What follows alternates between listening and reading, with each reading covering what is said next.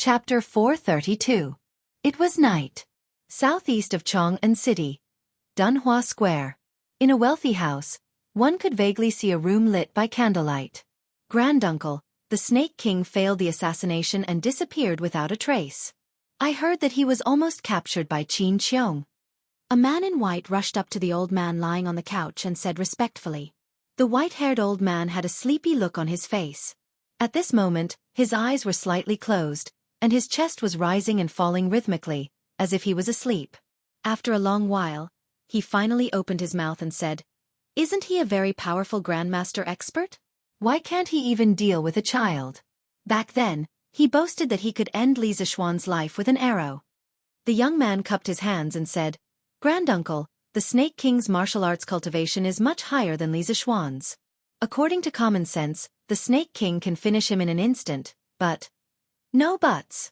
The white-haired old man waved his hand weakly and said, "This old man doesn't understand these things about martial arts, and I don't want to understand. Trash is trash. Xianxia, don't interact with this kind of Jianghu in the future, or you will be dragged down sooner or later." "Granduncle is right. Xianxia will remember it." The young man nodded and replied, "Well, tell your father to stop for a while. How can this old man not know what he is thinking? He is really short-sighted." The white-haired old man narrowed his eyes and said meaningfully, "Granduncle, Xianxia will definitely bring your words." The young man said in surprise, "Well, are you still worried that the imperial court will find out about our scheme against Li Zishuan this time?" The white-haired old man picked up a cup of tea beside the couch and took a sip. Seeing the young man frown, he asked, "No, that's not it. We didn't ask someone to assassinate this time. The Snake King came to us himself. We just inadvertently revealed a piece of information to him. Now, even if the imperial court really comes to us, it has nothing to do with us." The young man shook his head. "Then Xianxia, what are you worried about? The Snake King failed the assassination this time and was almost crippled. I am worried that he will hate us because of this." The young man frowned and said uncertainly, "Humph. How dare he? You're just a nobody from the Jianghu, yet you want to be a mayfly trying to shake a tree?" The white-haired old man opened his eyes wide and snorted. Then he thought for a moment and said, "This old man didn't have much hope in this assassination. It was more or less a test. It would be better if they could kill him, but if they couldn't, it would only mean that they couldn't deal with Li Zishuan by force. Therefore they could try to use the civil way in the future. We can't stand out like a bird in the eye of the storm. But we can't let that brat destroy our foundation." The young man said in a daze, "Granduncle, where did this come from?" "Haha, that's your business. Xianxia, you've been witty and smart since you were a child. You're much better than your father. I think highly of you. Think about it carefully. Once I think of a good idea, I'll tell Granduncle. The future of the clan depends on you youngsters." The white-haired old man chuckled. This old fellow was quite a hands-off shopkeeper. The young man wiped his sweat and hurriedly said, "Thank you, Granduncle. Xianxia will seriously think of a way." "Okay, go ahead." The white-haired old man waved his hand and said, "Yes, Granduncle, rest early too. Xianxia will take his leave." The young man cupped his hands and left. The white-haired old man on the couch was silent for a while. Then he sighed and said, "It's time to talk to those old fellows. These people are short-sighted. If I don't give them some pointers, I don't know when they'll understand. Moreover, this matter isn't just about our family." The next morning, Li Zishuan was woken up early in the morning because someone from the palace came to ask him to attend the morning court. "It should be related to the assassination yesterday, right? Great. I'll go take a look and see what Li can say. I'm considered a member of the imperial court, right? Old Li is also responsible for being assassinated near Chang'an City." Li Zishuan's heart was extremely daring as he fantasized. Under the care of Xiao He and Xiao Shi, Li Zishuan washed up and put on his court attire. Then, he ate a few mouthfuls of food and sat in the carriage to go to the palace. Dugu Xian had also taken away the arrows from the carriage yesterday. According to him, bows and arrows were considered restricted weapons among the commoners, especially the strong bow that the black-clothed assassin had used yesterday. It was likely that it had come from some armory. It was not the first time Li Zishuan attended the morning court. He was familiar with it. After entering the palace and arriving at the square in front of Taiji Palace, Li Zixuan realized that almost all the officials were present. He was considered late. He did not expect that after being a good student and obedient for a lifetime in his previous life, he would become a little lazy and bad after coming to the Tang dynasty. After chatting with Cheng Yaojin, Qin Qiong, and a few other military veterans, a chamberlain came out and shouted, "Officials, please enter the palace for the morning court." The clamorous civil and military officials immediately quieted down. They lowered their heads and strode into Taiji Palace with the imperial edicts in their arms. Li Zixuan's current position was a little awkward. Everyone knew that he had resigned from his position in the Imperial College. Now, he only had the title of Prince of Lantian County. Looking at all the civil and military officials in the Imperial Court, he was the only one who came to the morning court with only a title and no actual position. Previously, Li Er had promised to give him the title of Crown Prince, Xianxia, but it was not time yet. Looking at the days, it seems that today is the Imperial College's day off. In that case, Li Er might be here to promote him in front of the court officials? Li Zixuan was slightly stunned. Then, he thought of something and walked to his original position, which was one row behind Kong Yingda. Since the new Imperial College official had not taken office yet, no one would say anything if he stood there. Reality proved that no one would say anything. After a round of greetings, the morning court session began. The first half of the session had nothing to do with Li Zixuan. It was all about the big shots arguing with each other or reporting about work. They talked about how the summer flood season was coming, and they had to strengthen the river defenses. They talked about how some official had acted improperly or neglected his duties, etc. In any case, Li Zixuan didn't care about this matter and just stood there with his eyes closed, quietly waiting for Li Er to call him. After some time, Qin Qiong bowed and said, "Your Majesty, I have something to report." "Please speak, Minister Qin." "Your Majesty, yesterday, Prince of Lantian County was assassinated by a black-clothed expert in the eastern suburbs of Chang'an. In broad daylight, right under the Emperor's nose, such a shocking thing happened. Where is the dignity of the imperial court? This old subject beseeches your Majesty to conduct a thorough investigation and bring these audacious people to justice. Otherwise, the officials will only be in a state of panic and lose interest in the imperial court." Li Zixuan was energized. Qin Qiong was going to stand up for him. Chapter 433. Qin Qiong's words caused an uproar in the court. Some knew about yesterday's assassination, but most of the court officials did not know. After all, Li Zixuan and his group only returned to the city at night. Assassination was indeed a big taboo in the officialdom. There were not many officials who were not afraid of death. It was fine to use normal political means to exclude political opponents, but it was not okay to use assassination. This would cause public anger. "Your Majesty, Duke Yi's words are correct. Assassinating a county official in broad daylight is truly shocking. This kind of villain must be severely punished. Moreover, we must interrogate him to see if there is anyone behind him who ordered him to do so. If there is, they must be severely punished." Feng Xianling stepped out and said seriously, "I second the motion. Punish the villain and find out who is behind this." Zhang Sun Wuji also stepped forward and cupped his hands. This was a matter of principle. As the head of the civil officials, he had to stand up and express his attitude. Since Feng Xianling and Zhang Sun Wuji had said so, what else did the other officials have to hesitate? One by one, they began to accuse the assassin and the mastermind behind the scenes. What was originally a peaceful morning court had suddenly turned into a denouncing assembly of civil and military officials. "Where is Magistrate Hua?" When the officials were almost done, Li Er looked down and asked in a deep voice, "I am here. I am guilty." Hua Wenjie, who had met Li Zixuan once before, came out and bowed to ask for forgiveness, sweating profusely.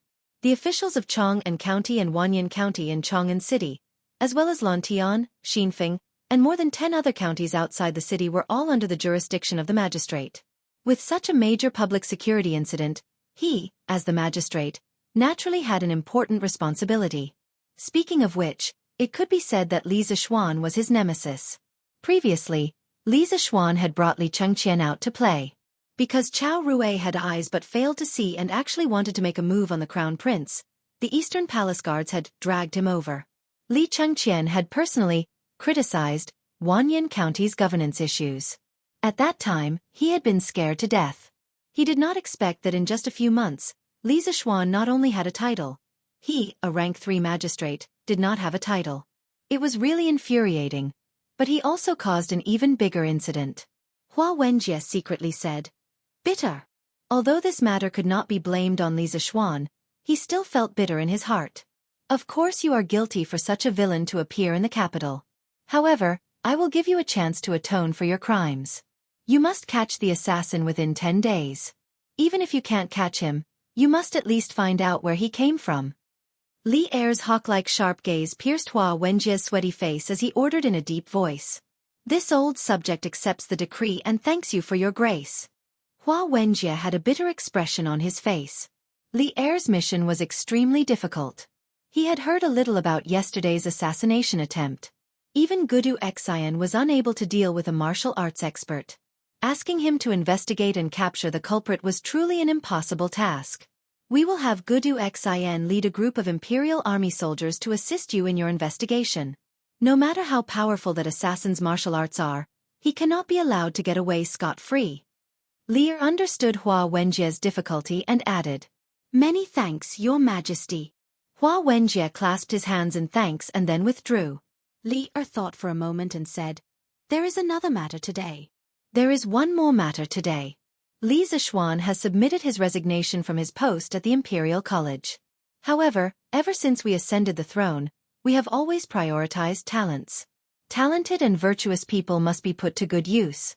Li Zishuan's paper machine, unique culture, and the Great Tang Dictionary must be known by all of you. These things are extremely beneficial to the education of the people of our Great Tang. It is very likely that in a few decades, scholars will blossom all over our Great Tang. The great cause of education that even the Qin Emperor was unable to achieve during the Hanwu era may be realized through the combined efforts of all of you. Thus, we appoint Li Zishuan as Crown Prince Xianxia, and also confer upon him the titles of Jinziguang Lu Daifu and Jianghu Chaplain. What do all of you think?" Silence. The moment Li Er finished speaking, the hall fell into a strange silence. The officials were stunned for a moment and then looked at each other, not knowing what Li Er was up to. Li Zishuan was also somewhat confused. What did old Li mean by this? Was he trying to stir up trouble? What the hell was Jianghu Chaplain? "Your Majesty, this subject has an objection. How could the old flame Wei Zhang let go of such a good opportunity?" He flicked his sleeves and angrily cupped his hands. "What objection does Minister Wei have?" Li Er raised his eyebrows and asked unhappily. Wei Zhang was not afraid of Li Er. He nonchalantly cupped his hands and said, "Li Xiannan has indeed contributed to the education of our Tang dynasty, especially the Tang Dynasty Dictionary. This book really has a profound meaning. Your Majesty conferred upon him the title of Crown Prince Xianxia. Although it is a little out of line, it is understandable. If Li Xiannan can guide the Crown Prince to be diligent in his studies, it will also be a blessing for our Tang dynasty. But Jinziguang Lu Daifu is too much. A Jinziguang Lu Daifu who is not even 15 years old, not only does it not exist in our dynasty, it has never appeared in all of the dynasties. Li Xiannan is indeed talented, but this subject believes that it is not advisable to rush the seedlings to help them grow. In addition, Li Xiannan has not made any contributions in the military. Why would Your Majesty confer upon him the title of Jianghu Chaplain? Although this is only a rank 6 military officer, it is unreasonable to confer upon someone who has nothing to do with it. I implore Your Majesty to reconsider." Although Wei Zheng's argument was not intense, it was reasonable. Even Li Zishuan himself felt that this old fellow's words were reasonable, not to mention the other ministers. Minister Wei's words are reasonable. This old subject also implore Your Majesty to reconsider. Fang Xianling stepped forward and cupped his hands in agreement. This subject agrees, Your Majesty, to reconsider. Zhang Sun Wuji also stepped forward and cupped his hands in agreement. Bullshit. Old Wei Zheng, what nonsense are you talking about? When the other ministers also wanted to step forward to agree, Cheng Yaojin stepped forward and pointed at Wei Zhang and scolded. Just because Xiao Xian is young, you say that he is not worthy of this Jinziguang Lu Daifu? What a joke. Since when did the imperial court choose officials based on age? Why don't I, old Cheng, know about this? His Majesty just said that it is based on ability. You have read more books than me, old Cheng. Do you understand that it is based on ability? Do you know what it means to be based on ability? Chang Yaojin was aggressive and his spittle was all over Wei Zheng's face. The worst thing was that this old fellow ate garlic in the morning and Wei Zheng almost fainted from the smell. Cheng Jijia, don't go too far. What this old man said is reasonable and reasonable. It is based on the facts, not the person. Don't try to twist words and force logic in this hall. Wei Zhang wiped his face and took a few steps back in anger. Li Zixuan saw this scene from behind and suddenly felt an inexplicable sense of humor. Do you understand that it is based on ability? Do you know what it means to be based on ability? Why did he feel that Chang Yaojin's accent was a bit like a northeastern man's? Chapter 434. Heh! I'm twisting words and forcing logic? Chang Yaojin chuckled and took 2 steps forward. If you say I'm twisting words and forcing logic, why don't you tell me how I'm twisting words and forcing logic? Let's not talk about Dr. Jin Zi Guanglu for now. I'll talk to you about the Jianghu chaplain. Didn't you just say that Xiaoxian hasn't made any contributions and isn't worthy of the Jianghu chaplain position? So what if I did? Did I say something wrong? Wei Zhang covered his mouth and nose, took 2 steps back, and confronted Chang Yaojin.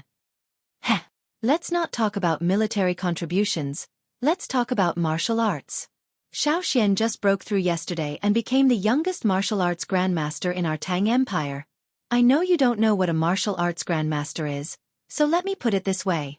There are only 15 martial arts grandmasters in our Tang Empire's military, and these 15 people are all veterans who have led their own armies into battle.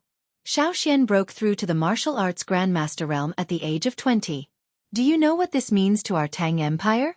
It means that even if we old generals are too old to ride horses or pick up swords and spears, our Tang Empire's younger generation will still have people who can lead the army into battle and protect our country.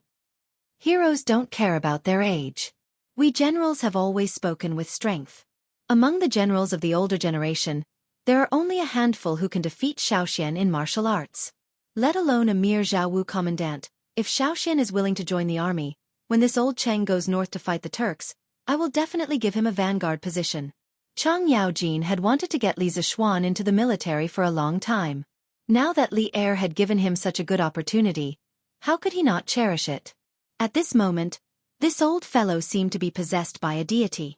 Although his tone was a little aggressive, his words were reasonable and did not pester endlessly. After he finished speaking, everyone in the general's camp looked at Li Zixuan. Some were shocked, some were stunned, and some were envious. No one would have thought that there would be such a young martial arts grandmaster in the world. Other people might not be able to reach the martial arts grandmaster realm even after decades of hard work. But this young man who was not even 15 years old. How ironic. Good. Ji Jie's words are great. Your Majesty, this old subject believes that Li Zixuan's character and martial prowess are impeccable. He is completely worthy of the title of Jianghu Commandant. Many of the Tang Empire's generals are aging like this old subject. If the Tang Empire wants to continue to prosper, it must begin to cultivate a batch of outstanding youths. Only then can we avoid a shortage of talents in the army. This time, Qin Qiong didn't persuade Chang Yaojin not to be unreasonable. Instead, he stood up and supported Chang Yaojin's point of view. This old subject also agrees. Such a young talent must have a place in the ranks of our great Tang's generals. Yuqi Jingda was moved by Qin Qiong's words and also stood up to agree.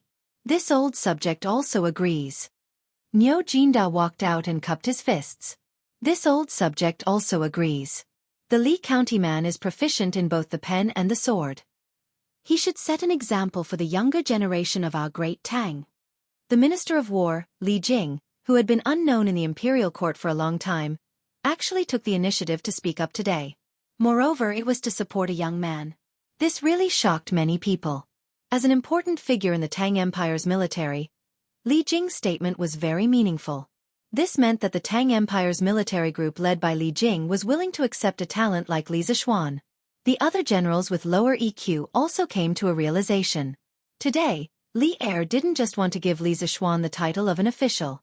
He also wanted to test whether the military was willing to accept Li Zixuan as a newcomer. Li Er's seemingly absurd reward had a deep meaning behind it.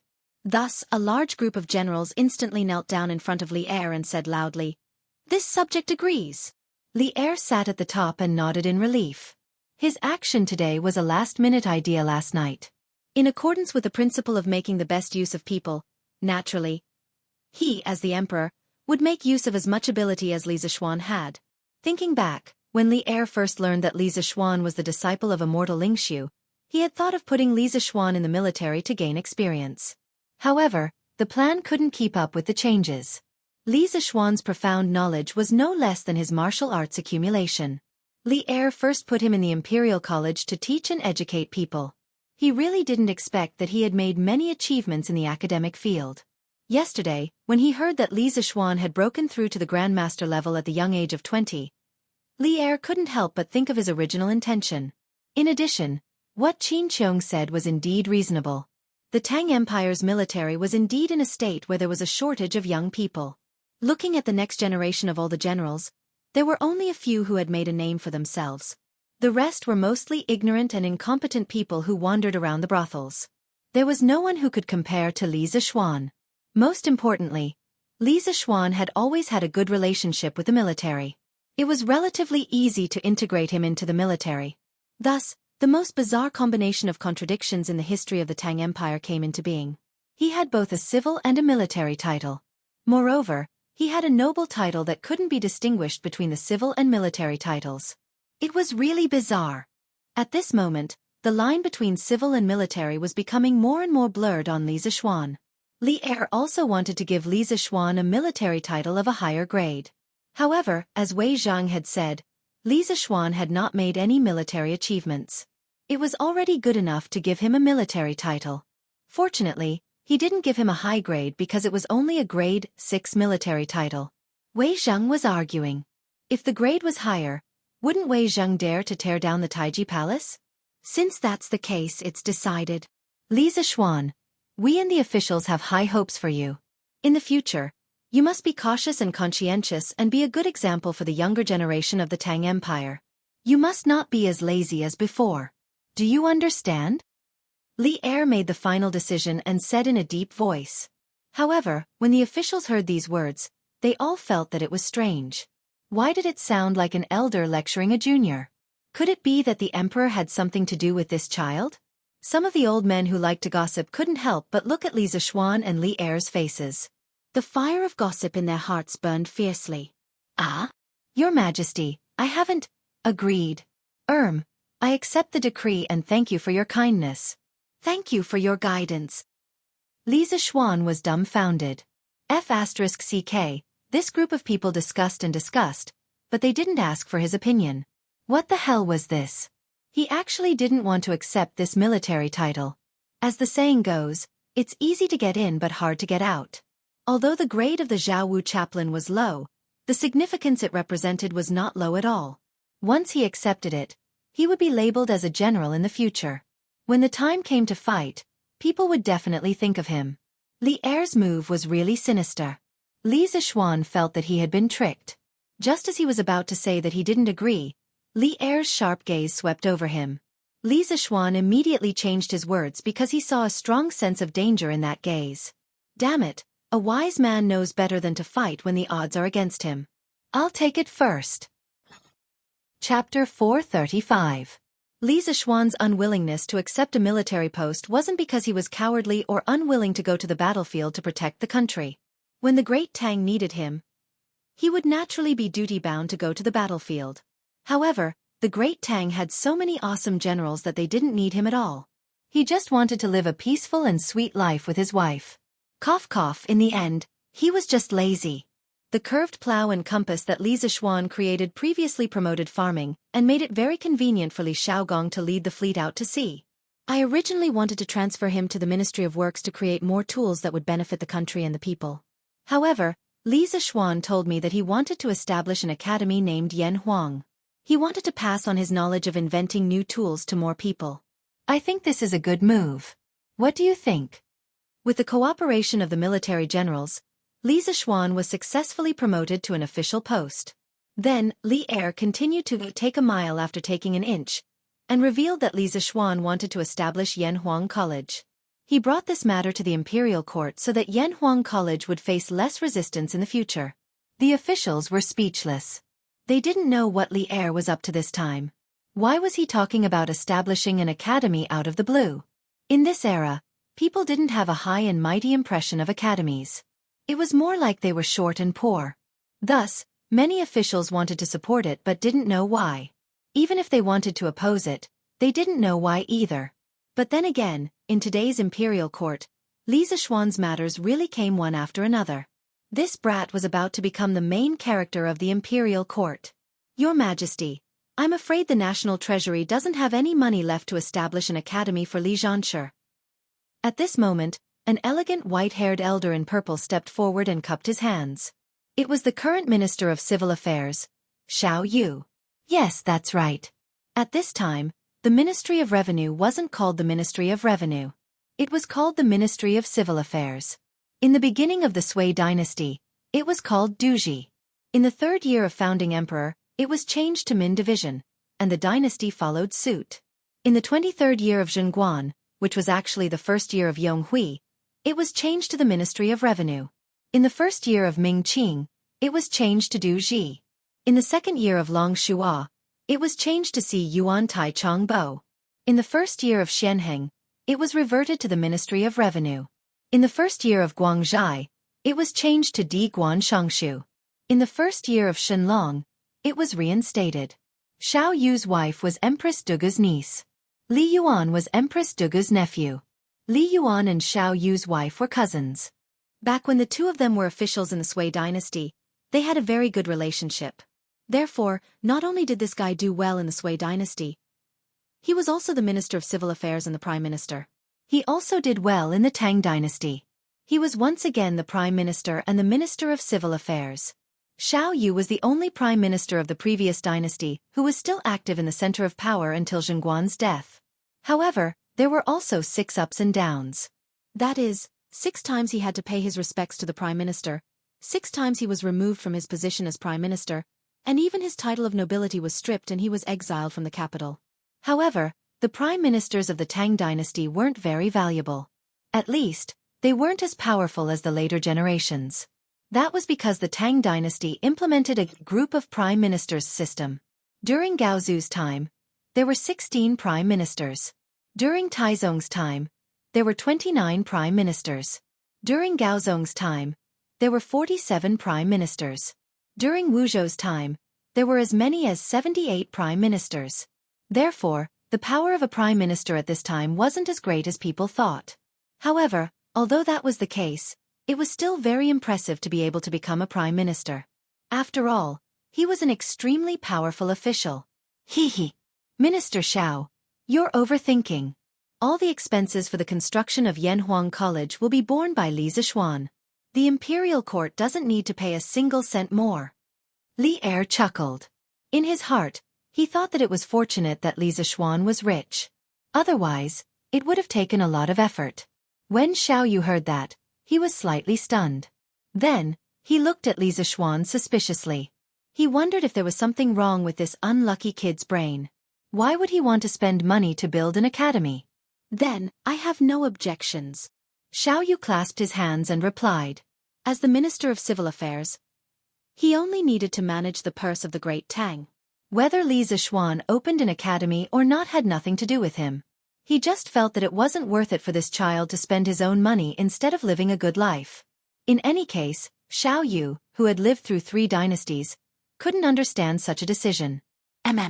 Then, does anyone else have any objections? Li Er asked the others. Most of the others had the same thoughts as Xiao Yu.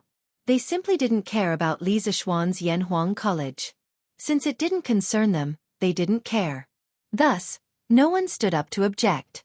Seeing that no one objected, Li Er chuckled and made a big move. Good. Since no one objects, then I shall appoint Li Zishuan as the Yamacho of Yanhuang College, and I shall be the honorary president of Yanhuang College. As the ancestors of the Han people, everyone in the Central Plains can be called the descendants of Yan and Huang. In the future, no matter rich or poor, as long as you are a descendant of Yan and Huang, you will be able to enroll in Yanhuang College. Although Yanhuang College doesn't need a single copper coin from the national treasury, the 6 ministries of the imperial court must provide convenience to the Yanhuang College within their means during the construction process. They must not obstruct it on purpose. I need Yanhuang College to nurture a batch of talents that can make the Great Tang even stronger.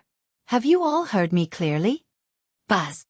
As soon as Li Er finished speaking, Wei Zhang, Fang Xianling, Zhang Sun Wuji, Xiao Yu, and the other important officials of the imperial court were all dumbfounded. They didn't expect Li Er to trick them. He was really too shameless. According to what Li Er said just now, Yanhuang College wasn't a lowly private college at all. It would become a genuine government-run college. Oh no, it should be a royal college. If they had known that Li Zixuan would play like this, they definitely wouldn't have agreed to let Li Zixuan establish Yanhuang College so easily. But now, Li Er obviously wanted to act shamelessly, so it wasn't easy for them to change their minds. Kong Yingda's legs trembled. This was the first time he heard that Li Er wanted to be the president of Yanhuang College. This made him feel a sense of crisis. He walked forward and cupped his hands. Your Majesty's action seems inappropriate. In this way, where will the Imperial College be placed? The other officials also focused their attention. What Kong Yingda said was indeed a very serious problem. Since Li Er attached so much importance to Yanhuang College, as the holy land of Confucianism, what should the Imperial College do? The problem now involved the battle of orthodoxy. As the orthodox school, Confucianism had been deeply rooted in the people's hearts. It could be said that all the civil officials in the hall benefited from Confucianism. They wouldn't allow Li Er to abandon Confucianism and seek refuge with other schools of thought. Of course, Li Er knew the seriousness of this problem. He said seriously, "Haha. Official Kong, you worry too much. The Imperial College has been sending a large number of talents to the Imperial Court all these years. Its position is unshakable. Confucianism is still the orthodox school of thought of the Great Tang, and the purpose of Yanhuang College is only to nurture a group of talents who are good at construction. The two don't conflict." Chapter 436. Inside the Taiji Palace. Li Er purposely explained that the purpose of Yanhuang College was to provide talents for the Ministry of Works.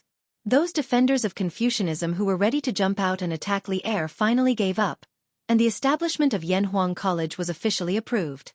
Li Zixuan took a deep breath and secretly gave old Li 32 likes in his heart. If he had been the one to say it, he definitely wouldn't have been able to say it so perfectly. Li Er had helped him solve a big problem. That's right. Not only was Li Zixuan unwilling to have a conflict with Confucianism, but Li Zixuan was also unwilling. Engineering hadn't even sprouted yet. How could it go head-to-head with Confucianism, which had been developing for thousands of years? Any new thing needed to be low-key and wretched in the beginning. After the establishment of Yanhuang College, the long morning court session finally ended. The civil and military officials all left the main hall and returned to their homes.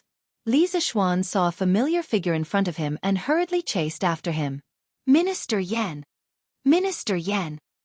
He was chasing after Yan Lide. When Yan Lide heard someone calling him, he stopped in his tracks and turned around with a smile. Li Xianxia, congratulations on your promotion.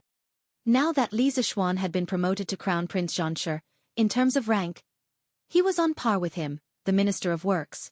This made Yan Lide's heart feel very complicated. Don't make fun of me. Brother Xiaoning and I are good brothers. You can just call me Little Xian. Li Zixuan choked. This Li Xianxia, didn't sound nice. Previously, when others called him Li Sai, it didn't sound nice either. At this time, he wanted to complain about the problem of how people of the Tang dynasty addressed him. In this era, there was a lot of attention to how officials were addressed. In some brainless novels, it was often written that when the protagonist met an official, he would directly call him Lord Zhang, Lord Wang, or Lord Li, regardless of what official he was.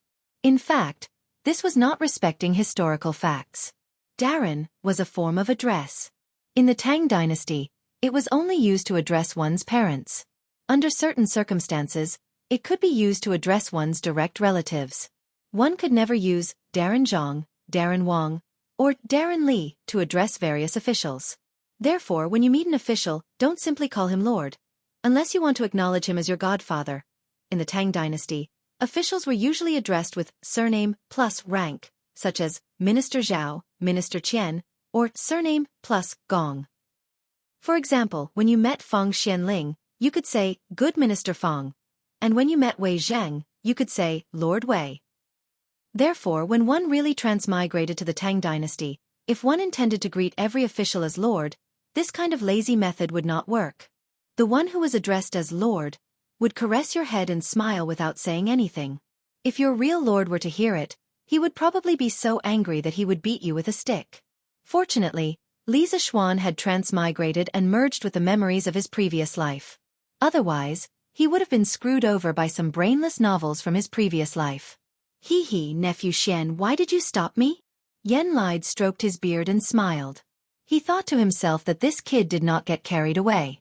He still valued Li Zixuan as a descendant, so naturally, he did not want him to turn bad.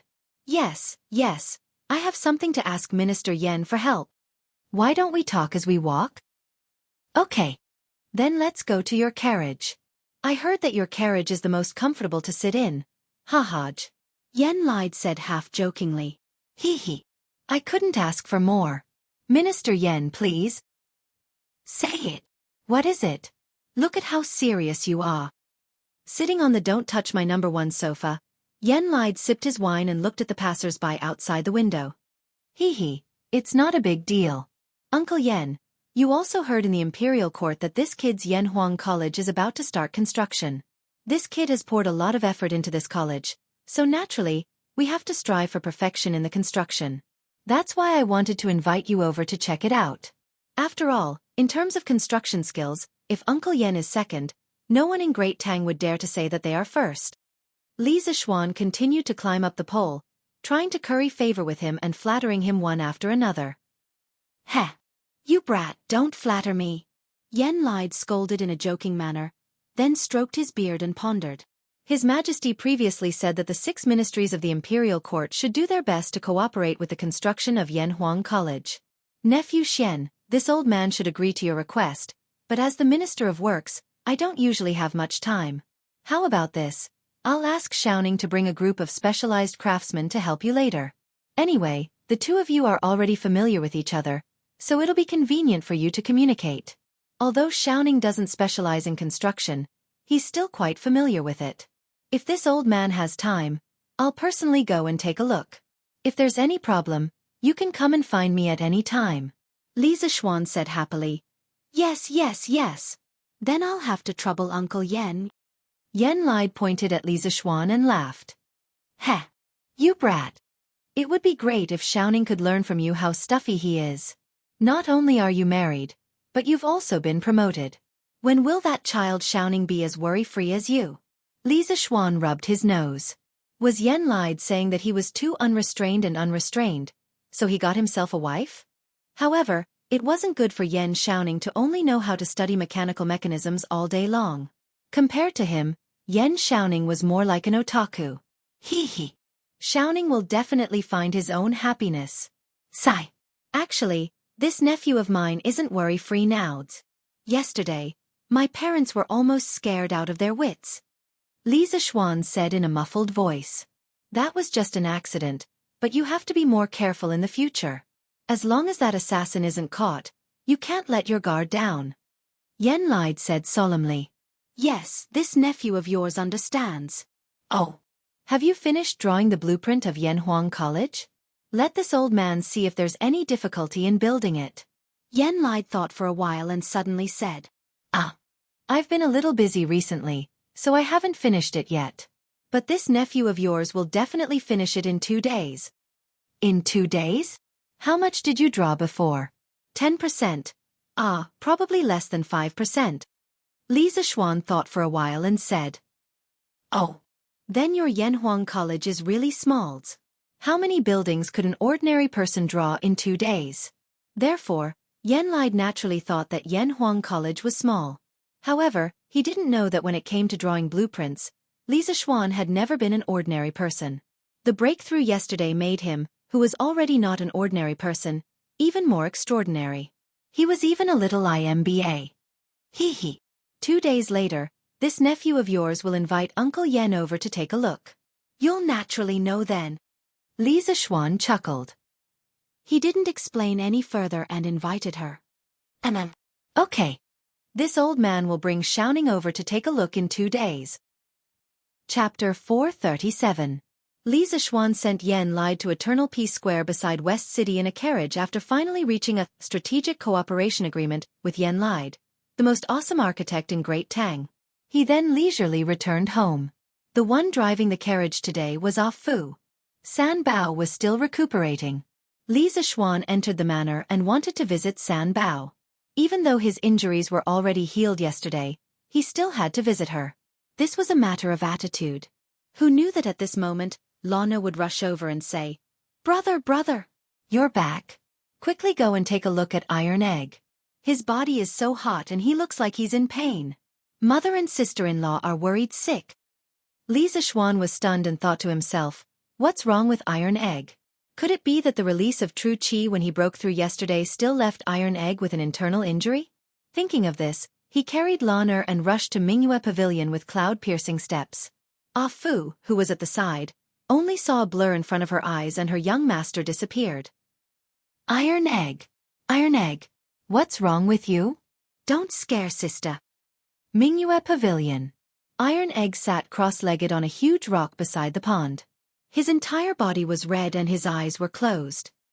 He clenched his teeth and looked like he was in great pain.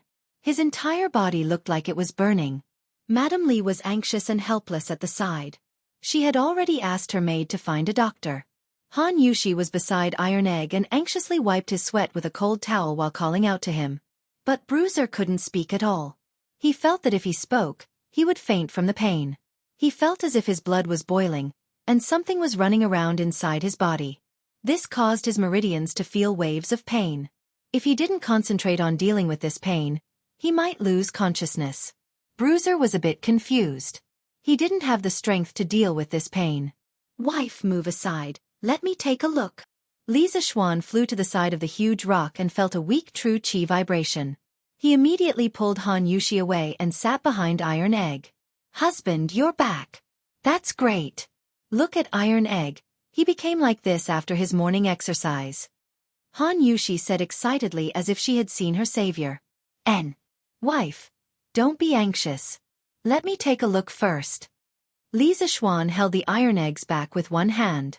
A wisp of Taoist genuine qi, as thin as a needle tip, entered the Iron Egg's meridians and began to flow slowly. You actually have true qi? Li Zixuan raised his eyebrows and exclaimed.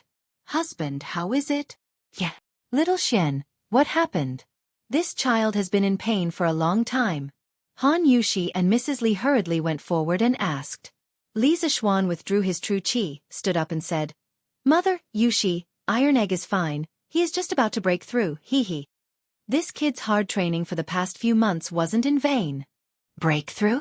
Wasn't he sick? Look at Iron Egg's expression. He seems to be in pain. Mrs. Li said in disbelief. Han Yushi also looked at him anxiously. Li Zixuan smiled and said, Mother, people who practice martial arts break through realms like this. Iron Egg's current pain is something that many people can't even ask for. You and Yushi can go about your business first. Let me take care of this. If there are too many people, it will affect Iron Egg's breakthrough. Don't worry, Iron Egg will definitely be fine.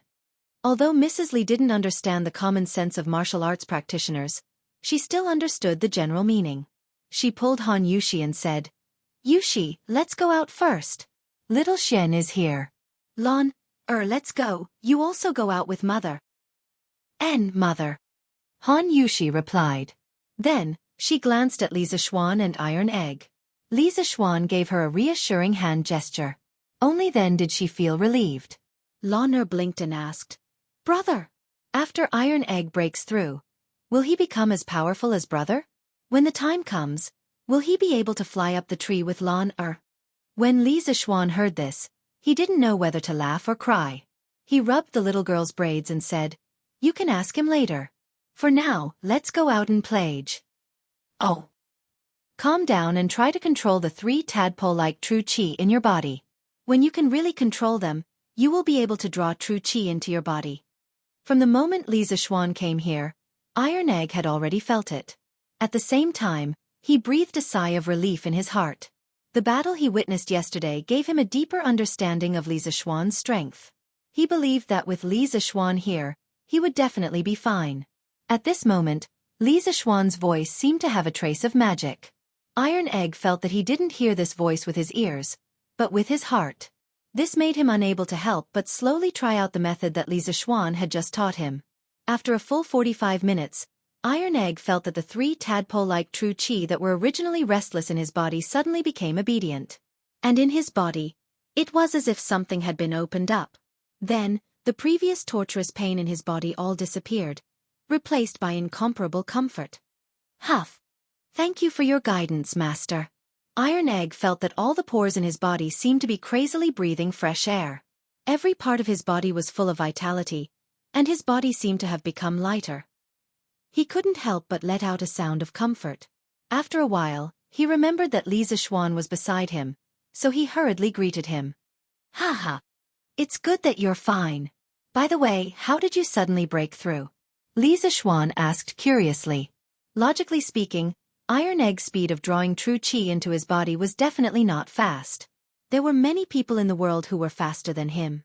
Li Zixuan was just very interested in the reason why this child suddenly broke through. Iron Egg thought for a moment and said, Master, when I was lying in bed last night, I couldn't help but recall the battle between Master and the black-clothed assassin in the evening. Even when I was asleep, I couldn't help but recall it in my dreams. This morning, I did my morning exercises according to Master's plan as usual. I didn't expect that when I was running, I suddenly felt my blood boiling halfway. My body also started to hurt.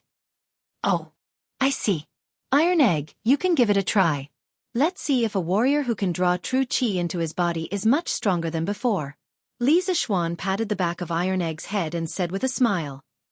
Yes, Master. Iron Egg responded excitedly, then ran to an open area, ready to show off his martial arts skills. All children love to play. Bruiser didn't have much time to play because he had been urged by Li Zixuan for a long time. Now that he had officially stepped into the ranks of martial artists, how could he not use his martial arts to play and make a fuss? How could that be justified? Chapter 438. Master. My strength is more than 3 times greater than before, and my speed is also faster. Now, I can finish my morning run in less than an hour. Li Mansion.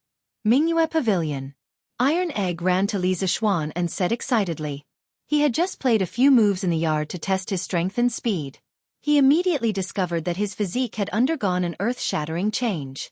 In the past, his strength was at most a little stronger than children of the same age. But now, in terms of strength, he did not lose to an ordinary strong man. Oh? Is that so? Then Iron Egg, you will double the amount of training every morning from now on. Li Zixuan sat on the stone bench and said casually. Iron Egg suddenly wanted to slap himself in the face. How dare he get carried away and talk nonsense, but since Li Zixuan had said so, he could only accept it. Yes, Master. Oh, you brat. Master is doing it for your own good. With your current physique, you can definitely withstand this amount of training. Li Zixuan glanced at Tai Dan indifferently before continuing. Also, since you've already drawn qi into your body, you have to understand that from now on, you're no longer an ordinary person. You're a martial artist. Heroes use martial arts to break the rules. In the future, you must not rely on your martial arts to bully the weak. Of course, if someone bullies us, we will bully them back twice as much. Do you understand? Iron Egg said seriously. Master, rest assured, Iron Egg understands. Li Zixuan nodded and said earnestly, that's right. Well, good.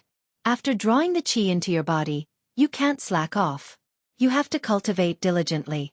When the amount of true qi in your body increases, you can try to use this true qi to temper your body. In addition, you can't put all your energy into martial arts.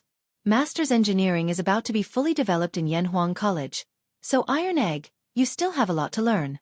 Master hopes that you can learn both civil and martial arts. Yes, Master. Iron Egg will do his best to learn. Only by suffering the hardest of hardships can one rise to the top. Iron Egg, you will suffer a little now, but 10 years later, you will definitely not regret your efforts today. All right, let's go over there. I'll teach you a set of fist techniques and a set of sword techniques. If you practice more in the future, you'll benefit a lot. Li Zixuan planned to teach Tai Chi and Tai Chi sword to Iron Egg, because with his disciple's current strength, he could only practice one of the 9 Taishan swords, which was not very powerful. It was better to teach him Tai Chi, which could be used to defend himself in a critical moment. Besides, now that Iron Egg had true Chi in his body, he should be able to practice Tai Chi more easily. Thank you, Master. Hearing this, Bruiser cheered excitedly. He had been waiting for this day for a long time. For the past few months, he had only been bitterly cultivating his internal strength in order to draw Chi into his body. He hadn't learned the slightest bit of martial arts moves from Li Zishuan. Now that he could finally learn some moves, how could he not be excited? Husband, your Tai Chi seems to be a combination of hardness and softness. Can I practice it? It was almost noon by the time he taught the complete version of Yang's Tai Chi and Tai Chi sword techniques to Iron Egg. Today happened to be a good day for his promotion, so the lunch was very rich and lively. After lunch, the couple returned to the west courtyard for a break. Han Yushi suddenly asked. Li Zishuan was surprised and said, "Why do you ask? Do you want to be a martial arts master like me?" No. Han Yushi looked a little embarrassed and said, "I just want to learn some self-defense skills. If I encounter any accidents in the future, I won't be a burden to you, Master." Li Zishuan nodded. It was difficult for Han Yushi to become a master since she had just started practicing martial arts at her age.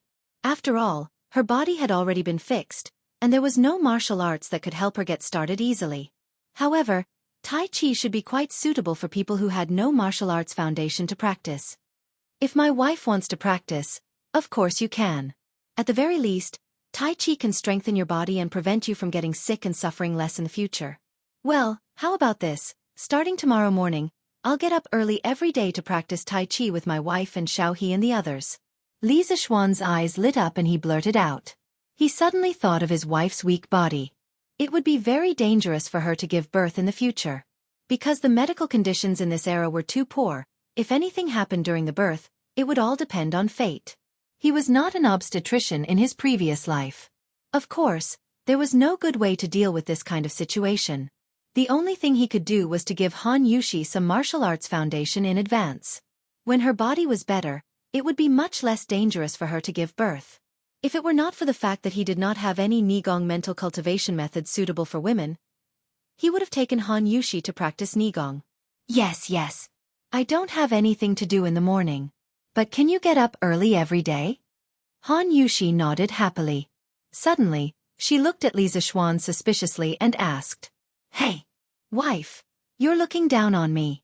As long as you don't make your husband too tired at night, your husband will definitely be able to get up early in the morning." Hee. Li Zishuan said naughtily with a cheeky smile. "Ah, husband, how can you be so shameless?" In the afternoon, Li Zishuan was in the study. He spread out the rice paper and prepared to draw the architectural design of Yanhuang College with peace of mind. After all, the construction of Yanhuang College was really tight on time and the task was heavy. In the past, he might have been a little lazy, but today, Li Er took this matter to the imperial court and announced it in public. He had to pay more attention to it. As soon as he started to draw, he heard someone report that Qin Qiong and Chang Yaojin were here. Li Zishuan hurried to the front hall. "Xiao, do you have any idea about the assassin yesterday?" After they came to the front hall, Qin Qiong went straight to the point and asked. "Not yet. Uncle Qin, do you have any clues?" Qin Qiong shook his head and said, "I didn't even have time to fight with the assassin yesterday. How would I know where he came from?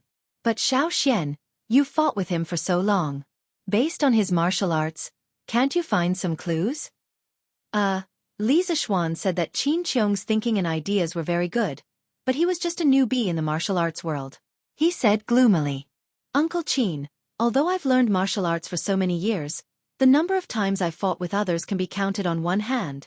I really can't tell the other people's martial arts apart from them." Chang Yaojin and Qin Qiong looked at each other speechlessly. They didn't expect that there would be such a weird martial arts master in the world. Qin Qiong was silent for a while then said, "Xiao, it seems that you don't have enough combat experience. If you have time in the future, you can go to the army to gain experience. Also, there is no lack of martial arts experts among the generals of the Tang Empire. You can also go and ask for advice. Lack of combat experience is very disadvantageous." Chapter 439. In the main hall of the Li residence. Qin Qiong's words made Li Zixuan fall into deep thought. Compared to the two veterans in front of him who had experienced hundreds of battles, he was indeed a fledgling brat. Although he was now a martial arts grandmaster, his actual combat experience was really too lacking. Yesterday, he was able to entangle with the black-clothed assassin for so long purely by luck. But how could there be so much luck in life? Uncle Qin is right. When the time comes, I'll have to trouble you to introduce this nephew to them. Li Zixuan cupped his hands and said, Haha, you don't need to go through so much trouble. If you want to find someone to fight with, just come to me. Cheng Yaojin patted his stomach and laughed. Qin Qiong was speechless. Cheng Yaojin didn't act like an elder at all. After the three of them laughed for a while, Qin Qiong returned to the topic. Xiaoxian, I've heard of the move that the assassin used when he escaped yesterday. Li Zixuan paused for a moment and said, Uncle Qin, are you talking about the blood rain of 7th Cultivator of Virtue? Yes. Qin Qiong stood up and said with his hands behind his back. It is said that there is a rare poisonous snake in Miaojiang called the snake of 7th Cultivator of Virtue. It has 7 heads and is extremely poisonous. As long as one of its heads bites, it will immediately kill.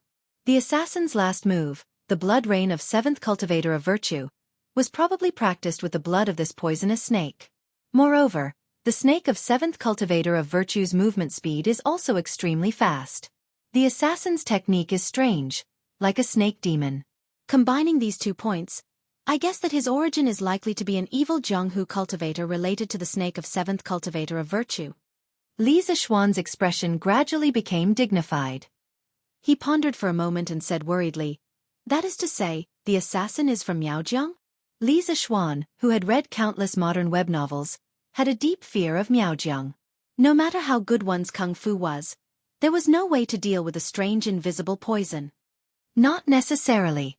Qin Qiong shook his head and said, I only said that the snake blood he used to practice came from Miaojiang, but I didn't say that he was also from Miaojiang. As far as this old man knows, the people of Miaojiang usually don't come out into the world. They rarely come in contact with the outside world.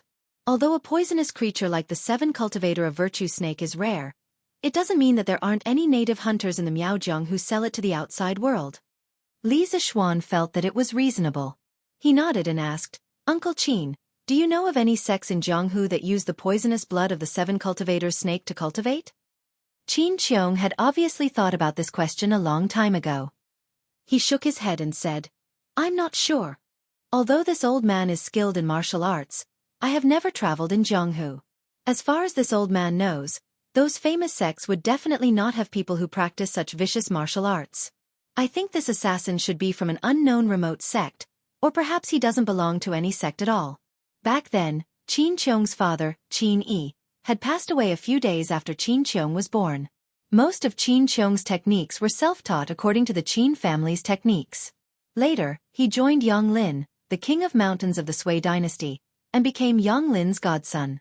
Yang Lin had personally taught him martial arts many times, so on the road of martial arts, Qin Qiong could be considered to have had the guidance of a famous teacher. However, his martial arts skills were all used on the battlefield, so he didn't know much about the sects in Jianghu. What are the famous sects in Jianghu today? Li Zixuan was really curious about this. In his memory, spiritual master Ling Su had not taught him about this common knowledge of the martial arts world. Huh. You brat, you don't even know this, and you call yourself the disciple of an immortal. Chang Yaojin sneered and immediately began to despise Li Zixuan for being ignorant and inexperienced. Then he explained, currently, the 3 most prosperous sects in Jianghu are the Celestial Master sect of Longhu Mountain, the Shaolin Temple of Mount Song, and the Tai Bai Sword sect of Qinchuan. The first 2 are equally matched in strength, and no one can say that they are stronger than the other. The other sects are led by these 3 sections. You brat, you could be considered lucky back then to be able to enter the Celestial Master sect to cultivate, and even become the personal disciple of spiritual master Ling Su. All the martial artists in the world can't help but be envious. Hee hee. Li Zixuan awkwardly scratched his head. Then he suddenly remembered the twin of the Tang dynasty, that he had read in his previous life, and asked tentatively, Then has Uncle Cheng heard of Ci Hang Jing Zhai? If there really was a Ci Hang Jing Zhai, then he really wanted to see the legendary fairy Shi Feishuan. Of course, he didn't have any thoughts about her, but purely admired her. After all, Shi Feishuan should be almost 30 years old by now, right? Si Hang Jingzhai? What's that? I've never heard of it. Cheng Yaojin picked his nose without caring about his image and shook his head. Then, have Uncle Cheng heard of the Jingyan Zen sect, the Yin Sunflower sect, the Flowery sect, the Devil Image sect, the Butian Pavilion, and the Flying Horse Ranch? No. Then, have Uncle Cheng heard of the Wudong sect, the Amei sect, the Chuanjin sect, the Qingqing sect, and the Huashan sect? No. Little Xian, where did you hear about these sects? Cheng Yaojin's expression became more and more strange. The names of these martial arts sects that Li Zishuan mentioned sounded very real, and didn't seem to be fabricated at all, but why hadn't he heard of any of them? Could it be that he was too ignorant and inexperienced? Cheng Yaojin began to doubt his life at this moment. It's nothing. I just saw it in an unknown novel. It's all nonsense. Cough cough. Nonsense. A trace of embarrassment also appeared on Li Zishuan's face. The current martial arts world seemed to be a little different from what he had imagined. Why did it feel so withered? Yes, it was withered. In fact, the Tang dynasty could be considered as the origin of martial arts, but it was only the origin. The Shaolin Temple was the most prominent example. According to historical records, the Shaolin Temple was built in the Northern Wei dynasty and flourished in the Tang dynasty. However, the prosperity of martial arts began in the Song and Ming dynasties. Most of the famous sects that could be checked in the history were also established in the Song dynasty. For example, the Wudong sect, a famous sect in the martial arts world, was established in the Song dynasty and flourished in the Ming dynasty. The largest sect in the martial arts world, the Beggars sect, was established in the Tang dynasty and flourished in the Song dynasty. The first sect in the Xianmen sect was established in the Song dynasty and flourished in the Song dynasty. As for other sects like the Amei sect, Kongtong sect, Kunlun sect, and Baji sect, they flourished even later. This was also one of the reasons why the historical background of modern martial arts novels was mostly concentrated in the Song and Ming dynasties. After all, if one didn't write about these sects when writing martial arts novels, wouldn't it be overshadowed? Of course, the decline of the martial arts world in the Tang dynasty was also related to the background of this era. After the Tang dynasty was founded, there was too much centralization of power, which was not conducive to the development of the martial arts world. The imperial court of the Song dynasty did not care much, and the political environment in the middle and late Ming dynasty was still relatively relaxed. This provided a very good soil for the flourishing of the martial arts sections. The end of the Song dynasty, the beginning of the Ming dynasty, the Tumu fortress, and the chaos at the end of the Ming dynasty also gave the modern martial arts novelists a lot of good opportunities to make a big deal out of it. Looking at the dynasties before the Song dynasty, there were still relatively few martial arts sects of a large scale. Chapter 440. All right. This old man is here to tell you about this clue. Xiao Xian, you have to be prepared. Leaving such a powerful master in the dark is not a long-term solution. This old man will ask someone to follow this clue, but Xiao Xian, you have to be careful too. I know that you have been busy building your Yanhuang College recently, so this old man won't stay here any longer. If there's anything I can help with, feel free to tell this old man. Qin Qiong, who was confused by Li Zishuan's nonsense, looked at the time and stood up. Yes, thank you for coming to tell me. Li Zishuan stood up and bowed solemnly to the two old men. The news that Qin Qiong brought today was too important. At least it gave him a direction to investigate. It was much better than him looking around aimlessly. Ha. No worries. Xiao Xian, you have to find time to teach the complete version of Tai Chi to this old man when you're done with your work. To be honest, after practicing the simplified version for 2 days, I feel much more energetic. This fist technique is amazing. Qin Qiong laughed and waved his hand. Cheng Yaojin's eyes lit up when he heard this. He shouted, Tai Chi? What Tai Chi? Xiao Xian, did you teach second brother Qin some kind of divine skill?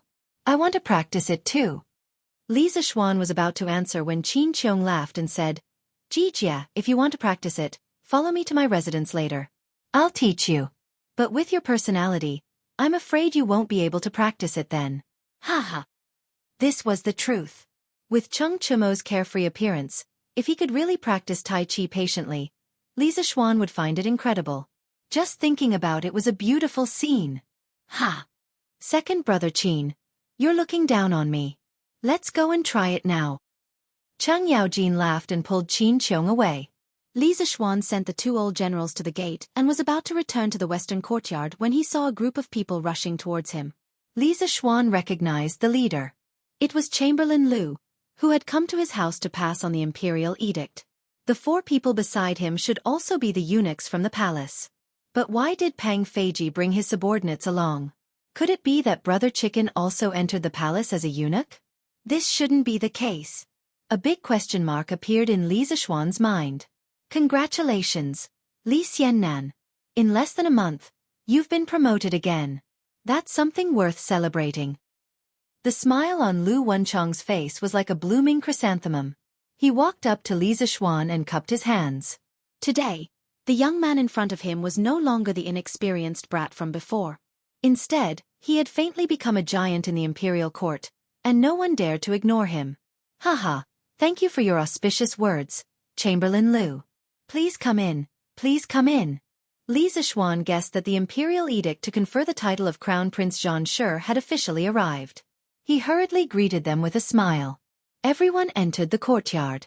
Of course, Li Zishuan wasn't the only one who came out to receive such a grand ceremony.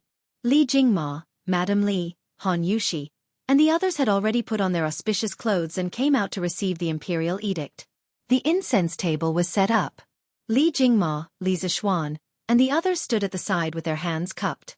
Chamberlain Lu stood facing the south with his back facing the north. He coughed lightly and said, "The Emperor of the Tang Empire has decreed that a good son named Li Zishuan has created the paper machine, established a strange culture, stabilized the price of books, and promoted education." Perhaps it was because Li Zishuan's conferment had already been discussed in the imperial court for an entire morning, and there wasn't much to debate. Therefore, today's imperial edict was very concise and to the point. The meaning was also very easy to understand. At the very least, Li Zishuan himself could understand it. The first half of the imperial edict was nothing more than repeating what Li Zishuan had said in the morning court, including some of his main achievements and urging the construction of Yanhuang College. These were all within Li Zishuan's expectations. However, as he listened, he felt that something wasn't right. Li Zishuan seemed to particularly like to do extra surprises recently.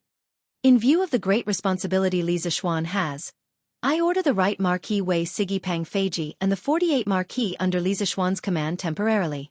They will immediately take up the post and be deployed by him. They will also protect him thoroughly. The Li residents will be responsible for the use of this team of Marquis in the future. The Marquis guards around the Strange Pavilion and the Strange Culture will be deployed by the right Marquis Wei residents. Imperial Decree. Not only was Li Zishuan shocked, but Li Jingma was also in a state of confusion after hearing the imperial edict. What did Li Zishuan mean by this? Not only did he promote Li Zishuan, he also sent a team of guards over. This was basically equivalent to a personal guard. What kind of treatment was this? After being stunned for a while, they came back to their senses when Chamberlain Lu coughed dryly. Li Zishuan hurriedly received the imperial edict with both hands. He couldn't help but ask in a small voice, "Chamberlain Lu, what does His Majesty mean by this?" Chamberlain Lu glanced around and said in a small voice, "As a servant, how would I know what His Majesty is thinking? However, before we came, His Majesty told you to speed up the construction of Yanhuang College and to pay attention to your own safety. Regarding yesterday's assassination, I hope Lord Ju can be alerted. The mastermind behind yesterday's assassination is very likely to make another move." "I see. I will engrave His Majesty's warning in my heart.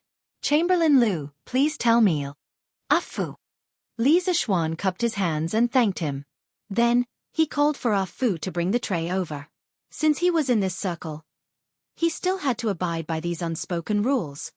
"Haha. Lord Li is too courteous. Too courteous. Then, I won't disturb you any further. I will return to the palace to report on the completion of the mission."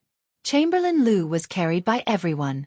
Li Zishuan was in a high position, yet he still gave him face. Chamberlain Lu was tactful and quickly took his leave. "Take care, Chamberlain Lu." After the Chamberlain Lu left, there was a burst of cheers in the Li residence. Compared to Li Zishuan's promotion to the directorate, this promotion was obviously more important. Whether it was his official position or his function, Crown Prince Xianxia had completely surpassed the directorate's directorate. This was equivalent to being transferred from Peking University's principal to the State Council's office. This position already allowed him to come into contact with the core of power. Li Jingma and his wife held the imperial edict and flipped it over in their hands. From time to time, they would whisper and laugh. Their joy was evident in their words. Li Zishuan started chatting with Brother Chicken. Ha! Lord Ju, I didn't expect that I, Old Pang, would be transferred to your side. This is great. Today, Li Zishuan was promoted. But to Brother Chicken, this was also considered a promotion. This fellow was equivalent to going from factory security head to boss's personal bodyguard. Ha! Feiji, don't you think that your status as Marquis Wu Sigu is being wronged by me? Li Zishuan asked with a smile. Chapter 441. Li Er's intention was easy to understand. He wanted to ensure that Li Zishuan would not be assassinated during this period of time. In today's court session, he had personally supported Yanhuang College and even played a little trick. At this time, if Li Zishuan, the leader of the college, met with any mishap, he, as the emperor, would not only lose face. That was why he allowed this small group of Wu marquises to act as Li Zishuan's personal guards. Li Er had absolute control over the Tang Empire's army. No one would have any objections to his arrangement, but they would privately complain that Li Zishuan was lucky. As an insignificant county boy, he was able to obtain the personal protection of the emperor's army. This kind of treatment might not be unheard of in the future, but it was absolutely unprecedented. Hee. Lord Ju, your words are too much for me. When Pang Feiji heard Li Zishuan's half-joking words, he scratched his head and laughed. I, Old Pang, am only a martial artist. It is my great honor to be able to follow you, Lord Ju. There is no need to talk about grievances. Not only me, but the 48 brothers who came with me were all overjoyed when they heard that they could come here. Actually, Pang Feiji knew better than anyone else about Li Zishuan's huge potential. This rising star of the imperial court had risen so quickly that everyone was dumbfounded. Li Zishuan's future was even more limitless. And he himself was just an inconspicuous chief of staff. Perhaps in the eyes of some ruffians, the position of the right Marquis Wei was very impressive. But he knew his own situation. In the right Marquis Wei mansion, where all the big shots gathered, the position of chief of staff was only a small official. It was not that he did not want to work hard and rise to a higher position. But in terms of martial arts, he had just reached the middle stage of the body refining stage. Moreover, he did not have a master to guide him. He had learned all his skills during the chaos of the Sui dynasty. If he wanted to improve now, it was harder than ascending to the heavens. In terms of connections, he came from a humble background. He was not from a wealthy family, nor was he a nobleman. His ability to flatter his superiors could not be compared to others, so there was no backdoor for him. Therefore, he could only spend his days in the right martial marquis estate.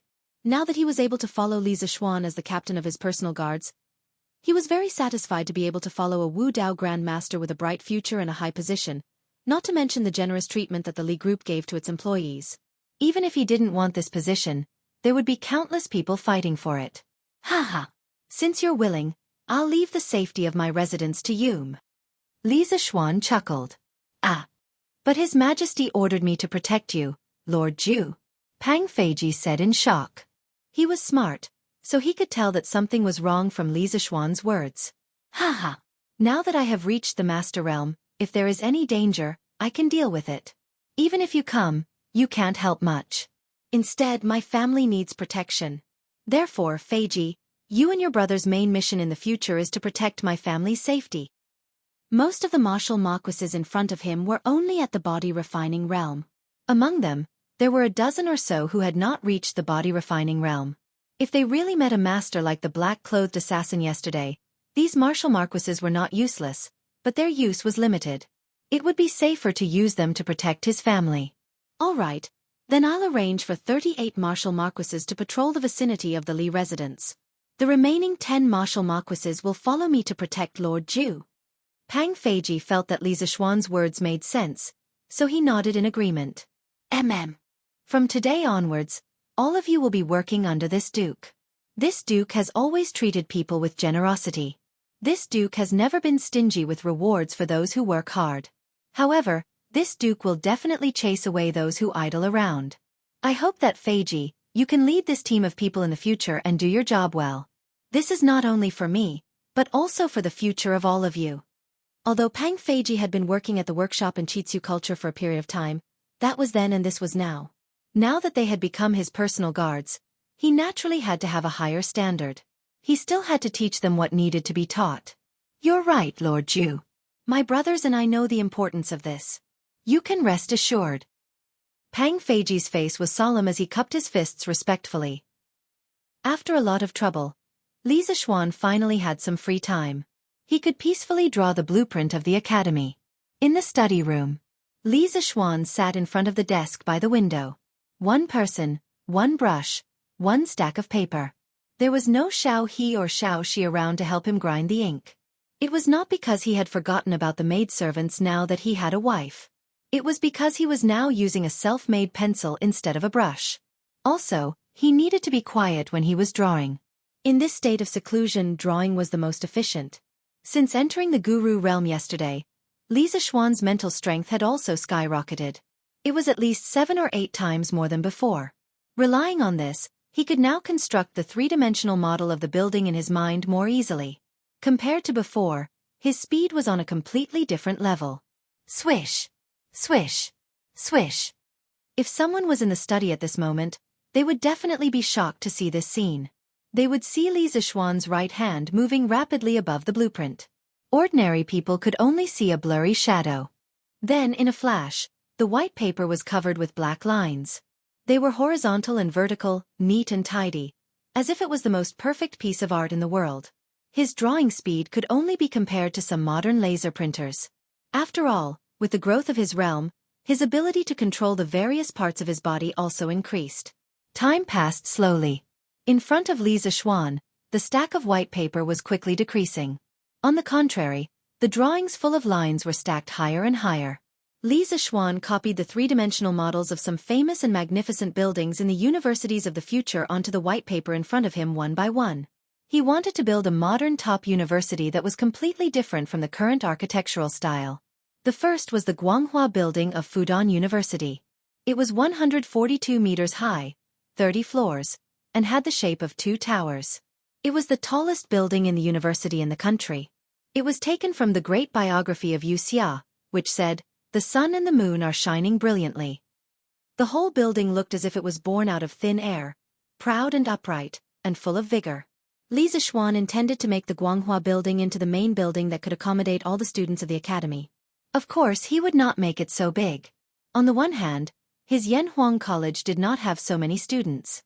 On the other hand, putting aside the current technical obstacles, even if he could really build a teaching building with 30 floors, without elevators, the students would be tired to death just climbing the stairs. Therefore, he just made a mini version of the Guanghua building. The 2 central towers were 10 floors high, the main building in the middle connecting the 2 towers was 6 floors high, and the 2 wings on the left and right were only 4 floors high. However, the area of the teaching building was still the same. Chapter 442.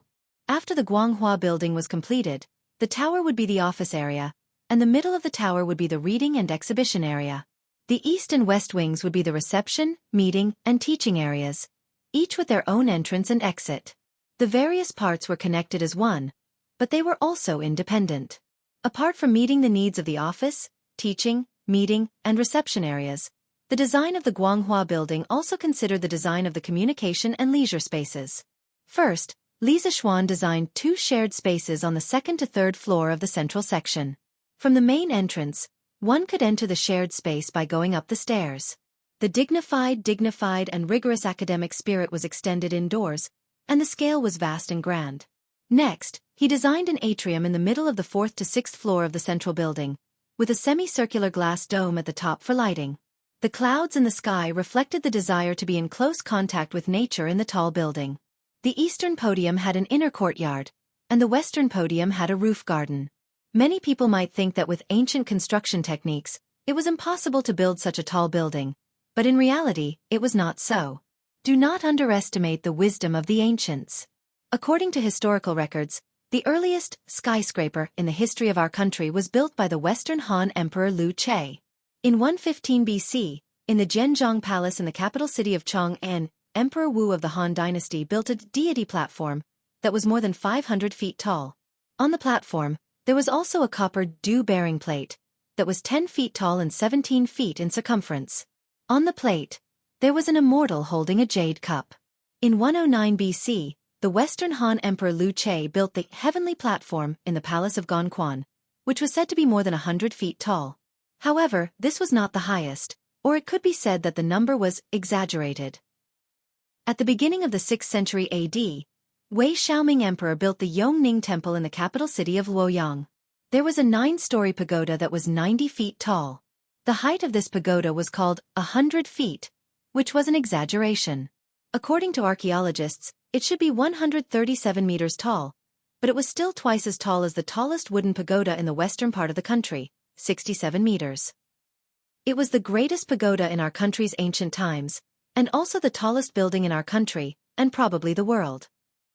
It was worthy of being called the first skyscraper. Therefore, one should never underestimate the ancients. Some of the ancient architectural arts were even breathtaking to the modern people. Besides, in order to enhance the stability of the building, Li Zixuan planned to use the next few days to study cement. If he could figure it out, then it would be foolproof. If he couldn't figure it out, then he would think of other ways. He didn't believe that with Yan Lide and Yan Liben, 2 master architects, they couldn't build a 10-story building. The second object that Li Zixuan wanted to plagiarize was Sichuan University's administration building, the Red Building. It could be considered the most famous building among all the universities in modern China. He planned to transform the Red Building into a library for the future students of Yanhuang College to read. The Red Building was used as the administration building of Sichuan University. It had China's unique ancient-style architecture. The cornices were carved and elegant, and the red pillars and green bricks complemented each other. It was a fusion of foreign culture and local culture. The building used the Western classical composition of 3 sections to construct the middle of the building. A large number of China's traditional multi-eave roofs, ancient auspicious patterns, and China's traditional red pillars and other Chinese classical elements were used. The overall shape of the building was simple and dignified. The composition was disorderly and picturesque, and the solid appearance of the base formed a solemn and generous style. From the outside, it could be said that the style was very different from the popular Soviet-style buildings at that time, such as the Sichuan University Science Building that was built around the same time. Other than the fact that it looked like a palace from the front, it was similar to the new China-style buildings at Wuxia University. Looking down from above, the whole building looked like a large plane. Therefore, some people called it the Plane Building. Many people once said that the designer of the Red Building was the famous architect, Mr. Liang Xicheng. However, this saying was only found in the memories of Wang Rui, the general manager of a state-owned construction company in Chengdu at that time. There was no official written record. Later, it was confirmed that the designer of the Red Building was Mr. Gu Pingnan. However, from the imposing and magnificent overall architectural style and the exposed traditional China elements, it did have the flavor of a beam-style building. Next was Peking University's Beigong Building. Li Zixuan planned to use this building as the auditorium of Yanhuang College. The modern Beigong Building was located on the east and west of the original Yenjing University's east-west axis. It was a magnificent palace-style building that was now the office of Peking University's party and government. The dazzling auditorium on the second floor could accommodate 600 people. The school held important meetings and foreign dignitaries visiting Peking University to give speeches were all held here. There were teaching buildings, office buildings, libraries, and auditoriums. Compared to a complete university, only the laboratory building, dormitory building, cafeteria, bathhouse, and some other supporting facilities were missing.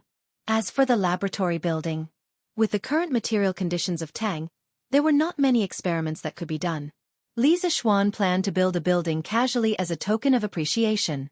He had drawn the blueprint for half a day and had a certain understanding of architecture. It was possible for him to design a building by himself. As for the dormitory building, cafeteria, and bathhouse, they were mainly used for sleeping, eating, and bathing. There was no need to build fancy buildings. In the universities in his previous life, there was no university that deliberately built the dormitory, cafeteria, and bathhouse to be eye-catching. Basically, they were all similar. Therefore, this also depended on his improvisation. In addition, he also designed some rather unique and small-scale buildings for future use. Of course, in order to catch up with the schedule, these buildings would definitely not be built immediately. The most important things at the moment were the teaching building, dormitory building, cafeteria, and bathhouse. After drawing the main building blueprints of Yanhuang College, Li Zixuan began to draw the macroscopic layout of the entire college. How could he leave out the supporting facilities such as the sports field, the grove, the pond, the rockery, the garden, and so on? Under Li Zixuan's rapid drawing with the pencil in his hand, the blueprint of Yanhuang College was officially formed. Looking at the half-foot-high stack of blueprints in front of him, Li Zixuan let out a long breath. No one would have thought that he would use less than an afternoon to draw such a big college. This speed was completely like a human printer. Creak. Husband, you've been tired for the whole afternoon. It's time for dinner. Dad and Mom are waiting in the front hall. At this moment, the door was pushed open and Han Yushi walked in. She looked at Li Zixuan with a pained expression. It's already night time. Let's go. Let's go for dinner. My wife, what delicious food did you cook tonight? Li Zixuan stood up and took one last look at the layout of the college. Then, he held Han Yushi's small hand and walked out of the door. However, he still felt that something was missing. Chapter 443. Come. The three of you do what I did. Step with your left foot, raise your arms, bend your knees and press your palms. Wife, why aren't the three of you doing it? Why are you in a daze? The next morning, Li Zixuan really woke up early. He got out of bed when the sun rose. After washing up, he didn't even eat breakfast. He pulled his wife and his two personal maids to practice Tai Chi in the west courtyard. However, ever since he broke through to the master stage, every move he made was filled with the charm of Dao. It was as if there was some kind of magic that attracted the attention of Han Yushi, Xiao He, and Xiao Shi. Unknowingly, the three of them stopped what they were doing and stood on the spot as they watched Li Zixuan practice Tai Chi after practicing 2 moves. Li Zixuan sensed that something was wrong behind him. He turned around and immediately saw 3 dazed beauties. He couldn't help but be speechless. Husband, we are observing your moves. Han Yushi woke up and quickly thought of an excuse to cover it up. Wouldn't it be embarrassing for her to admit that she was infatuated with her husband in front of so many people? Really? But it's just 2 moves. Do you need to observe for so long? Li Zixuan asked suspiciously. Han Yushi's beautiful face, which was like a flower, had a faint blush. At the same time, she was secretly annoyed at her husband for wanting to get to the bottom of this. Young mistress was fascinated by young master's valiant posture when he was practicing Tai Chi. She wasn't observing. Xiao He, this girl, had always been quite bold. She giggled and spoke without thinking. Little girl, you're looking for trouble. Han Yushi was embarrassed. She quickly pinched Xiao He's face to stop her from talking nonsense. It's true. Xiao Shi can also testified. Xiao Shi heard and blushed. She was also infatuated with Tai Chi. How could she have the face to testify? But luckily young mistress didn't find out. Otherwise, it would be terrible. Xiao Shi rejoiced as she thought. Although in a big family, the young master's personal maidservants were all Tongfang. Li Zixuan had never mentioned this to them. They did not know what Li Zixuan was thinking. Moreover, Han Yushi had just married into the Li Zixuan, so the two of them did not know if this new young madam was a jealous person. Therefore, the two of them did not dare to be too close to Li Zixuan like before. They would only go over when Li Zixuan called them. Other times, they would not take the initiative to go over for no reason. Li Zixuan, on the other hand, did not have such complicated thoughts. He looked at the 3 beautiful girls with great interest. It could be said that it was a feast for the eyes. If these 3 beauties in front of him were placed in the modern era, their looks would definitely kill most of the A-list celebrities. Han Yushi was especially outstanding. She was even more beautiful than some of the A-list beauties. Therefore, he was more or less secretly happy to be infatuated with these 3 beauties at the same time. It seemed that no matter if it was in ancient times or modern times, handsome people were always welcomed wherever they went. Life was really lonely like snow. Li Zixuan shamelessly sighed in his heart. After breakfast, Li Zixuan started to get busy again. After drawing the academy's building blueprint yesterday, he felt that something was missing. At that time, He could not think of anything. Who knew that when he was making babies at night, he suddenly had an inspiration. He was still missing a sand table. The sand table that was often used in the modern district sales office. Some large companies or schools would often display the layout of their companies or schools in the exhibition hall. In other words, this was also an inspiration that he got from having sex. He was really a genius. The blueprint was after all a two-dimensional thing. It was difficult for many people to imagine the future appearance of the academy based on these blueprints alone. If there was a three-dimensional sand table, it would be much easier. Moreover, after the academy was built, the sand table could be moved to the exhibition hall of the academy. It could directly display the layout of the academy and also show off its reputation. Sand table models were divided into simple sand table models and permanent sand table models. Simple sand table models were temporarily made of sand and were usually used to simulate the terrain of a battlefield. Permanent sand table models were made of plywood, gypsum powder, paper pulp, and other materials. They could be stored for a long time. The luxurious sand table made by the modern district sales office that could display the shape and layout of all the buildings in the district was a permanent sand table. It was more complicated to make and had more diverse materials. Li Zixuan found a pile of green sandalwood and then brought the wood, fine sand, and other tools to the west courtyard. Brother! Brother! Are you going to make something fun again? The scene of Li Zixuan making a scooter last time was still vivid in her mind. Therefore, when Lan Er saw this, she thought that her brother was going to make something fun for her again. She quickly ran over and asked. Having a little cutie at home always made one's mood inexplicably better. Hearing this, Li Zixuan smiled and said happily, "Hee hee. I'm going to make something, but it has nothing to do with you. This thing looks good, but it's not fun. Lan Er, go see if Iron Egg is done with his practice. If he's done, ask him to come over and help." The making of this sand table was not as simple as drawing a blueprint. It involved casting a mold, reversing the mold, and some engraving techniques. If Iron Egg could help, his disciple could also learn some new knowledge. Okay. But Lan Er will go and help in a while. Lan Er nodded her head and took to her heels. Li Zixuan continued to instruct the servants to move the materials. After a while, Iron Egg came to the west courtyard, sweating profusely. Li Zixuan could feel the heat from this kid even from a distance. He couldn't help but smile and say, "Finished practicing?" Li Zixuan remembered that he had doubled Bruiser's training yesterday.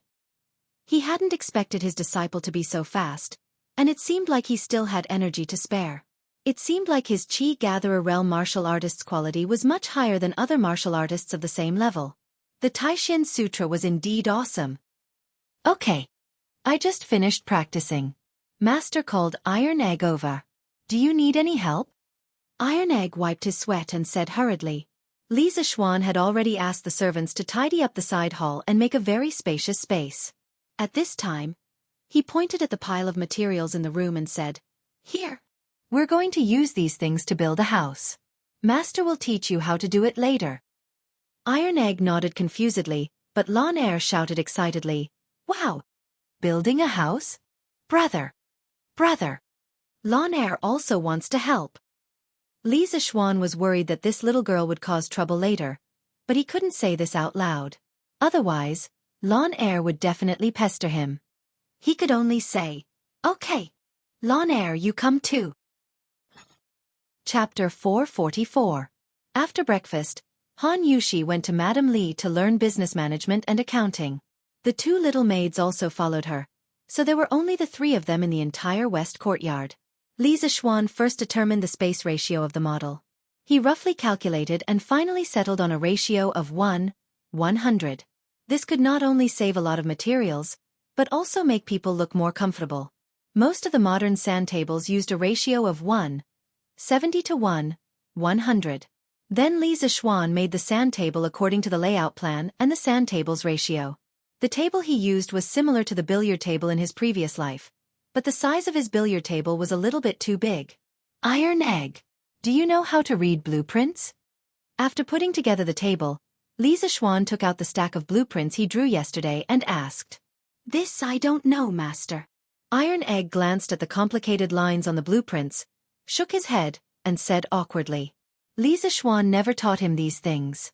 "Okay. Then I'll teach you how to recognize the new blueprints first. As the disciple of Li Zixuan, if you don't even know how to read blueprints, wouldn't it be too embarrassing? Li Zixuan patted his head, called the two little guys to the side, and began to teach them engineering drawing lessons.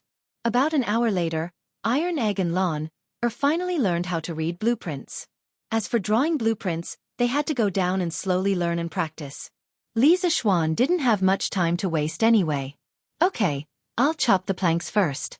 Iron Egg, take these blueprints and mark the dimensions according to the ratio of 100. 1 with a pencil. After a while, you can chop according to the marks. Li Zixuan took 3 blueprints of simple buildings and handed them to Iron Egg. He didn't assign any tasks to Lon. It was good enough that this little girl didn't cause trouble for him. As for the tasks given to Iron Egg, it was mainly for consideration. Even if Iron Egg didn't help, he wouldn't spend much time on these tasks.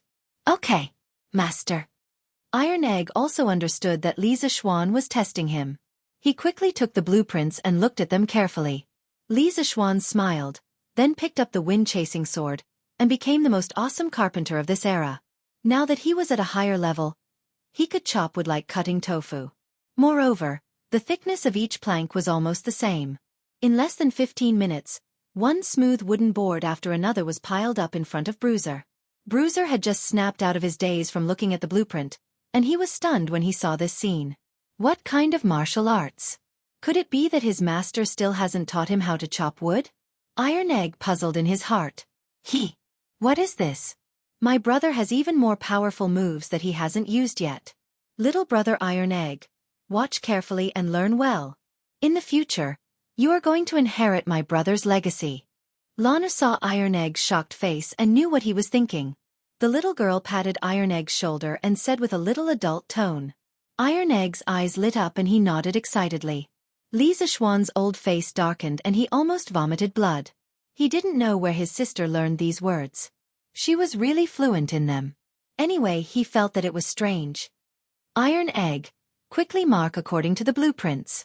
Ignoring the little girl, Li Zixuan directly said to Iron Egg. Oh, okay, Master. Iron Egg just remembered his task. He quickly took a few planks and began to mark according to the blueprints. Lon also squatted down and got close to Iron Egg. From time to time, she would express a few opinions on Iron Egg's work. Li Zixuan quickly chopped all the remaining wood. Then he began to cut and assemble Yanhuang College's teaching building, Guanghua Building, the college's library, Red Building, and the college's auditorium, Bay Building. These 3 buildings were the largest and most complex buildings in Yanhuang College. Li Zixuan certainly had to do it himself. Otherwise, if he let Iron Egg do it, who knows how long it would take. Unlike Iron Egg, Li Zixuan didn't need to look at blueprints to make the building model. He closed his eyes and the 3-dimensional model of the 3 buildings suddenly appeared in his mind. With a thought, the 3 buildings suddenly shattered into many pieces. Those who were familiar with computer graphics should know a professional term called explosion view. The scene in Li Zixuan's mind was similar to the explosion view. After a few breaths, Li Zixuan opened his eyes and saw that he didn't need to refer to the blueprints or make any marks on the planks. He directly picked up the wind-chasing sword and began to carve on the planks. At this moment, the long wind-chasing sword in Li Zixuan's hand seemed to have turned into a flexible and sharp carving knife. Sawdust flew on the small planks. After a moment, it turned into a wall with a window and a balcony. The patterns on the wall could be faintly seen. It was extremely delicate. Iron Egg was still working hard on the side. When he heard the movement, he looked over. Then there was no more. He finally understood what Lana meant when she said that Li Zixuan had more powerful skills that he hadn't used yet. This is King awesome. Even the best carpenter in Chang'an City can't be this awesome, right? Don't be envious. Practice makes perfect. Iron Egg, hurry up and work. Li Zixuan said without raising his head.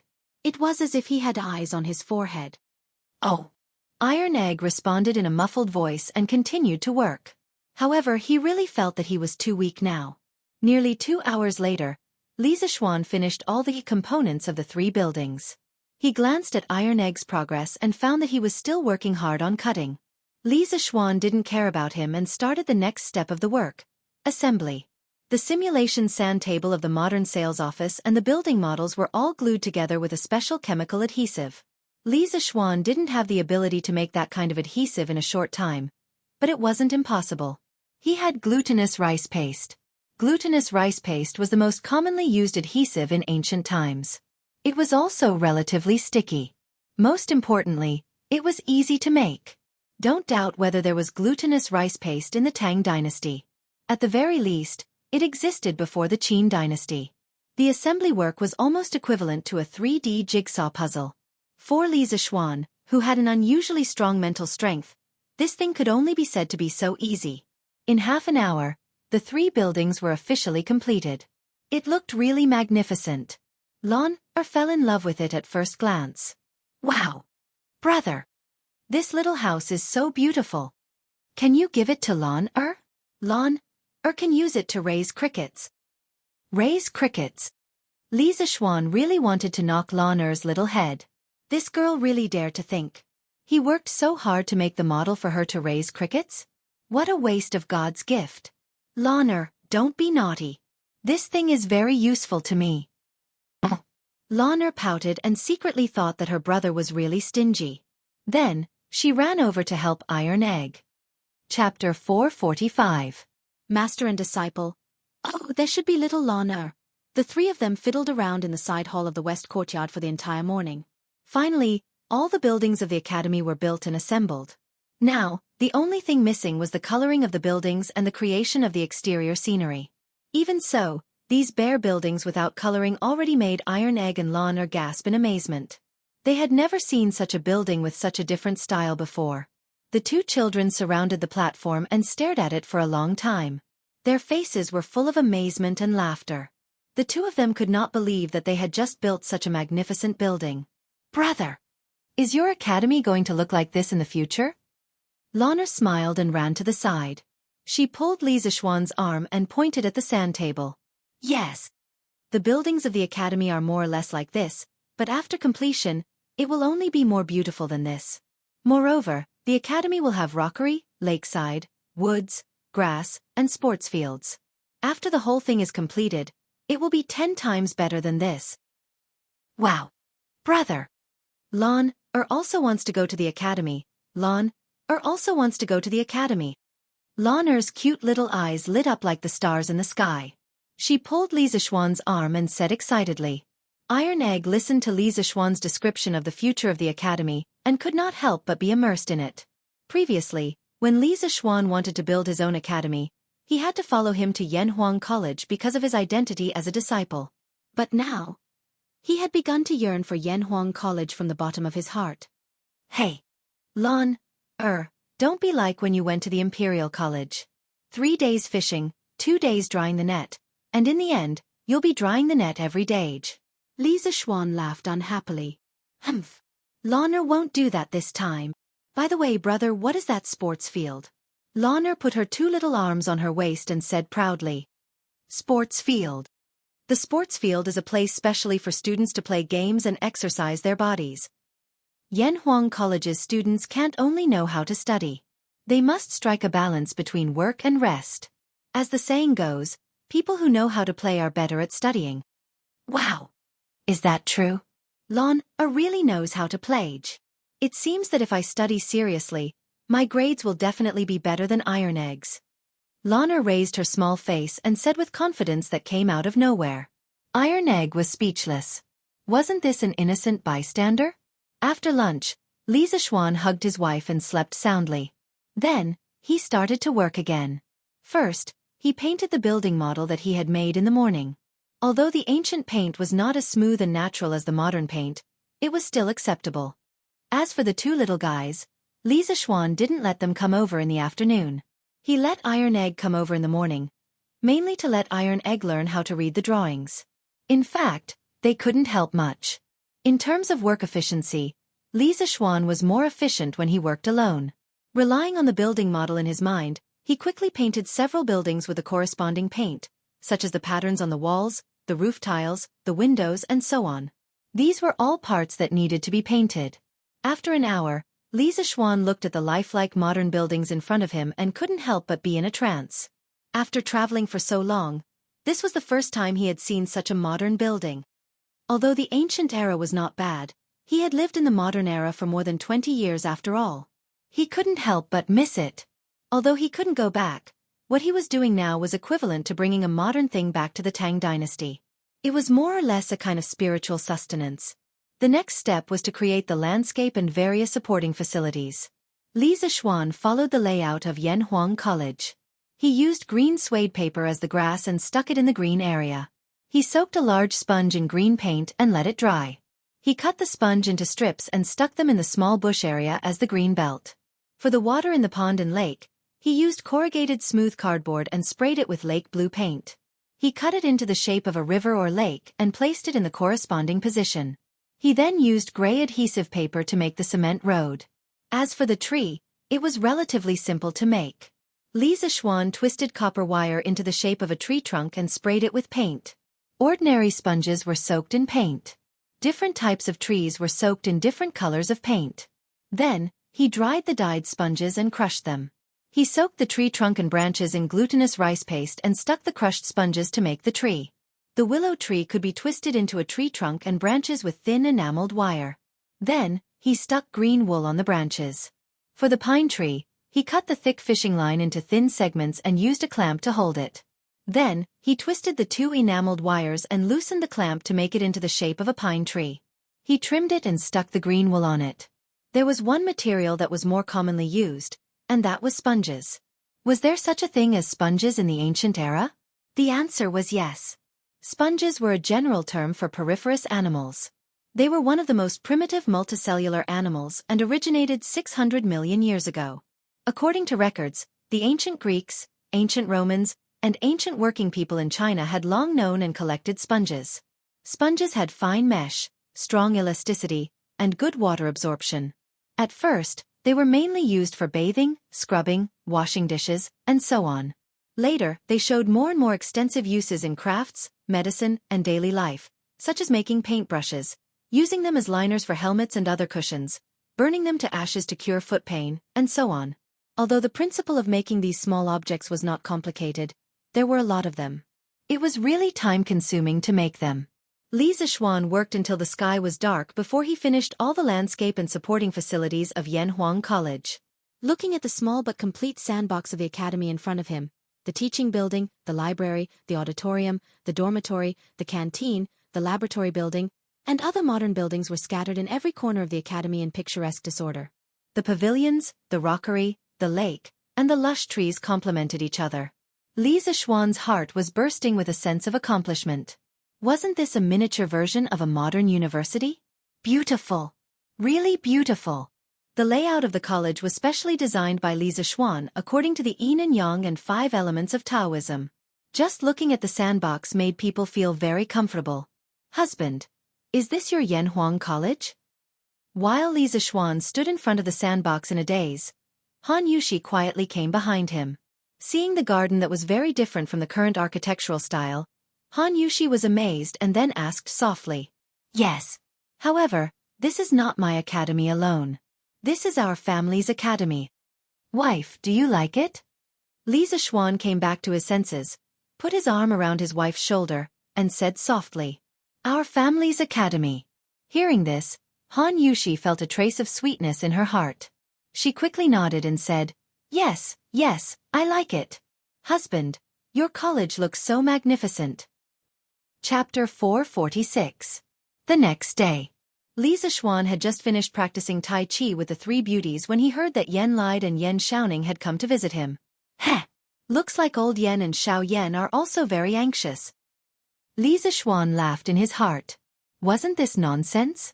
This bastard always gave people a huge surprise every time he went into seclusion. This time, Yanhuang College made such a big fuss that even Li Zixuan personally came out to support him. Yen Lide and Yen Xiaoning did not believe that Li Zixuan would make a small fuss. He would definitely give everyone a surprise again. Hee hee. You brat, stop talking nonsense. Quickly bring us to see the blueprint you designed. This old man wants to know how much talent you have in architecture. Xiao Xian. Yen Lide waved his hand and said as soon as he saw Li Zixuan in the front yard. Yes, yes, yes. I'm also here to broaden my horizons. Hahaj. Yan Xiaoning, a technical geek, rarely went out. These days, he was busy researching Li Zixuan's telegraph machine. Previously, when Han Yushi married into the Li residence, she also brought her telegraph machine over. This way, the Li residence had 2 telegraph machines. After Yan Xiaoning found out, he shamelessly insisted on taking one back for research. Li Zixuan thought about it. Yan Xiaoning was upright and had no reason to betray the country, so he gave him one. In the end, Yan Xiaoning had a hard time. This guy had never learned about electricity and magnetic fields. How could he understand this knowledge that was beyond the times? He disassembled and reassembled the telegraph machine. After fiddling with it for so many days, he still could not figure out anything. Today, he came over to see how Li Zixuan's Yanhuang College looked like and also to ask about the principle of the telegraph machine. Hee. If that's the case, Uncle Yan and Brother Xiaoning, please come with me. Li Zixuan laughed and did not talk nonsense. He brought the 2 of them to the side hall of the west courtyard. Oh. This, what is this? Is this your Yanhuang College, Xiaoxian? Pushing the door open and entering, Yan Xiaoning saw the enormous sandbox where all kinds of magnificent buildings, artificial mountains, ponds, and trees were placed. He opened his mouth wide in shock and exclaimed, Oh. Yan Lide was also shocked. In this era, no one used a sand table model to show the distribution of gardens. Compared to drawings, the advantages of a sand table model were obvious. It was more intuitive and more impressive. Not to mention the architectural design of Li Zixuan's academy. This creativity alone made Yan Lide have a whole new level of respect for Li Zixuan. That's right, this is what Yanhuang College will look like after it's completed. Based on the corresponding proportions, I've shrunk these academy buildings to this size. Doesn't it look more beautiful? As for the blueprint, I also have it here. Uncle Yan, you and Brother Xiaoning can take a look. The size parameters above are more detailed. Li Zixuan said as he carried the half-foot-thick blueprint over. Yan Xiaoning's eyes were wide open. He pointed at the stack of blueprints and said with trembling lips, This many. Xiaoxian, you. Don't tell me that you drew all these blueprints in the past 2 days? Yan Lide also turned his gaze over. He still remembered what Li Zixuan said to him in the carriage 2 days ago. Yes. That's not right. To be precise, I spent half a day drawing these blueprints the day before yesterday. As for the model of the academy on the table, I spent a whole day making it yesterday. Li Zixuan said as if it was a matter of course. My God, Xiaoxian, you're really AF * king pervert. Yan Xiaoning pointed at Li Zixuan with his trembling right hand and said as he vomited blood. Yan Lide was so shocked that he almost pulled his beard off. He said with a speechless face, Xiaoxian, how can you draw so fast? This old man has never heard of such a thing. Li Zixuan didn't know how to explain. He could only wave his hand and said with a smile, It's natural. It's all natural. *T. How can this be natural? Yan Xiaoning probably learned this catchphrase from Cheng Chumo. He looked at Li Zixuan with jealousy and hatred. Ha! Uncle Yan, what do you think of the academy that I designed? Can it be built with the current construction techniques? Li Zixuan ignored Yan Xiaoning's antics and looked at Yan Lide seriously. Yan Lide immediately narrowed his eyes. After all, landscape architecture was his specialty. He was also a recognized master architect in the entire Tang dynasty. After looking at it carefully for a while, Yan Lide stroked his beard, shook his head and sighed. To be honest, this old man doesn't quite understand. Let's talk about the layout of your building. It's in accordance with the Taoists' yin and yang and the 5 elements. Xiaoxian, you've done a good job. But the design style of your building is completely different from the current mainstream style of Tang dynasty. This old man has never seen anything like it. May I know where this architectural style is from? Where is this architectural style? This is the style of my hometown. It's a pity that I can't go back. Li Zixuan let out a deep sigh and said, Uncle Yan, you might not believe me, but I've been having the same dream all these years. The world in the dream is very real.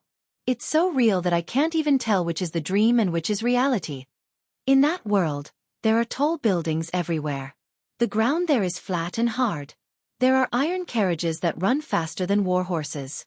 There are huge vehicles that can carry hundreds of people and soar in the sky. There are also huge iron ships that can dive hundreds of feet into the sea. The people there can hear each other's voices from thousands of miles away. They can even see each other's faces. There is no curfew in the city, and it's still brightly lit at night. The people there travel in a long iron carriage. It can travel thousands of miles in a day. One carriage can carry thousands of people. Yen Lide and Yen Xiaoning both stared with their eyes wide open. They were shocked speechless by Li Zixuan's description for a long time. These things that could allow people to soar in the sky, dive into the deep sea, and travel thousands of miles in a day were completely beyond their imagination. The most amazing thing was that they could actually transmit their voices and even look at each other from thousands of miles away. Didn't this kind of scene only exist in supernatural novels? Are you talking about the immortal realm? At this time, Li Er walked in silently with Empress Zhang's son. It was clear that this couple had once again trespassed on private property, and had eavesdropped from the corner for quite a while. Yen Lide and his son were greatly alarmed and hurriedly bowed. Li Er, however, turned a blind eye to them. His eyes were fixed on Li Zixuan as he enunciated each word. Li Zixuan, is the world you just mentioned the immortal realm above the 9 heavens? Have you and your master been to the immortal realm before? He originally wanted to come and see the progress of Yanhuang College. After all, he had high hopes for this college. He didn't expect to hear such shocking news. Humans had always been yearning for the immortal realm above the 9 heavens, and he, Li Er, was no exception. Chapter 447. F***CK. What an evil title. Is this considered clickbait?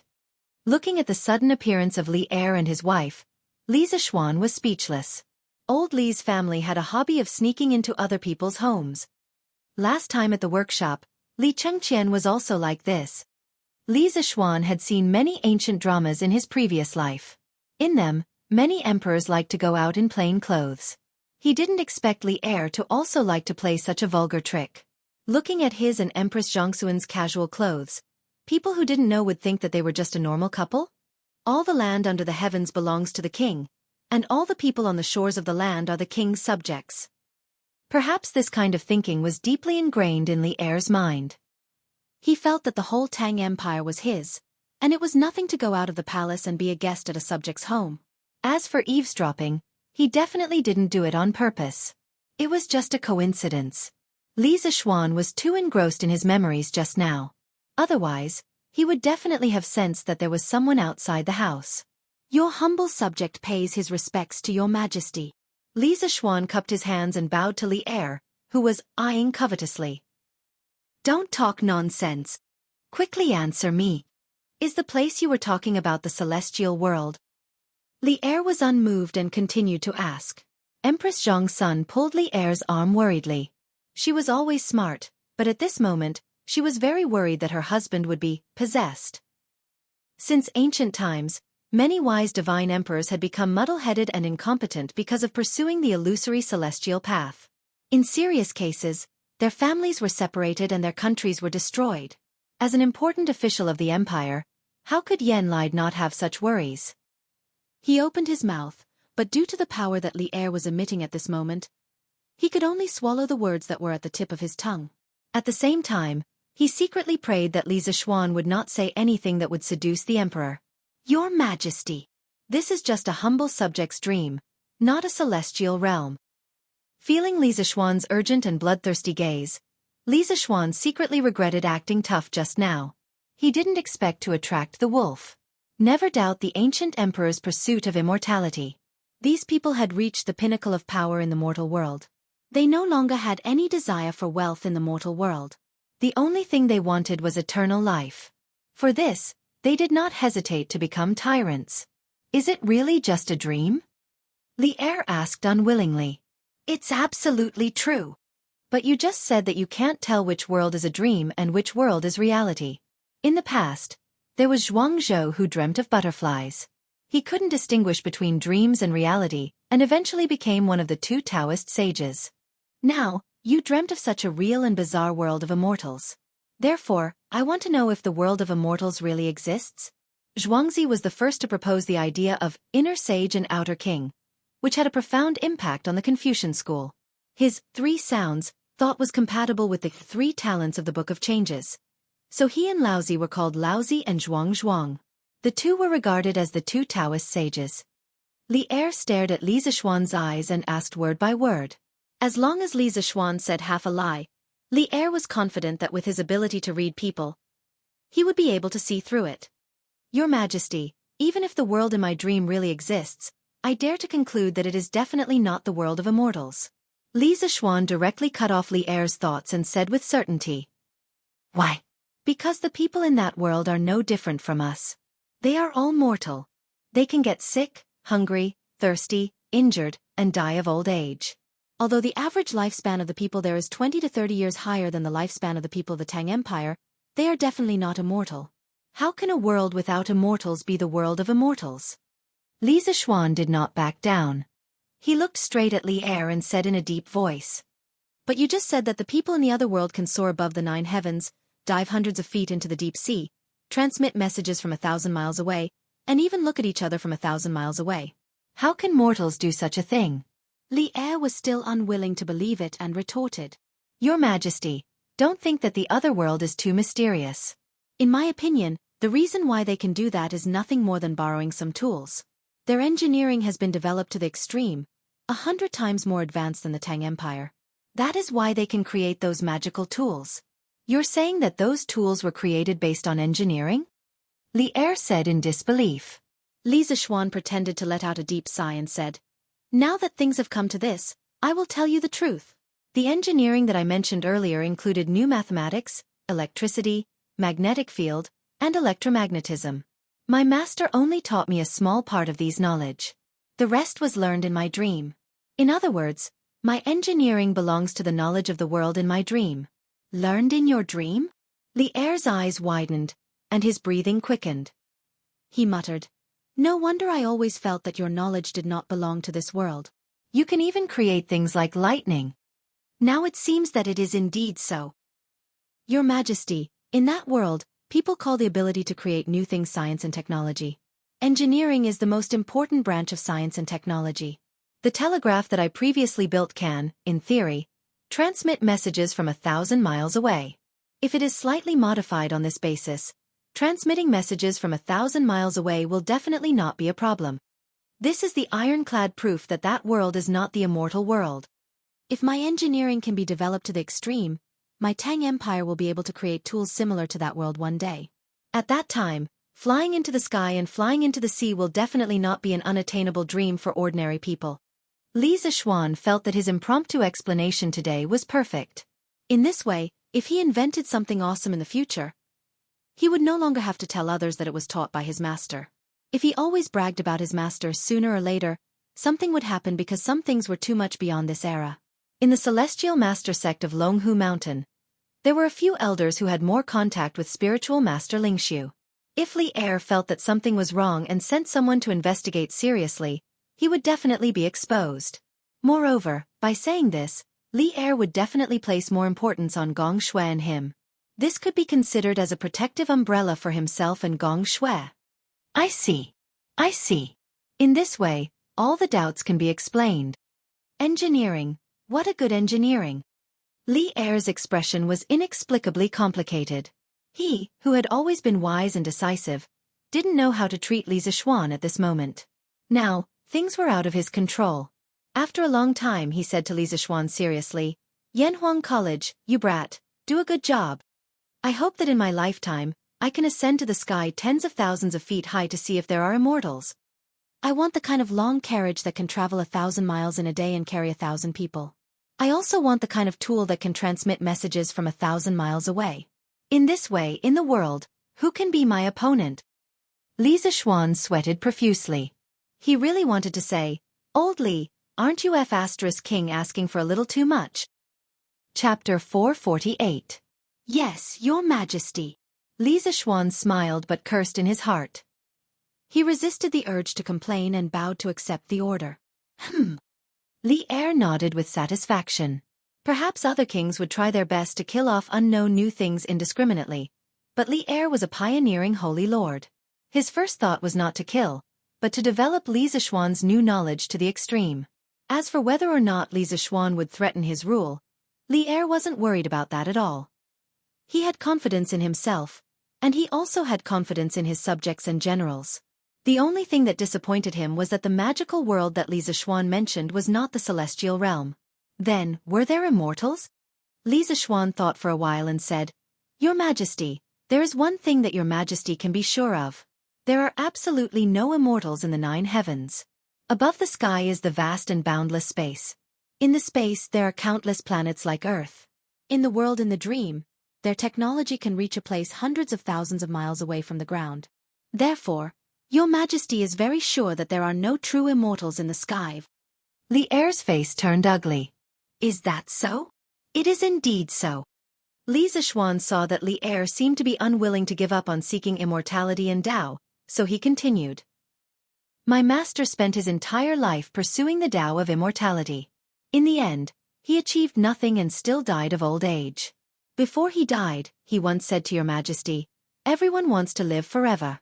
From kings to ordinary people, they all regard the prolongation of life as their deepest dream. But they don't know that longevity itself is the biggest joke. Buddhism seeks nirvana, Taoism seeks inaction, and Confucianism seeks neutrality. Different roads lead to the same destination. In the end, it is to turn people into stone. Turtles live long because they are slow, trees live long because they do not move, and only stone has existed since ancient times. Extinguishing human desires, severing human relations, severing the 5 senses, and blocking listening. Is this still human?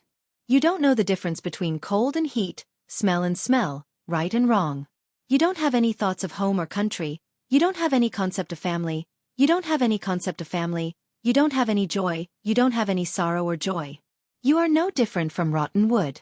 The reason why humans are different from beasts is that we have the ability to think, understand etiquette, know familial love, know how to work, know how to create, know how to change the world, and also know how to create the world, making everything in the world work for us. This is the duty of humans. They surpass their own abilities in vain in pursuit of the illusory immortality, but they don't know that the heavens have already arranged for them. If they want immortality, they have to turn into stone. It's laughable that the people of this world are ignorant like moths to a flame." Yan lied and Empress Zhang's son heaved a sigh of relief, secretly praising Li Zixuan for being sensible and understanding. They felt that since the words had reached this point and there was so much sufficient evidence, Li Er shouldn't have any improper thoughts about immortality, right? The facts proved that this was indeed the case. After listening to Li Zixuan's long speech, Li Er's heart was half cold. He was silent for a long time, then faintly sighed and said, "The gods, Buddhas, ghosts, and monsters recorded in your book Journey to the West were all fabricated?" Li Zixuan was shocked. It was said that Li Er suppressed Buddhism and valued Taoism, but he didn't expect that he would actually read this kind of deviant novel. Previously, he didn't publish Journey to the West, and sell it mainly because he was considering Li Er's attitude towards Buddhism. For a while, he was worried that Li Er would settle accounts with him after reading this novel, but he didn't expect that Li Er not only secretly finished reading it, but also didn't find trouble with him. In fact, he thought too much about it. Later generations said that Li Er suppressed Buddhism and valued Taoism mainly because the Li family respected Laozi Li Er as their ancestor and advocated Taoism, which was beneficial to the orthodoxy and holiness of the imperial power of the Tang dynasty. But in fact, Li Er didn't have much bad feelings towards Buddhism. On the contrary, the entire Li family had a lot of relations with Buddhism. Li Er's youth was the period when Buddhism was popular throughout the country. At that time, the father and son Emperor Wan of Sui and Emperor Yang of Sui believed in Buddhism. The people of the world were swept away by the wind, competing to admire Buddhism. The Buddhist scriptures among the people were dozens of times more than the 6 scriptures. The influence of Buddhism had already widely seeped into all levels of society and all aspects of social life. At that time, worshipping Buddhism had already become a common trend inside and outside the imperial court. Of course, the noble family of the Li family was no exception. In the 2nd year of Day, when Li Er was 9 years old, he suffered from eye disease. Li Yuan once personally went to the Chong and cottage temple to worship Buddha and ask for blessings. After Li Er recovered, Li Yuan created a stone Buddha and sent it to the temple for worship. These couldn't help but leave a mark in Li Er's young heart. Later, he never forgot this childhood experience. He once personally wrote a poem to praise the founder of the cottage temple, Kumarajiva, to express his reverence and remembrance for the previous generation of eminent monks. In the early days, the Li family respected Buddhism. This could be seen from the childhood names of Li Yuan's sons. Li Jianqing's childhood name was Sanhu, and Li Yuanji's childhood name was Sanhu. These were all names related to Buddhism. Although Li Er's childhood name wasn't recorded in history books, it was certain that it was related to Buddhism. In the 3rd year of Wuda, Li Er, who was still the Qin king, was ordered to conquer Wang Shichong. The next year, he fought between Song and Luo. Zikao, Hui Yi, Tanzong, and the other 13 monks guarding the Shaolin temples by Gu Zhuang captured Zheng General Wang Renzi and presented him to the Tang army. Li Er took advantage of the situation to defeat Wang Shichong. This was the famous incident of the 13 staff monks saving the Tang king. Because of this, Li Er had a good impression of Shaolin Temple and Buddhism. However, during the Black Tortoise Gate incident, Buddhism had secretly helped Li Jianqing.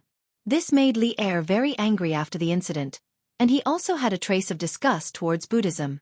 At the beginning of the Li Tang dynasty, they had once respected Laozi as their ancestor, so Li Er simply proposed the policy of Taoism before Buddhism. But so far, he hadn't introduced any obvious policies against Buddhism. In the Tang dynasty, the Li family pursued the policy of coexistence of Confucianism, Buddhism, and Taoism. Li Er was the founder of this policy. Your Majesty, the plot in Journey to the West was indeed fabricated by me. I hope Your Majesty doesn't take it to heart.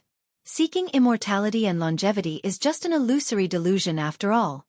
Li Zishuan wiped the sweat on his forehead and cupped one hand in the other before his chest.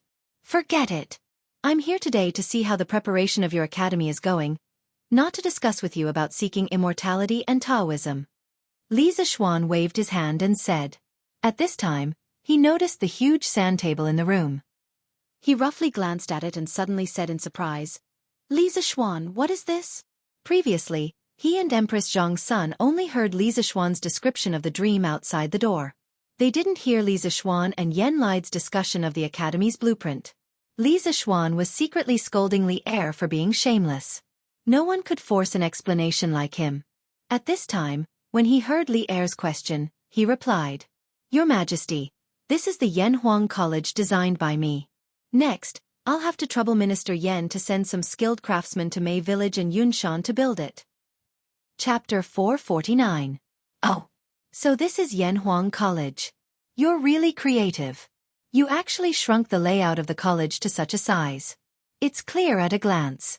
Not bad, not bad. Li Er wasn't stupid. He could see the function of the sand table model at a glance. He walked to the front of the platform and looked carefully while praising. Your Majesty, the scale of this college is so huge. I'm afraid it's almost as big as the Imperial College. There are mountains, rivers, flowers, grass, pavilions, terraces, and pavilions. The disorder is picturesque. It's very beautiful. But why haven't I seen the style of the buildings before? Empress Zhang's son also walked over with Li Er. She looked at the exquisite and beautiful Yen Huang College in front of her and sighed. Oh, this style is indeed not like the architectural style of my Tang Empire. Li Zishuan, come and tell me and the Empress. Li Er nodded and waved his hand. Your Majesty, I call this big platform a sand table. It's a model of the future Yen Huang College that has been shrunk to a certain scale for people to see. The tall buildings inside are all designed by me with reference to the style of the college in the other world in my dream. As for the layout of the buildings, trees, mountains, and rivers, they are all in accordance with the true meaning of Taoism's yin-yang and 5 elements. It can not only ensure that the students have enough space to study, but also allow the students to relax after studying. Li Zishuan cupped his hands and said. Li Er heard him and asked curiously, Oh, the world you're talking about also has a college? Li Zishuan smiled and said, Of course. The reason why the technology in that world is so advanced is inseparable from their perfect education system. The college there is called a school. If a person wants to become a talent, he or she must receive at least 16 years of systematic education. 16 years. There must be a cause for every effect. Li Er nodded thoughtfully and said, Let's build it like this. Although these tall buildings look weird, I think they're quite magnificent. They're quite compatible with your engineering. Yen lied, transfer a group of skilled craftsmen from the Ministry of Works to help build Yanhuang College. This old official obeys. Yan Lide stepped forward and cupped his hands. Li Er nodded with satisfaction and turned back to look at the sand table model. This time, he wasn't looking at the buildings, but the mountains, rivers, and trees. At this moment, a flash of inspiration suddenly flashed through his mind, and he suddenly froze in place. "Your Majesty?" Seeing that Li Er did not speak for a long time and just stared at the sand table, Empress Zhong's son called out softly. "Li Zishuan, can your sand table simulate the topography of mountains and rivers?" Li Er turned his head and looked at Li Zishuan with bright eyes. Li Zishuan stared blankly for a moment before he understood what was going on. He guessed that Li Er had coincidentally discovered the miraculous use of the sand table model in a military formation and thus asked this question. In fact, when he decided to make the sand table, he had already guessed that Li Er should be able to discover the mystery. But he didn't expect Li Er to be so amazing that he could discover it with just a few glances. It could only be said that a person's success might be due to chance, but it was certainly not entirely due to chance. To forge iron, one had to be strong. Li Er's knowledge in the field of military formations was still very impressive. "Replying to your Majesty, this sand table can indeed simulate the topography. Whether it is hills, plains or prairies, they can all be made on the sand table. With it, it is equivalent to having a three-dimensional map, which may be of great use for marching and setting up formations." "Haha! Of great use. It is indeed of great use. I will record your merit. I will ask the supervisor to send a master craftsman to learn the method of making this sand table from you later. You are not allowed to hide anything. I need a terrain sand table of the Jianghu areas." Li Er laughed loudly. "Yes." Li Zishuan breathed a sigh of relief and cupped his hands in obeisance. Of course, he would not hide anything. Of course, he was willing to teach others the physical work of making a military topography sand table for Li Er, because he still had a lot of things to do. Let's go back to the palace. Li Er was satisfied with the results of this trip out of the palace. Not only did he hear some of Li Zishuan's secrets, but he also obtained a military tool like the sand table. Seeing that there was nothing new in the room, Li Er waved his hand, disinterestedly, and prepared to return to the palace. Empress Zhong's son deliberately fell 2 steps behind. She walked in front of Li Zishuan and said with a smile, "You and Xianxia are good friends. I will call you Xiaoxian for the time being." "It is my honor that your Majesty is willing to call me this." This was the first time Li Zishuan had spoken to Empress Zhong's son at such a close distance. The woman in front of him exuded grace, love, and kindness. It was as if there was a kind of magical power on her body that made people unable to raise their guard against her at all. Instead, they would involuntarily feel a sense of intimacy. Empress Zhong's son smiled and said, "Among the younger generation of the Tang Empire, I have never seen His Majesty value a person so much. Don't be complacent. The right way is to concentrate on learning and not disappoint His Majesty's high expectations. I know that you intend to carry forward engineering. As the disciple of spiritual master Lingxiu, this is also a responsibility that you should take up. It just so happens that I have been entrusted by someone to send you a few students. Is that okay?" Li Zishuan sighed in his heart. The students that Zhong's son wanted to send might be the children of the royal family, and none of those princes were easy to get along with. Wasn't Li Tai a super troublemaker in the past? Crazy troublemaker. If Li Zishuan didn't have some skills, he would definitely have been messed up by that little fatty. But he had to give face to Zhong's son. Li Zishuan could only cup his hands and say, "Since your Majesty has ordered, I dare not to disobey. So be it the second generation of the royal family." Logically speaking, Li Er had already given his academy a lot of support. He should also return the favor. At worst, the academy would implement militarized management in the future. He didn't believe that he couldn't kill the prestige of this group of playboys. Haha. Empress Zhong's son nodded with satisfaction. Then she glanced at Yan Xiaoning, who was quietly acting like an obedient child, and said, "Yan Xiaoning, I heard that you haven't paid attention to worldly affairs recently and have been indulging in the way of machinery. Although your spirit is good, you have to understand the painstaking efforts of your father, Minister Yan. You are 3 years older than little Xian, but you haven't settled down yet. How about I see which minister's daughter is suitable in the future and arrange a marriage for you? How about it?" "What the hell? Zhang Sun didn't like Yan Xiaoning, this technical geek, and wanted to introduce him to a wife.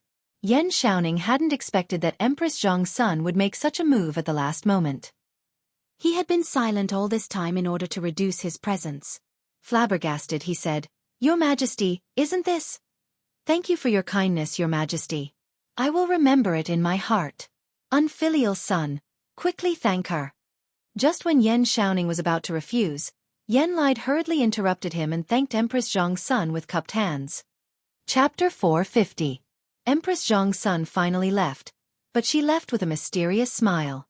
She left quietly, but she left behind a bomb that could explode at any time for Yan Xiaoning. "Dad, why did you agree to it? I'm only 18 this year. Why are you in such a hurry?" Yan Xiaoning only mustered up his courage and said pitifully after Zhang Sun left. "Bastard! Her Majesty Hong En, are you going to reject her? Besides, what the Empress said is exactly what I'm thinking. Look, Xiao Xian is 3 years younger than you, but he's already married. What about you?" Yan Lide glared at him and said angrily. Yan Xiaoning shrunk his neck, wiped the spittle on his face, and looked at Li Zishuan bitterly. His eyes were clearly saying, "Damn it, it's all your fault.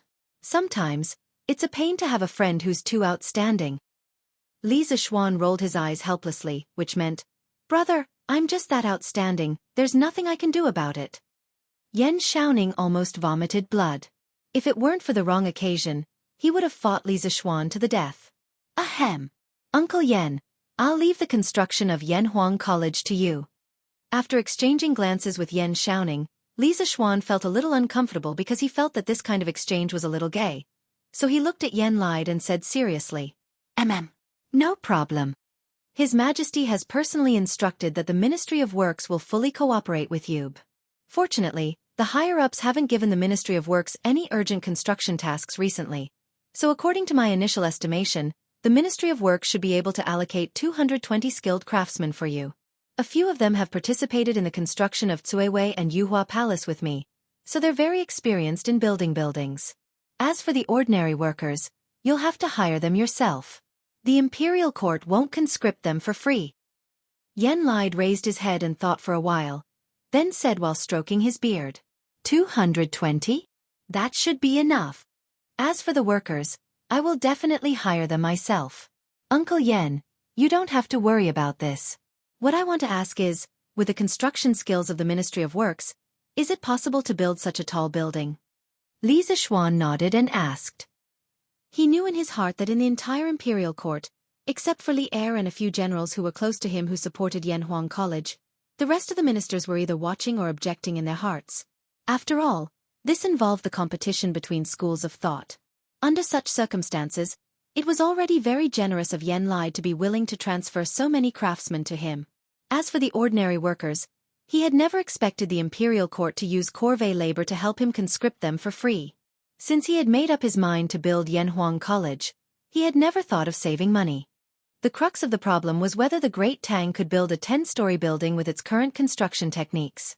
Yan Lide took another careful look at the sand table, then pointed to the future teaching building of Yanhuang College, Guanghua Building, and smiled confidently.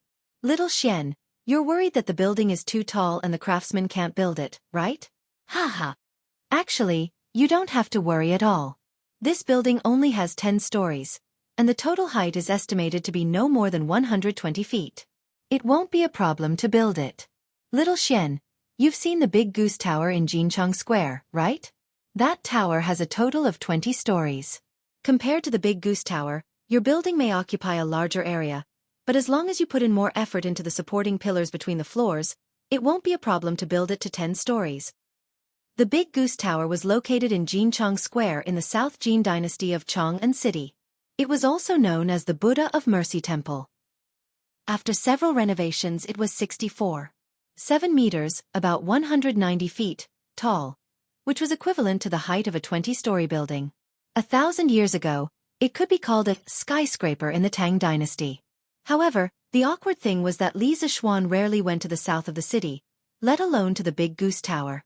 This was worthy of his reputation as a homebody. That's good.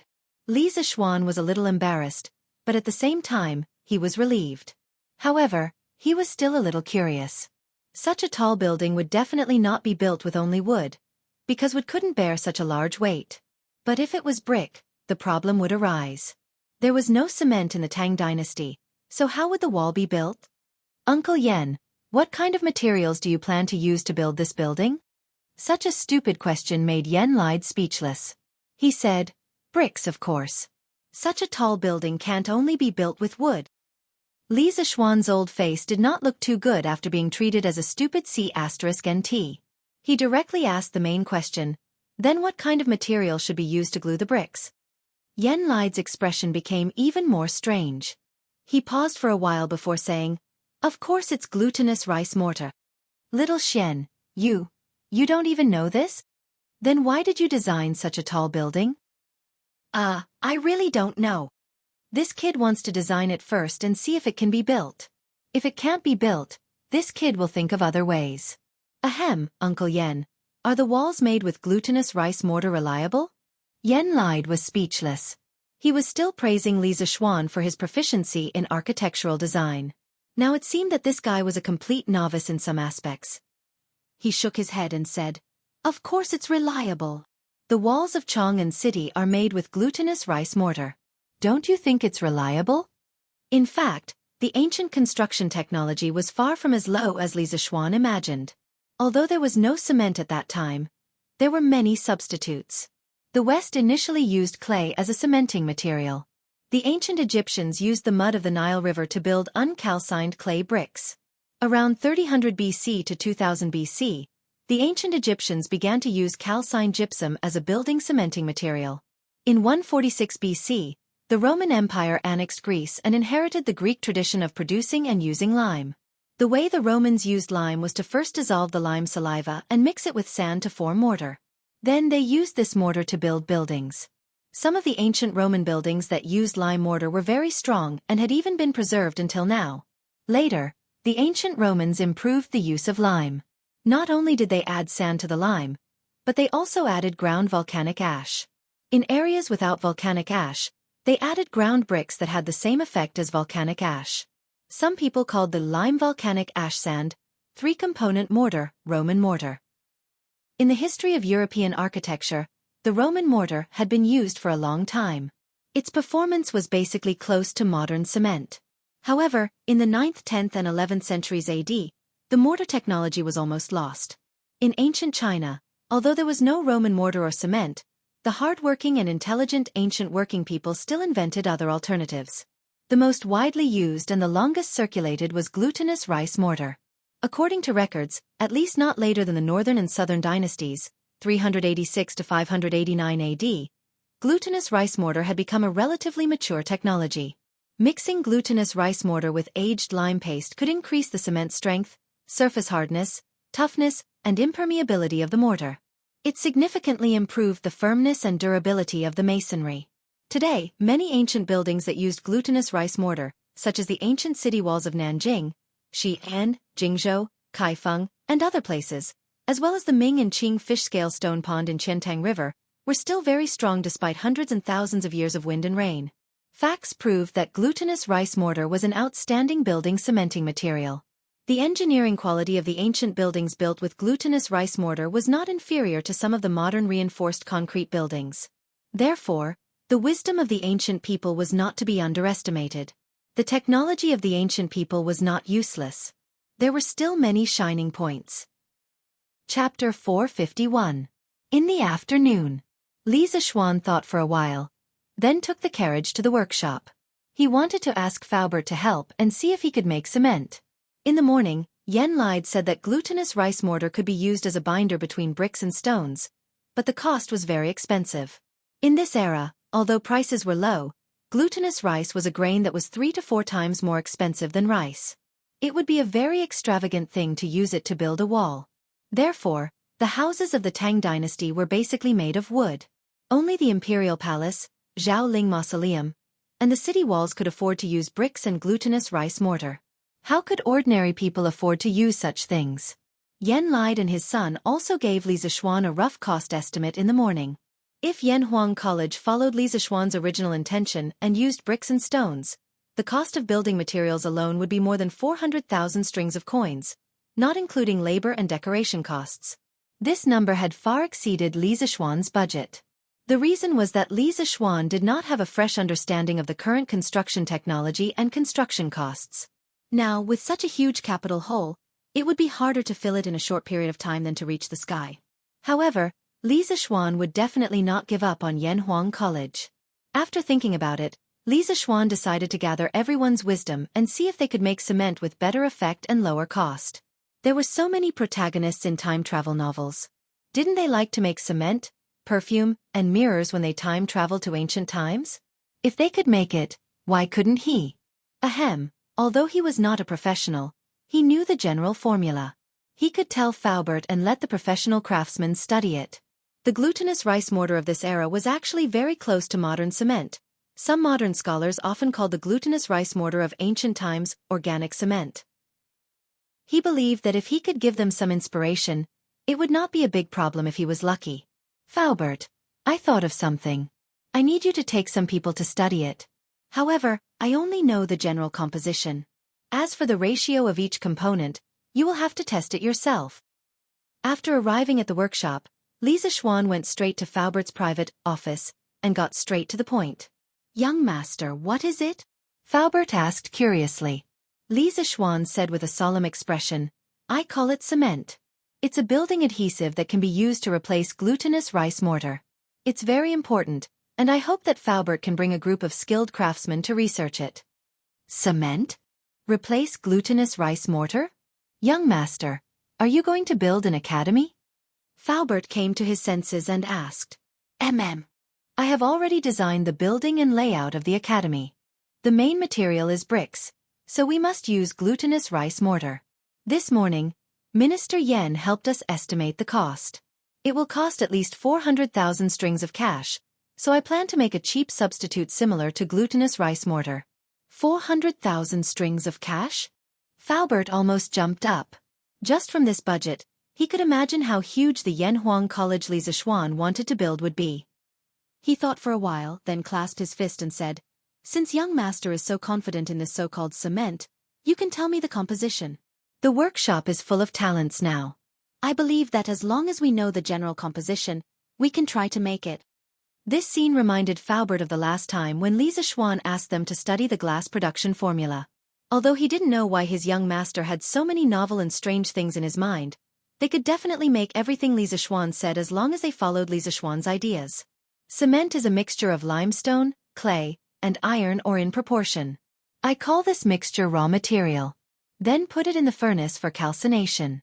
Generally, its calcination temperature is slightly lower than the temperature of smelting iron, but a little higher than the temperature of the glass you burned last time. It should be fine to use the kiln used to burn glass. The calcined product is called clinker. Finally, the clinker and gypsum are ground together and mixed according to the proportion. This is cement. After adding an appropriate amount of water into the fired cement, it will become a paste that can harden in the air and water. After hardening, it can be comparable to a hard stone. It can be used to firmly bond sand, stone, and other materials together to form a solid stone body of a hydraulic cementing material. In order to let Faubert and the others develop cement as soon as possible, Li Zixuan was also giving it his all. On the way here, he kept using his abnormal spiritual power to recall the firing temperature of cement that he read in the books in his previous life. It was about 1,450 degrees. The melting point of iron was 1,538 degrees, and the firing temperature of glass was 1,300 degrees. With this important information, he believed that the development of cement would be much smoother. As for why Li Zixuan didn't simply recall the proportion of the cement's composition and tell Faubert, you think he didn't want to. The key point was that the books he read weren't books that specialized in making cement. Why would they be bored enough to write the proportion of each composition in the book? So even if he wanted to recall it, he couldn't recall it.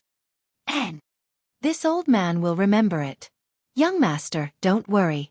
In a while, this old man will organize the workshop's most elite craftsmen to start developing this cement. I think there should be news in the next few days. Faubert nodded, stood up and said confidently. He was somewhat glad in his heart. Compared to the last time when they were developing glass, Li Zixuan gave them more detailed information this time. It would be much easier for them to really research it. Then I'll leave it to Faubert. Remember, the people who enter the mud kiln must wear a mask. Lisa Schwan reminded him worriedly. He didn't want those craftsmen to get lung disease after a few years of work. Yes. Young master, don't worry. This old man will arrange it. Also, the workshop's relocation plan will still be carried out, but you can delay the specific date for a while. Wait until I'm done with the Academy's matters in the near future. Faubert, you can go to Plum Village to claim the land. Li Zixuan rubbed his temples with a headache. If he said too much he would cry. He didn't have enough money. At this time, if he wanted to move to the new factory area, he really didn't have the strength to do so. If the cement couldn't be developed, he would have to grit his teeth and fork out 400,000 to 500,000 strings of cash. His family didn't have that much liquid capital. Moreover, a while ago, his wedding was so grand and extravagant. It was all real gold and silver. However, he didn't regret it. This baby wife deserved that grand wedding. Yes, young master. Faubert cupped his hands in understanding and said. Chapter 452. Oh right, Faubert. How many glazed ware have you made? Just as Faubert was about to go out and organize the manpower, Li Zixuan suddenly asked. Previously, the workshop developed glass mainly to use it on the front cover of the compass. Later, as the fleet went south, the demand for the compass also declined. However, the glass kiln could not be idle. Li Zixuan ordered the workers to continue to produce glass cups and other glassware. Although the output was not very high, it must have accumulated a lot after so long. This thing can make a huge profit. If the cement could not be produced, selling this batch of glassware might be able to alleviate the urgent need. Young master, you finally remembered. Faubert was stunned and then said with a bitter face, previously, according to your instructions, the workshop's glass kiln continued to produce glassware. Now, those glassware have piled up in a room. There are at least more than 1,000 pieces. Speaking of this, Faubert's expression flashed with a hint of complexity. Before this, to all of them, glassware was a high and mighty luxury. If any family had a glass cup, wouldn't they treat it like a treasure? But now, the glassware in the workshop was overflowing. All of them were piled up in the warehouse like garbage. The world was changing too fast. Hee. That's just right. Faubert, arrange a group of people to package this batch of glassware in a while. The more exquisite the packaging, the better. I want to sell them at a good price. Li Zixuan said excitedly. He knew that the rarer something was, the more valuable it was. Taking out so much glassware at once, the average price would definitely be lower. However, he could not wait any longer. He needed a lot of money. Yes, young master. Faubert also heaved a sigh of relief and cupped his hands. This is not enough. Faubert, I still have a way to make glass mirrors. The process is very simple. Get someone to make 50 of them first. Li Zixuan did a rough calculation. These 1,000 pieces of glassware, in the most ideal situation, could only be sold for 50,000 to 60,000 strings of cash. So, he thought of a very important derivative of glass. Mirrors. He believed that as long as it was a rich lady, she would not be able to resist its charm. Naturally, it would be more profitable. Oh, young master, please tell me. This old man will remember. Faubert's eyes lit up and quickly said. Hee. This is very simple. Faubert, get someone to stick the tin foil on one side of the glass and then pour mercury. The tin foil will dissolve in mercury and become a silver-white liquid. Then it will become a glass mirror that is 100 times clearer than a bronze mirror. Li Zixuan said confidently. Speaking of mirrors, it has a history of more than 3,000 years.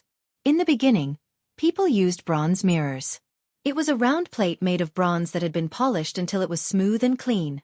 The reflection of the human figure in this bronze mirror was not bright. It would also rust and had to be polished often. Around 1700 AD, the glass mirror was born.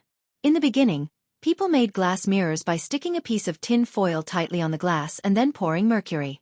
Because mercury was able to dissolve tin, it became a viscous silver-white liquid called tin amalgam, which was tightly attached to the glass plate.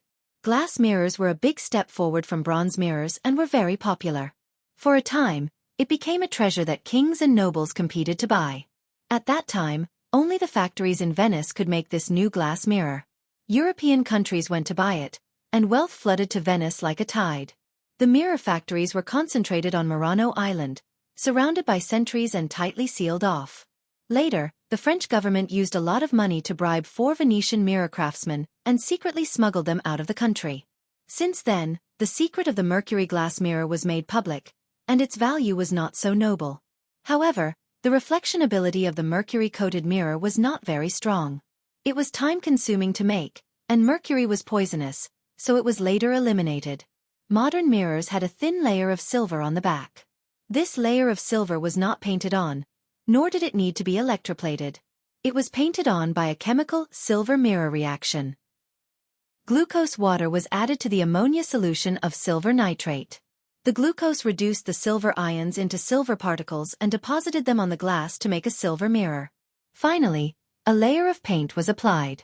Li Zixuan also wanted to make this kind of silver mirror, but it would take a lot of effort to make nitric acid. He wanted to leave this difficult task to his future students.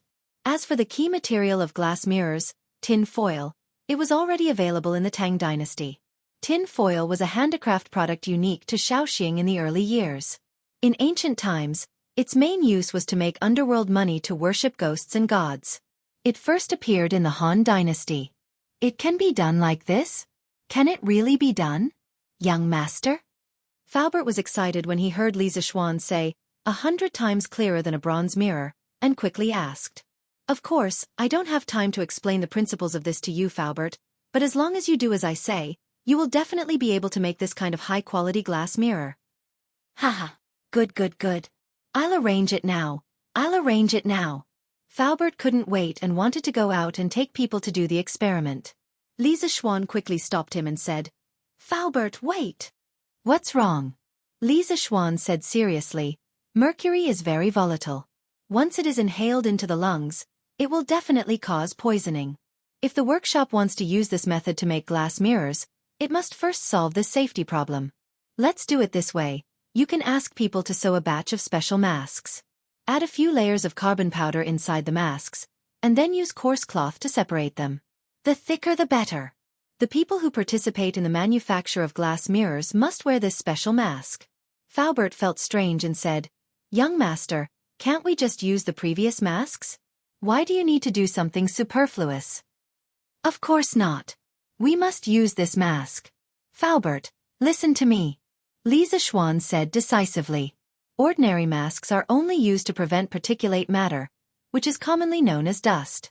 However, mercury vapor is poisonous and harmful gas, so they must wear that kind of protective equipment that includes a filter device. If it weren't for the lack of conditions, Li Zixuan would have asked people to make gas masks. Yes, young master. Then this old man will go and arrange these matters now. Faubert had no choice but to do as he was told. Faubert, you go and do your work. I'll go to the editorial department at the back office. Li Zixuan thought about it and also went out with Faubert. In order to sell this batch of glass at a good price, the necessary publicity was indispensable. So he had to ask Ma Zhou to design the advertisement in advance. At this time, the superiority of Datong Daily was completely reflected. They could advertise themselves at any time. Chapter 453. Hubby. Did something happen to you recently? At night, Li Zixuan's bedroom in the west courtyard of the Li residence. Han Yushi hugged Li Zixuan's arm and looked up at him. Oh, it's nothing. Wife, why do you ask? Li Zixuan turned sideways and pulled his wife into his arms as he asked with a smile. Han Yushi, who had just finished bathing, was wearing smooth and white silk pajamas, which showed off her exquisite figure. The faint fragrance of flower petals from her body went straight into Li Zixuan's nostrils. It was really comfortable and smelled good to hold such a lovely person in his arms. It really made a certain someone a little restless. Humph. Hubby, don't try to hide it from me. Han Yushi twisted her body and pouted unhappily. I heard that Minister Yan came to our house this morning to make a budget for hubby's Yanhuang College. It should be because we don't have enough money, right? Otherwise, you wouldn't have run to the workshop on such a hot day. With his lie exposed, Li Zixuan put down the wolf claws on her back embarrassedly and wondered, Wife, who did you hear this from? Humph. I'm not telling you. Han Yushi shook her head and didn't answer. Then she asked seriously, Hubby, tell me the truth. How much money do you need? It's just a small amount. Wife, don't worry about money. I already have a way. Let's sleep. Li Zishuan felt that it was a waste of time to talk about money on such a beautiful day. It was better to use it to improve their relationship. Hubby, stop fooling around. Why don't you make things clear first? If your college is short of money, I can take out the dowry first. Hubby, your Yanhuang College is a task that His Majesty personally handed to you. We can't slack off. Han Yushi broke free from a certain someone's bear hug and said seriously. Don't.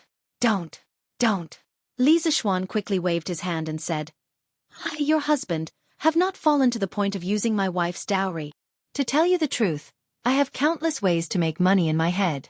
I can get as much wealth as I want in this world. Wife, don't worry. In 2 days, you will see a lot more money in our family. When the time comes, I'll give you another gift. When Han Yushi saw Li Zishuan's confidence, her heart was relieved. When she heard the last sentence, her curiosity was really aroused. She quickly asked, What gift? Hee. It's a secret. Wife, tell me, how is your study with my mother coming along? I can't even see you during the day. Still far from it. The more this concubine learns, the more this concubine feels that mother really knows a lot.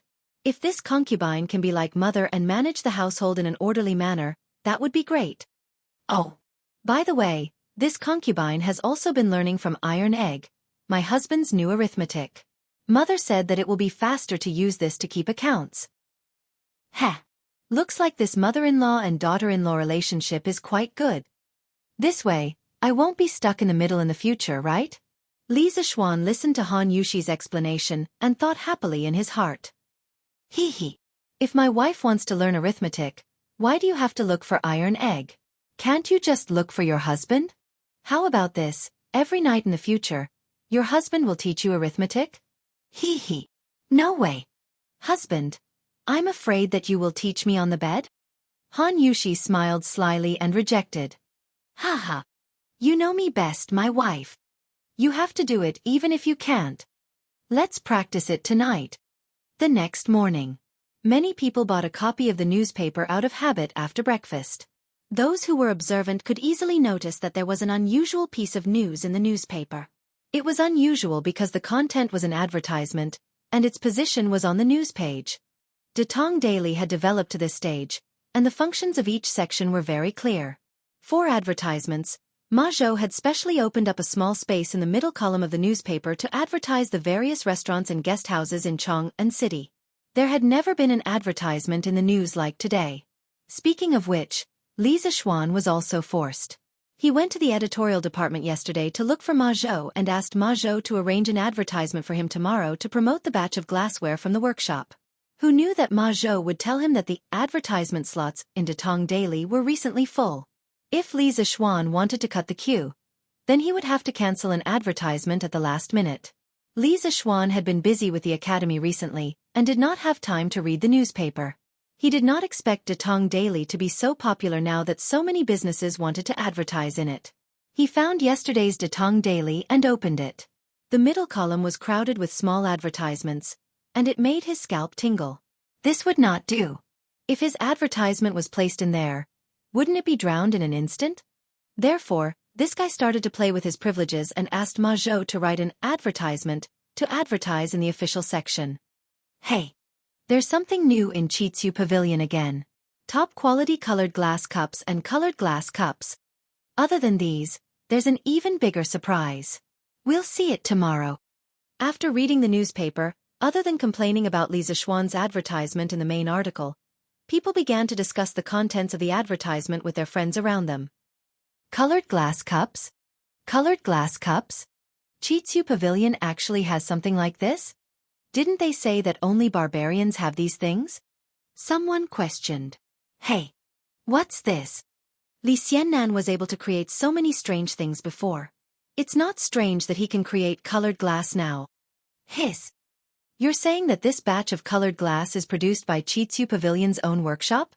Someone thought of the high price of colored glass and could not help but gasp. Haha! Then what else? Didn't you see what the newspaper said? This batch of colored glass cups and cups is of a higher quality than the ones sold by barbarians. Doesn't this mean that it was made by Li Xiannan's own workshop? Heh. Li Xiannan is really capable. I'll go and see for myself tomorrow. I wonder how much it will cost. After all, the newspaper said that this batch of colored glass is of better quality. I wonder how much more expensive it will be compared to the ones sold by barbarians. Someone frowned and said worriedly, "Hey, I believe that it won't be too expensive. Weren't Tang Dynasty's books very expensive in the past? Ever since Lord Li's Chitsu culture came out, ordinary people could afford to buy books." That's hard to say. Books are books. Lord Li sold them at such a low price because he wanted to benefit the poor scholars. Why is he selling the colored glass at such a low price now? Besides, who knows if the cost of the colored glass in Chitsu Pavilion is high or not? They won't sell it at a loss, right? Haha. I'm curious about what the bigger surprise is. Li Xiannan's Chitsu Pavilion has never disappointed me. Chapter 454. Bastard! I was actually tricked by this brat. He even dares to take my money. How preposterous. After the morning court, Li Er came to the Lijiang Hall and saw a Datong daily on the table. He casually flipped through it. But something happened. What's wrong, Your Majesty? Who made you angry? Empress Zhang's son brought a glass of water to Li Er and asked curiously. Who else could it be? It's Li Zishuan, that brat. Li Er rolled his eyes angrily, then pointed at the advertisement in the newspaper and said, Look, Guanyin maid, this brat can already make his own glaze. He even deceived me last time. This is outrageous. Deceived? Where did this come from, Your Majesty? Empress Zhang's son glanced at the newspaper and then asked doubtfully. Have you forgotten, Guanyin maid? Last month, I asked that brat to make compasses for the fleet going south. That brat complained to me that the glaze on the compass was expensive and that he would lose money if he sold it cheaply. In the end, that brat sold 200 compasses to the imperial court at the price of 4 strings of coins each. At that time, his workshop would be able to make colored glaze on its own. That brat deliberately hid it from me because he wanted to make a fortune from me. Li Er slammed the table and said hatefully. Empress Zhang's son couldn't help but laugh when she saw Li Er's angry look. Your Majesty, even if Xiao Xian's workshop can produce glaze by itself, that's also his own good fortune. Besides, the quality of their glaze is not inferior to that of the Hu merchants. It's understandable that they sell it at such a price.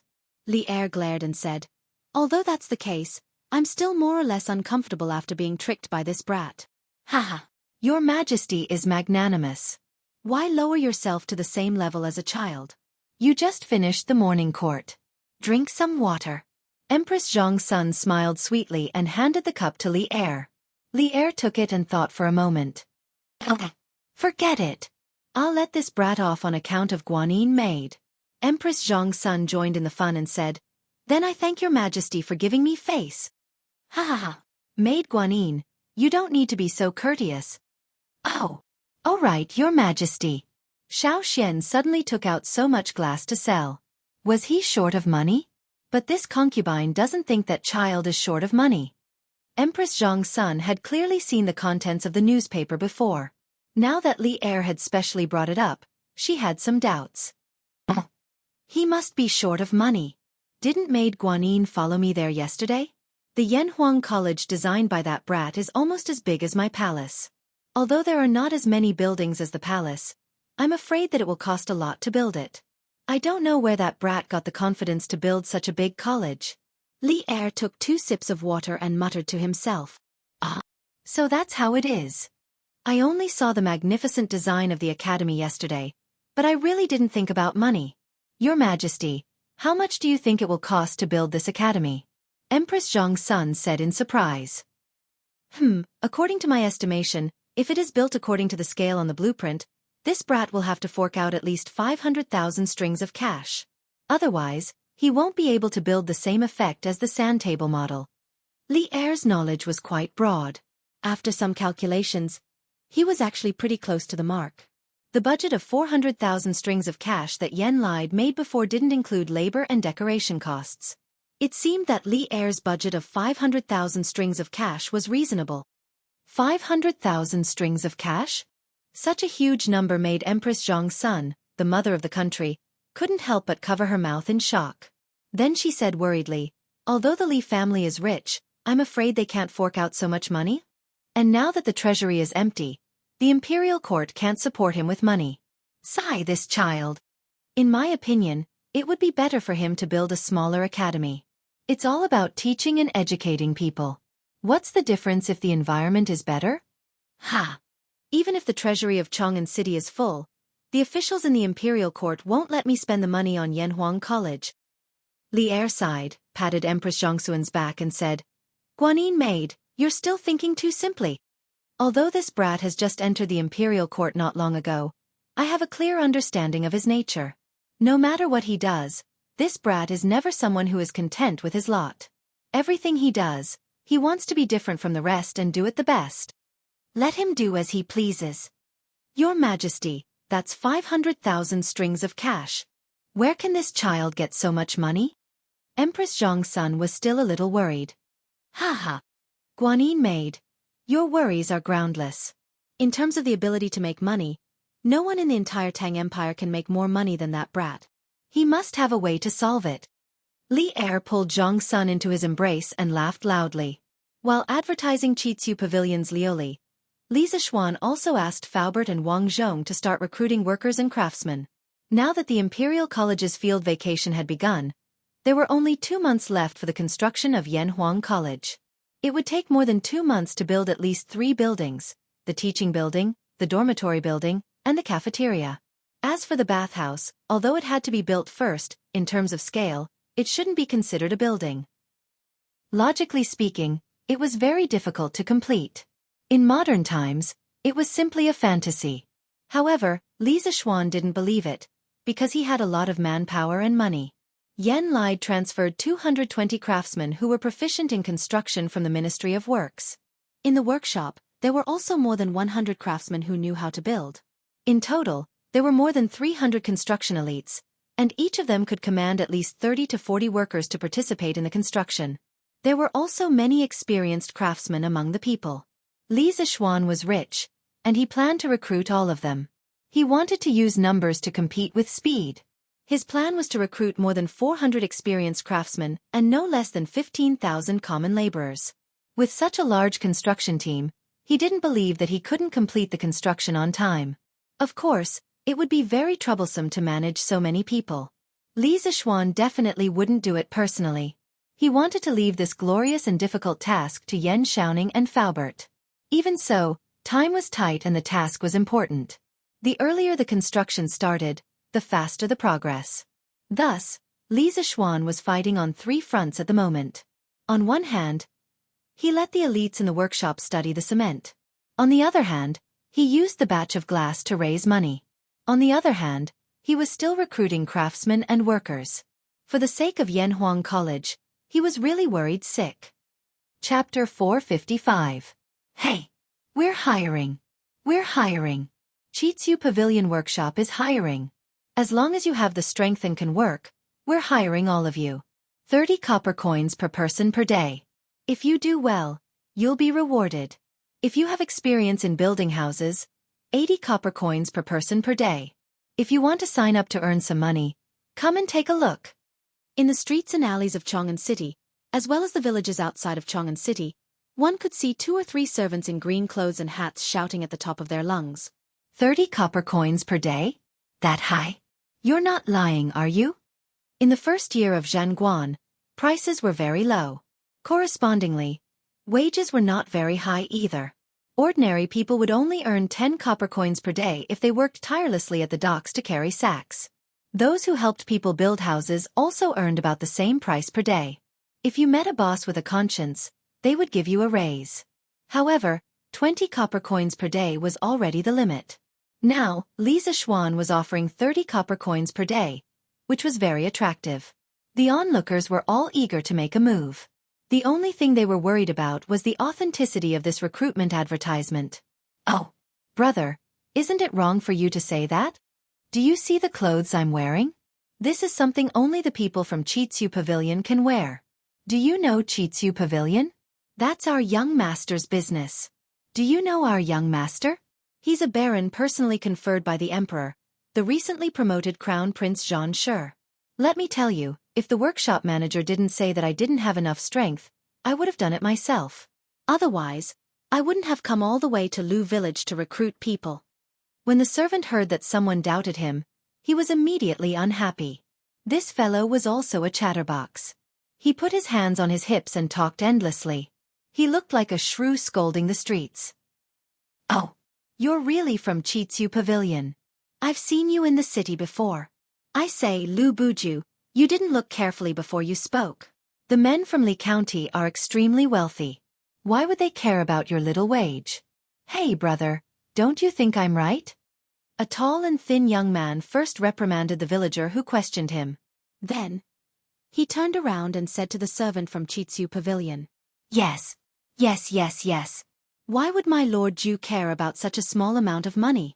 Those who have come into contact with my Lord Ju know that he is kind-hearted and can't bear to see others suffer. Why would he do such a deceitful thing? The servant of the Strange Interest Pavilion nodded in satisfaction, then proudly raised his head and said, Yeah, Lu Buju, you really are an ungrateful brat. Previously, when Li Xiannan made the curved plow, he helped everyone in the manor. How can you say that? Lu Buju, you heartless rascal. You dare to doubt such a good person like Lord Li? I hope you don't get it up for the rest of your life. Brother, Lu Biji, sign up. Don't even mention 30 copper coins a day. If Li Xianxing needs my help, I'm willing to do it for 10 copper coins a day. Damn! Since when did I suspect Li Xiannan? I didn't know that he was sent by Li Xiannan. Brother, I didn't recognize Mount Tai just now. Please be magnanimous. My name is Lu Fuji, not Lu Buju. I also want to sign up. The man in gray didn't expect that a casual question would put him in a situation where he was surrounded by enemies. He quickly went forward to explain. Seeing that everyone's attitude had changed and they were all polite, the servant of the Strange Interest Pavilion suddenly felt a sense of superiority. Working in the Strange Interest Pavilion was still the best. That's not right. If I can be transferred to work for Lord Ju, I'll have a better future. The servant of the Strange Interest Pavilion said happily. Haha. Don't fight or fight. As long as you have enough strength you can be chosen. Yes. Do you see this rock in front of me? If you can lift it above your head, our workshop wants it. Everyone, line up and take your time. The servant pointed at the 1-foot-wide rock in front of him and said loudly. Although Li Zishuan was short of people, he didn't hire just anyone. Those who didn't have enough strength would only cause trouble. The rock used to test people's physical strength was only 40 to 50 pounds. It shouldn't be difficult for most hard-working farmers. Hey! Such a big rock? Easy. I'll go first. The one who spoke earlier was called Lu Biji. He stepped forward and said loudly. Bull ****. I'm the one who came first. He had finished his work and assigned the work to his subordinates. Li Zishuan had a rare moment of leisure in the afternoon. He sat under the pavilion in the courtyard, enjoying the breeze and eating iced grapes. He continued to write The Legend of a Mortal's Journey to Immortality. Recently, he was so busy that he didn't have time to write novels. If it wasn't for a batch of manuscripts, The Legend of a Mortal's Journey to Immortality would probably stop updating in the next few days. The fans of The Mortal would definitely go crazy. While he was writing happily, Li Zishuan suddenly felt someone beside him. He looked up and saw that it was the little fatty, Li Tai. He couldn't help but stop writing and asked curiously, Qingke, why are you here? Nothing much. I'm just bored in the prince's mansion, so I came out for a walk. Li Tai looked at the manuscripts on the stone table and answered absent-mindedly. Ever since Li Zishuan deliberately practiced writing for a period of time, the matter of ghostwriting for The Legend of a Mortal's Journey to Immortality was no longer his turn. This was because Li Zishuan's writing speed was much faster than his. This directly led to him not being able to enjoy the privilege of not being able to read the later chapters of The Legend of a Mortal's Journey to Immortality in advance. You can just walk around to my house? Brat, you're too good at walking around? Li Zishuan rolled his eyes and said, Hee. Didn't I hear from Imperial Father that Xiaoxian, you've already finished designing our Yanhuang College? This prince specially came to take a look. Li Tai laughed dryly and said the truth. Hey! Wait! That's my Yanhuang College. When did it become ours? Li Zishuan didn't expect that this little fatty not only had so much fat, but also had such a thick skin. He couldn't help but be angry. Hey Xiaoxian, you're not interesting. Back then, I was the first, I was the first to support Yanhuang College. Even if you're not grateful, you can't bite the hand that feeds you. Scram! I see that you haven't attended classes for a few days, so you've forgotten the dignity of a teacher. Li Zishuan lifted the big sword beside him, slammed the table, and said fiercely. Fine, fine, fine. Yours, it's all yours, all right? This prince is only here to take a look at your sand table. Is there a need for this? The little fatty immediately dodged and kept a relatively complete distance from Li Zishuan. He knew that even if there were 10 of him, he wouldn't be able to defeat Li Zishuan. Ha! The sand table is in the side hall, if you want to take a look. Li Zishuan waved his hand and sat down to continue writing his novel. Chapter 456. Oh! This house looks so stylish. What the hell? How many levels are there? 1, 2, 3, 4, 8, 9, 10, 10 floors. So stylish. Little Xian, your design is great. Damn, this house is also beautifully designed. TSKSK, I didn't expect that little Xian not only knows mathematics, but also landscaping. Damn. What is this? Why are there 2 nets on the grass? Awesome. Pavilions, terraces, rockeries, lakes. This is almost comparable to a palace. Little Xian, your design of Yanhuang College is too awesome. Haha. This prince's choice of going to Yanhuang College was indeed correct. Damn. I say, are you done yet, kid? Look at the sand table, can't you shut your mouth? Ever since Li Tai had entered the side hall, the little fatty's screams had been continuously heard. Li Zishuan, who was in the pavilion, could hear it from far away. Even when he was writing a novel, he couldn't calm down to write. He couldn't help but shout angrily. Li Tai, who was feeling smug, was suddenly awakened by the roar. He shrunk his neck and thought that he was too excited and forgot where he was. Li Tai calmed down and carefully looked at the sand table model of Yanhuang College from beginning to end. The more he looked, the more shocked he was. The more he looked, the more fortunate he was that he chose Yanhuang College in the first place. Little Xian, this Yanhuang College's design is amazing. Although many of the buildings are different from the architectural styles of Tang Dynasty, I don't know why, but I still like this style. Yanhuang College must be built, no matter how much it costs. Little Xian, if you don't have enough money, I'll pay for it.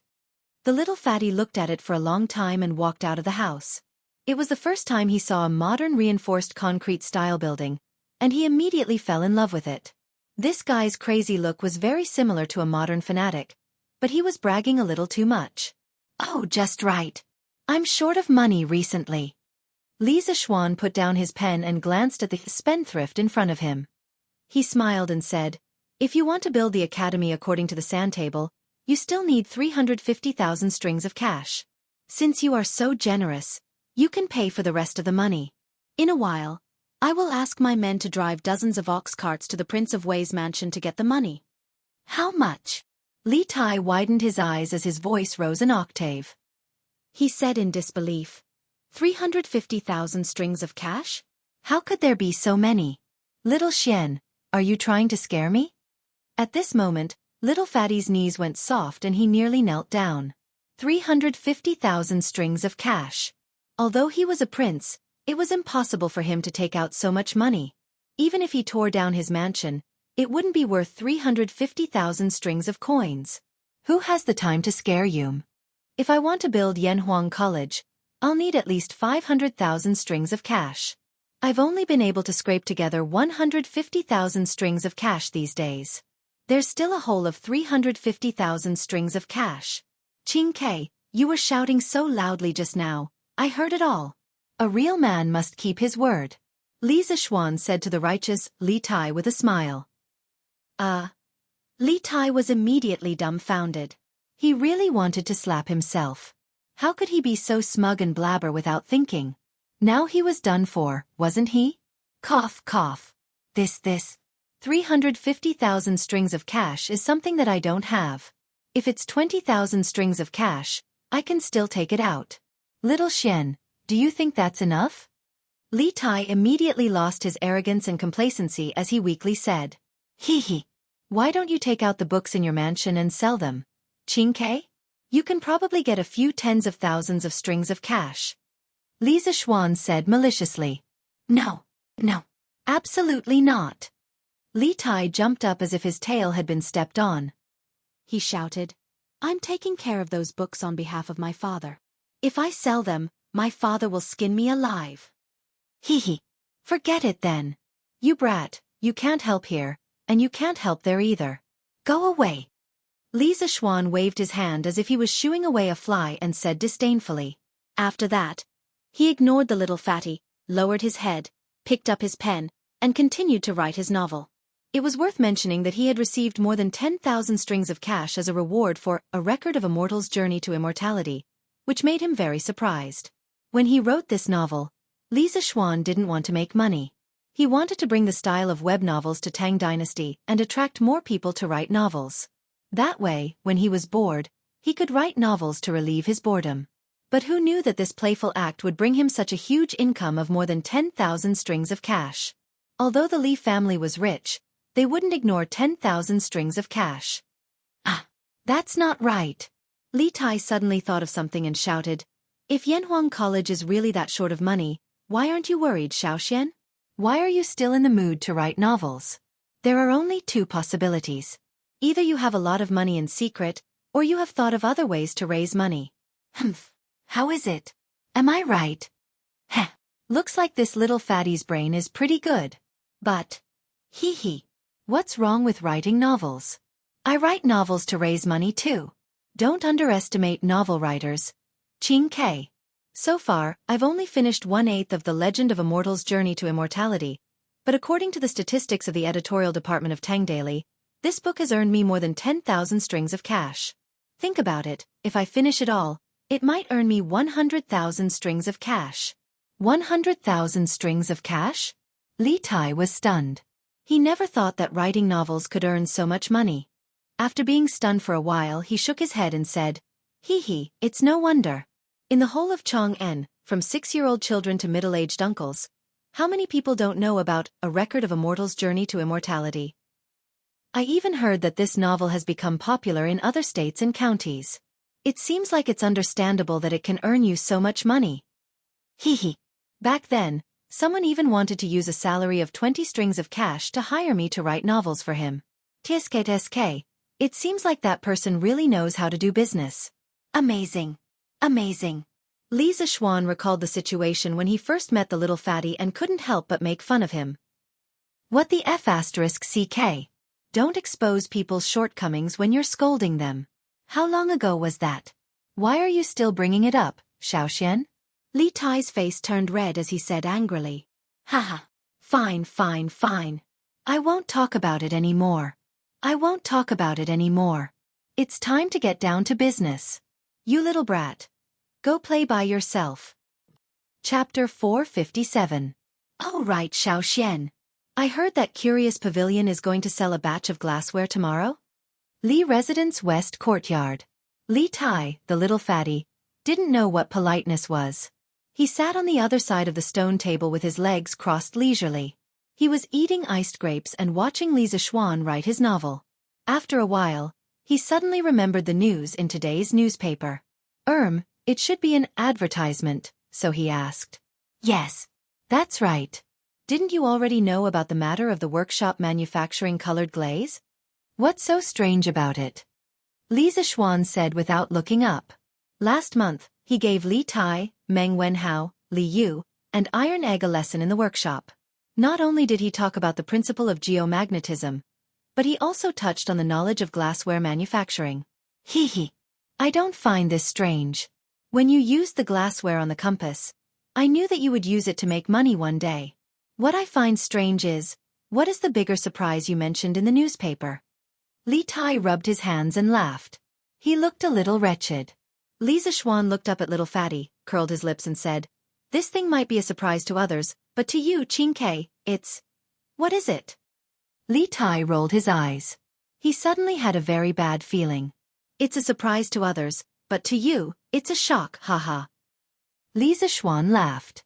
What he said was not without reason. The glass mirrors in Strange Interest Pavilion were mainly for the beauties and rich ladies. Li Tai was a fatty with a face full of fat. Even if he bought a mirror back, he would not be willing to look at himself. F***CK.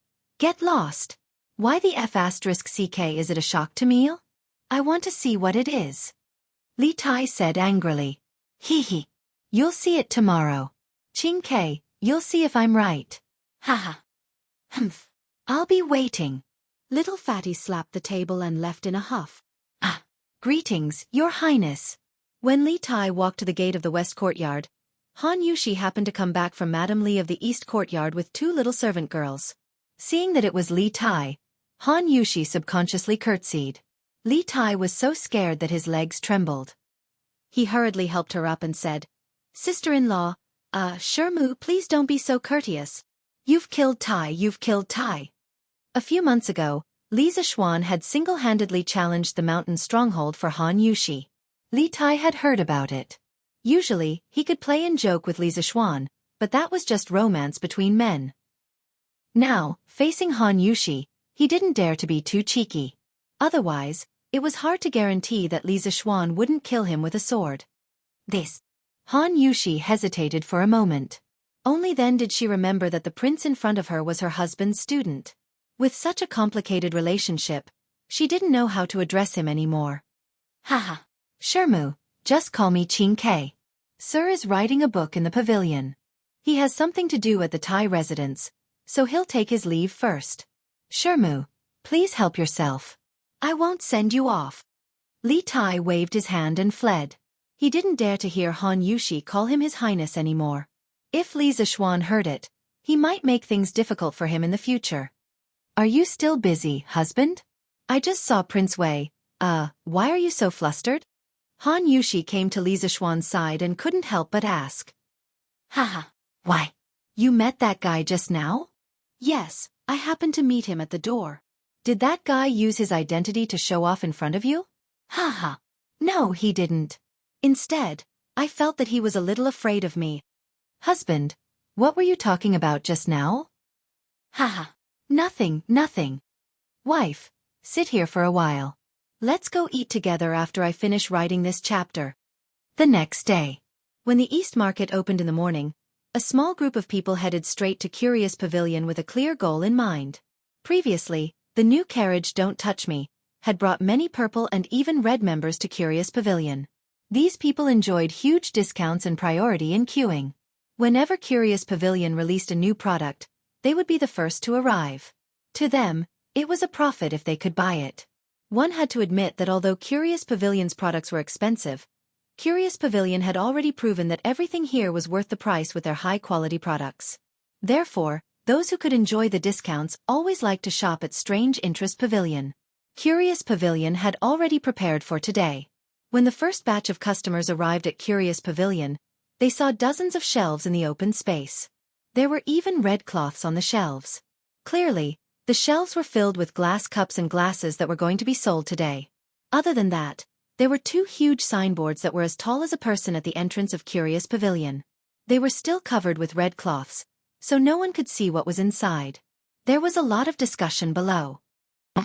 Brother Chow, you're also here? Haha, I had nothing to do, so I came here to take a look. Chow Wendong chuckled as he fanned himself. Hee. Brother Chow probably isn't just here to take a look, right? In a little while, I hope that Brother Chow can leave some soup for us to drink. Those who had come to line up so early were not idiots. Many of them were merchants with a keen sense of smell. In this era, the glass of the Central Plains was completely supplied by Hu merchants. It could be said that the Hu merchants had a monopoly in this area, and the merchants of the Central Plains had no right to a share of the profits. They could only follow behind and eat the leftover rice and soup, earning a fee for running errands. The fact that the Odd Interest Pavilion was able to provide such a large amount of glassware made the peddlers move immediately. Most of them had membership cards for the Odd Interest Pavilion. In their opinion, being a peddler for the Odd Interest Pavilion would definitely earn them more than buying from the Hu merchants. These people had never considered the problem of not being able to sell their goods. Although Hu merchants came to the Great Tang to sell glass, they usually sold in very small quantities. Glass was a rare commodity in the Great Tang, so there was naturally no need to worry about not being able to sell it. Haha. What are you saying, Brother Meng Yang? This chow comes from a small family, so I don't have such a big appetite. Let's make money together. Let's make money together. Ha ha ha. Brother Chow is indeed a straightforward person. Ha ha. Brother Chow, what do you think those two things at the entrance are? This must be the surprise that the newspapers were talking about, right? As for what it is, this Chow doesn't know. Heh. Brother Chow, you're really modest. There are only a few merchants in Chang'an who can talk to Li Xiannan. A few days ago, Li Xiannan just got married. This one remembers that you went to Li Xiannan's residence for a visit. Chapter 458. Sigh.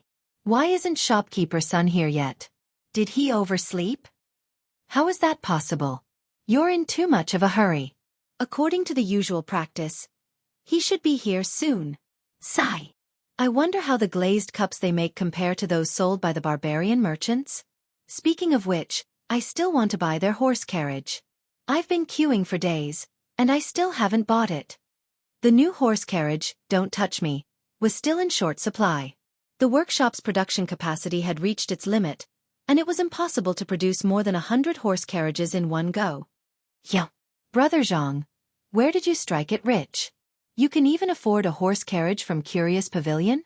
Sigh. Strike it rich? I can't not buy this horse carriage. My son has fallen in love with the youngest daughter of County Deputy Wu of Bailing County. County Deputy Wu didn't object to the marriage, but his daughter said that she doesn't want the wedding to be as grand as Lord Li's wedding. But when we pick her up, there must be a Don't Touch Me carriage from Strange Interest Pavilion. Otherwise, she will lose face, and she won't get on the bridal sedan chair. It was obvious that she was a love-struck girl who had been poisoned by Li Zixuan. In the future, all the weddings in the Great Tang would probably use Li Zixuan's grand wedding as a reference before holding it. Ha ha. Brother Zhang, you didn't lose out at all. You can marry County Deputy Wu's daughter with a horse carriage. Your Lin Lin is really lucky. The person beside him wiped the cold sweat off his forehead and said resentfully. He's here, he's here. Boss Sun is here. Sigh. Don't push, don't push. I'm the one who came first. Bull*****. I've been here for a long time. I just went to the outhouse. At 8:45 in the morning, the door of the Strange Interest Pavilion opened. Sun Huiyan walked out of the room with a flushed face. Everyone, please be quiet. Listen to this old man. Sun Huiyan smiled and cupped his hands towards the crowd, shouting loudly. The crowd gave him face and instantly quieted down. I know that all of you are here today to see the glazed cups and glazed lamps produced by my Strange Taste Pavilion. I won't keep you in suspense. Let's cut to the chase and show you the newest products of our workshop. Sun Huiyuan said a few simple words and walked directly to one of the shelves. He reached out and lifted the red cloth. A row of glasses of different sizes and colors suddenly appeared in front of everyone. Hiss. This is a glass cup? Oh my god! Why is the color of this glass so clear? This is the real azure glass cup. The color is clear and bright, and it's as pure as ice. It's many times better than the glass cups sold by the Hu merchants. Because of the craftsmanship, the glass of this era was never clear and transparent. Basically, all the glass was turbid, with some having a greenish hue and some having a yellow hue. In short, the high-quality glass cups that the Oddity Pavilion was producing were unique in all of the Great Tang. Sigh. Do you see the style? The style of this glass cup is also different from the ones sold by the Hu merchants. Look, the patterns on it are really beautiful, and the shape of the cup is also very unique. In the Tang dynasty, the glass cups that the wealthy families bought from the Hu merchants were mostly bowl-shaped cups with a small foot at the bottom. They looked a little short and poor. The cups in the Strange Taste Pavilion were all carefully designed by Li Zixuan. The modern thick whiskey glasses, the tall slender champagne glasses, the round and elegant red wine glasses, and the stylish cocktail glasses were all borrowed by him. Thus, Many people were almost instantly attracted by the elegant appearance of these wine cups. Perfect. Perfect. This is simply the work of nature. Shopkeeper son, how much are these glass cups? Hurry and name a price. Chao Wendong had traveled extensively for many years and had seen all kinds of rare treasures, but he had never seen such perfect glass cups before. He had completely forgotten that he had just mentioned to the merchant called Meng Yang that they were going to make money together. He didn't want to share such a perfect treasure with others right now. He wanted to buy all of these glass cups. There were two reasons. First, in his opinion, if he sold such high-quality cups to other provinces and counties, no matter how expensive they were, there would still be people willing to buy them. Second, even if no one bought them, such beautiful cups could be kept at home to decorate his store. His only concern now was the price of these cups. With his wealth, would he be able to buy all of them? That's right. That's right. Shopkeeper son, name a price. We'll buy. There was more than one person who had the same idea as Chao Wendong. Many people began to clamor. Haha. Everyone, please calm down. Once everyone has finished looking at them with this old man, this son will name the price together. Sun Huayuan smiled and clasped his hands together. Then, he continued to flip open the red silk cups on another shelf. Heh! The cups here look even better. That's right. That's right. Strange Taste Pavilion's products really don't disappoint me. Ah! There are so many patterns carved on this glass plate. Tisk. Using this thing to serve dishes will definitely increase one's appetite. Haha. Sun Huayuan flipped open the red cloth on the 10 shelves of Strange Taste Pavilion one by one. At this time, the sun had just risen above the roof. The dazzling sunlight shone on the glass cups and cups. Some of the patterns on the glass reflected the sunlight and dazzled the customers who came to buy them. More and more people gathered around to watch the show. Strange Taste Pavilion suddenly became the focus of the entire East City, and the road became congested in an instant. All right, these are the glass cups and cups that our workshop has recently produced. Today's supply is very sufficient. There are a total of 1,500 pieces. As for the price, at this point, Sun Huayuan paused for a moment. He looked around and said, "This son has been doing business for many years, but I've never seen such high-quality glazed cups. If those barbarian merchants had such perfect glazed cups, this son believes that there would be people willing to buy them even if they sold them for 100 strings of coins or 1,000 strings of coins. However, my Lord Ju is not an insatiable person. Today, we are only selling these glazed cups and cups for 80 strings of coins each. If you want to buy them, please line up later." 80 strings of coins? So expensive? Those glass cups that the barbarian merchants sell are mostly only 60 or 70 strings of coins. Idiot. How can those glass cups that the barbarian merchants sell compare to these from Strange Taste Pavilion? If you don't want to buy them, I'll buy them. 80 strings of coins is already too cheap. That's right. That's right. The 60 or 70 strings of coins you mentioned are just some of the inferior goods sold by the Hu merchants. The high-quality glazed cups they have can sell for 400 to 500 strings of coins each. But even their best glazed cups can't compare to the ones from Strange Taste Pavilion. Hey! Shopkeeper son, there are still 2 more cups that haven't been flipped open. Chapter 459. Yes. Mr. Sun. There are still 2 things that haven't been revealed yet. The attentive crowd noticed that the red cloth covering the 2 big guys at the entrance of the curious pavilion had not been removed yet. Thus, they began to make a ruckus. Haha. Don't be impatient. Now, I will reveal today's grand finale. The immortal mirror. Sita, take off the red cloth. Sun Huayuan's spirit shook as he said in a clear voice. Yes, Mr. Sun. The servant of the curious pavilion cupped his hands and walked towards the door. The crowd below heard Sun Huayuan's words, and all sorts of questions arose in their minds. What is this immortal mirror? Immortal mirror? Is the curious pavilion making mirrors now? No way. They have carriages and colored glass. How can they have the energy to make mirrors? How many people do they have in the workshop? Haha. Who knows? Hey. Look. Oh my god. What is this? Is this a mirror? Holy *T. At this moment, the red cloth covering the 2 huge signboards at the entrance of the curious pavilion slowly fell down. 2 5-foot-tall colored glass mirrors made of red sandalwood were suddenly exposed to everyone's eyes. Everyone and everything in the open space in front of the curious pavilion could be seen clearly in the mirrors. Clear and bright. These were the most prominent characteristics of the colored glass mirrors compared to the traditional bronze mirrors. The images it produced were more realistic than the bronze mirrors. Shocking! The Tang Empire citizens who had never seen a colored glass mirror before were only shocked. Perhaps only the gods were worthy of such a clear and realistic mirror, right? This was the thought that surged in everyone's mind. Surprise! Now, those who had read yesterday's newspaper finally knew what kind of surprise the curious pavilion was going to give them. It was just that this surprise was simply too big. The people in front of the curious pavilion looked up at the 2 large colored glass mirrors and were speechless for a long time. Only the sound of people gasping could be heard. Mr. Sun, just say it. How much do these 2 mirrors cost? I will definitely buy them today. The crowd was silent for a moment. Then, Chao Wendong roared. He only took one look at the mirror, and he knew how valuable it was. No matter how much money he spent, it was worth it.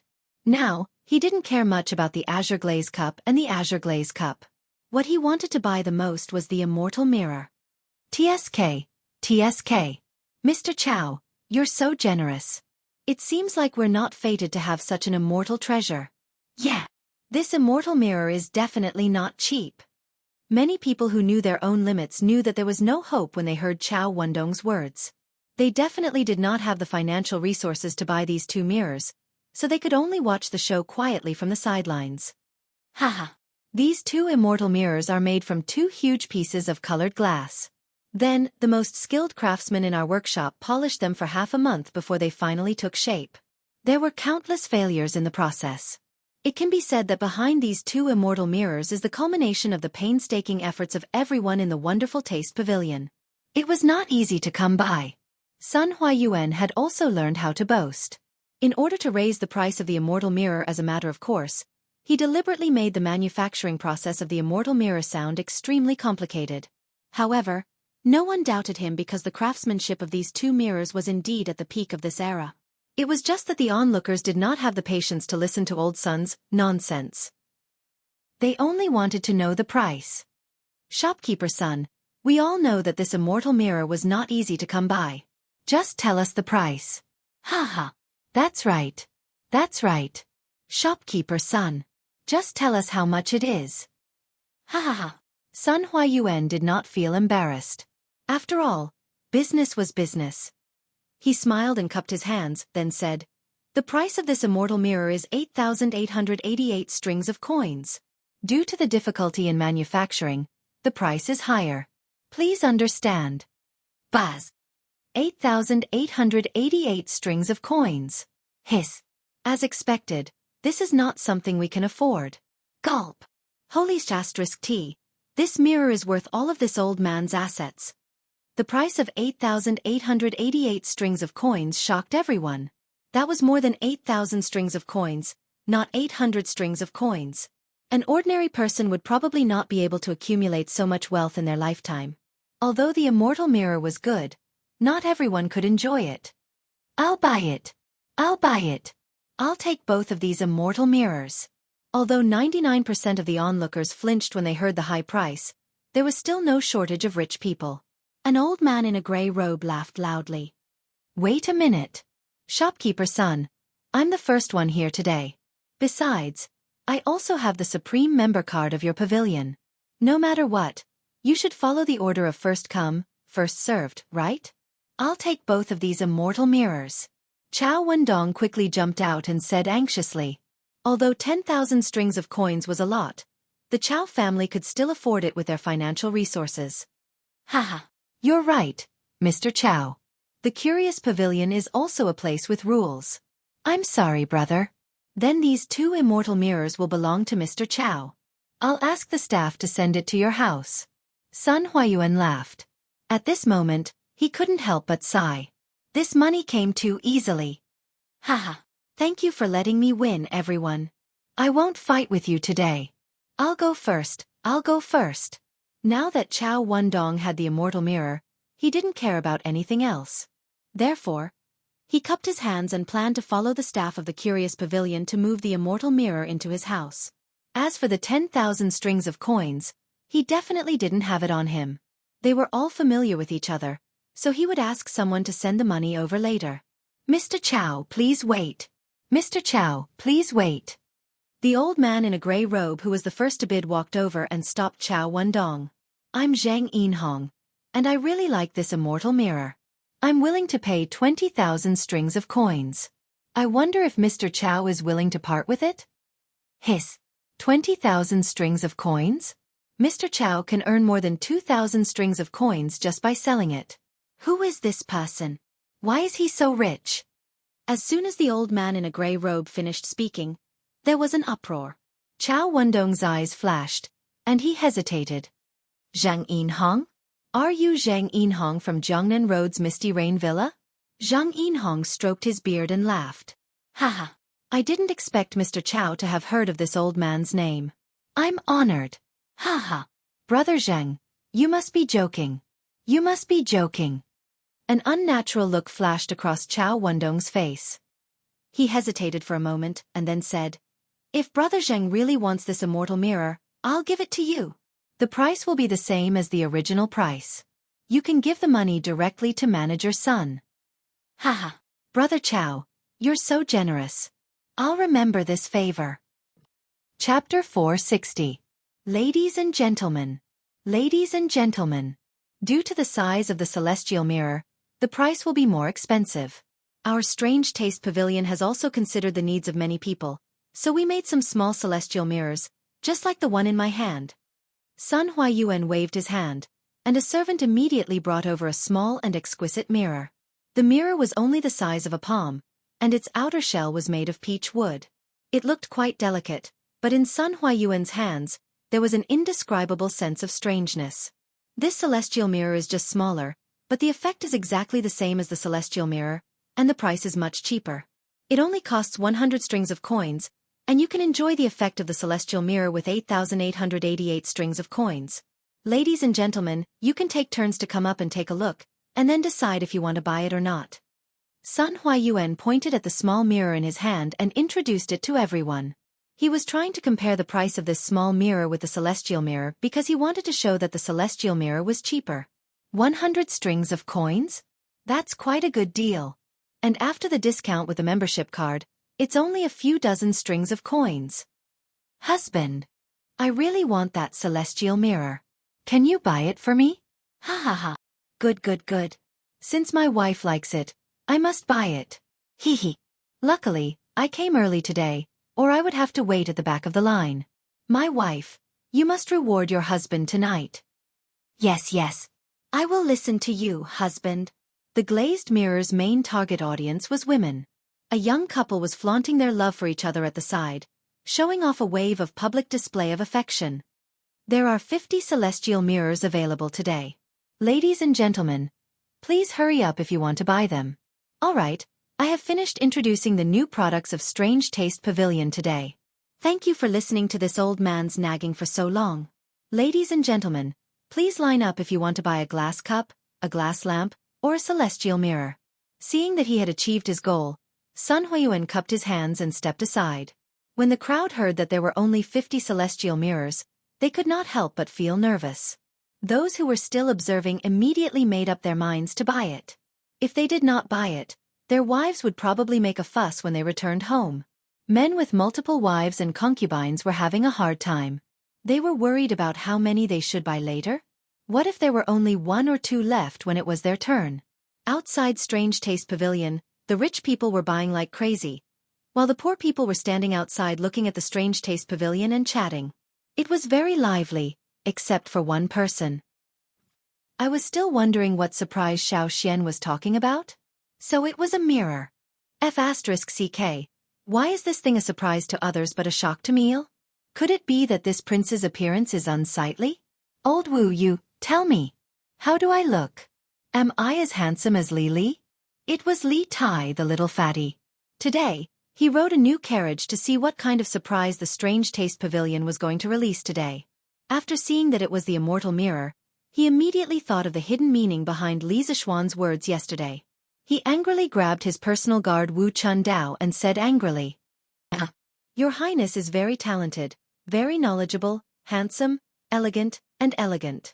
In terms of talent and appearance, none of the men in Li County can compare to your Highness." Wu Chundao wiped the cold sweat off his forehead and hurriedly went against his will to flatter Li Tai. Li Tai was very pleased with himself as he listened, his little tail almost sticking up to the sky. Just as he was about to praise Wu Chundao's foresight, he suddenly heard the untimely sound of retching. The situation instantly became very stiff, and Li Tai's face also became as black as the bottom of a pot. "What the hell is the meaning of this, Wu Chundao? Do you think that this prince's appearance disgusts you?" Li Tai's cold voice pierced Wu Chundao's ears. The other guards could feel the cold killing intent in his words, and they were so scared that they didn't even dare to breathe loudly. Wu Chundao was the closest, so he was the first to bear the brunt. He felt like he was cold from head to toe. Your Highness, this subordinate definitely didn't mean that. This subordinate just ate some meat last night, and caught a cold. Yes, I caught a cold." Wu Chundao was quick-witted, and in the moment of life and death, he finally came up with an excuse. "Caught a cold?" Li Tai stared at Wu Chundao as if he was looking at an idiot. He grinned coldly and said, "Since you've caught a cold, why don't you run 30 laps around the mansion? You'll get better faster if you sweat. Also, you're only allowed to eat vegetables for 7 days. You're not allowed to eat meat." This prince is being considerate to his subordinates. To actually catch a cold on such a hot day, Li Tai really believed in Wu Chundao's evil.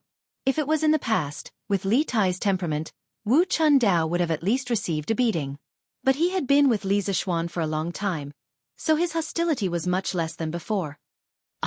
Thank you, Your Highness, for your consideration, Your Highness." Wu Chundao was stunned for a moment, then as if he had been pardoned, he quickly thanked him. Running 30 laps around the Wei Wangfu, for a normal person, would probably kill him. But for a martial artist in the refinement realm like him, it would only make him pant a little. Li Tai's punishment really made him feel relieved. "Bah! Go and buy a small divine mirror for this prince right now." Why the hell can't this prince look at himself in the mirror? First, he was teased by Li Zishuan, and now he was mocked by his own subordinates.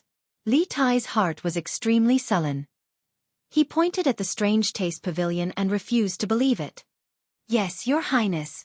But that shopkeeper's son said that there are only 50 small divine mirrors. This subordinate is afraid that I won't be able to line up." Wu Chundao held back his laughter and said awkwardly, "Fuck. Do you have a fucking pig brain? Can't you just go straight to shopkeeper son? Why do you have to line up like an idiot? Cutting the line. Do you know how to cut the line? As their boss's proud eldest disciple, do I still need to line up?" Li Tai angrily knocked on Wu Chundao's head and said angrily, Yes, Your Highness is wise. This subordinate will do it right away." Wu Chundao's face was sprayed with spittle, but he didn't dare to wipe it off. He could only hurriedly salute. "Wait, does Your Highness have any other orders?" "Buy 2, 1 is not enough." "Yes." Wu Chundao lowered his head and retreated. But his eyes were indescribably strange, as if he had seen a pervert. It's such a good thing. I should also buy 1 for Chengel, lest that girl say that I'm biased. As for my mother, it's not appropriate to give this small immortal mirror. I'll ask Xiaoxian to send a big one to her. Hee. Who told you to call this prince ugly? I'm going to cheat you of a divine mirror. Ha. In the carriage, the little fatty was alone there and proudly fantasizing. Chapter 461. Your Majesty. His Highness the Crown Prince is here. Lijiang Hall. Empress Zhong's son was reading on the couch when a little palace maid rushed in and reported. "Oh, didn't Xianxia just come to pay his respects? Why did he come back?" Empress Zhong's son muttered to herself. Of course, no one would give her an answer. She shook her head and said, "Let the Crown Prince in." "Yes, Your Majesty." A moment later, Li Chengqian walked in excitedly. "Your son greets mother. Is Chengqian looking for mother for something?" Empress Zhong's son pointed to the bench next to her and motioned for Li Chengqian to sit down. At the same time, she asked with a smile. Haha. Your son is here to deliver a treasure to mother. Li Chengqian didn't sit down. Instead, he said mysteriously. What treasure actually made Chengqian personally deliver it? It's really rare for my son to be so filial. Empress Jianghu's curiosity was indeed aroused. She blinked and asked. Haha. Mother will know when she sees it. Li Chengqian bowed and said with a smile. Then he shouted outside the hall. Bring it in. 2 eunuchs carried a huge signboard covered with a red cloth and walked in carefully. Under Li Chengqian's command, the 2 placed the big guy on the lower left of Empress Zhang's son and then retreated. The doubt in Empress Jianghu's eyes grew stronger. She got up and walked down asking, Chengqian, what is this? Haha. Mother, please take a look. After Li Chengqian said that, he personally tore open the red cloth. A huge glass mirror suddenly appeared in front of Empress Zhang's son.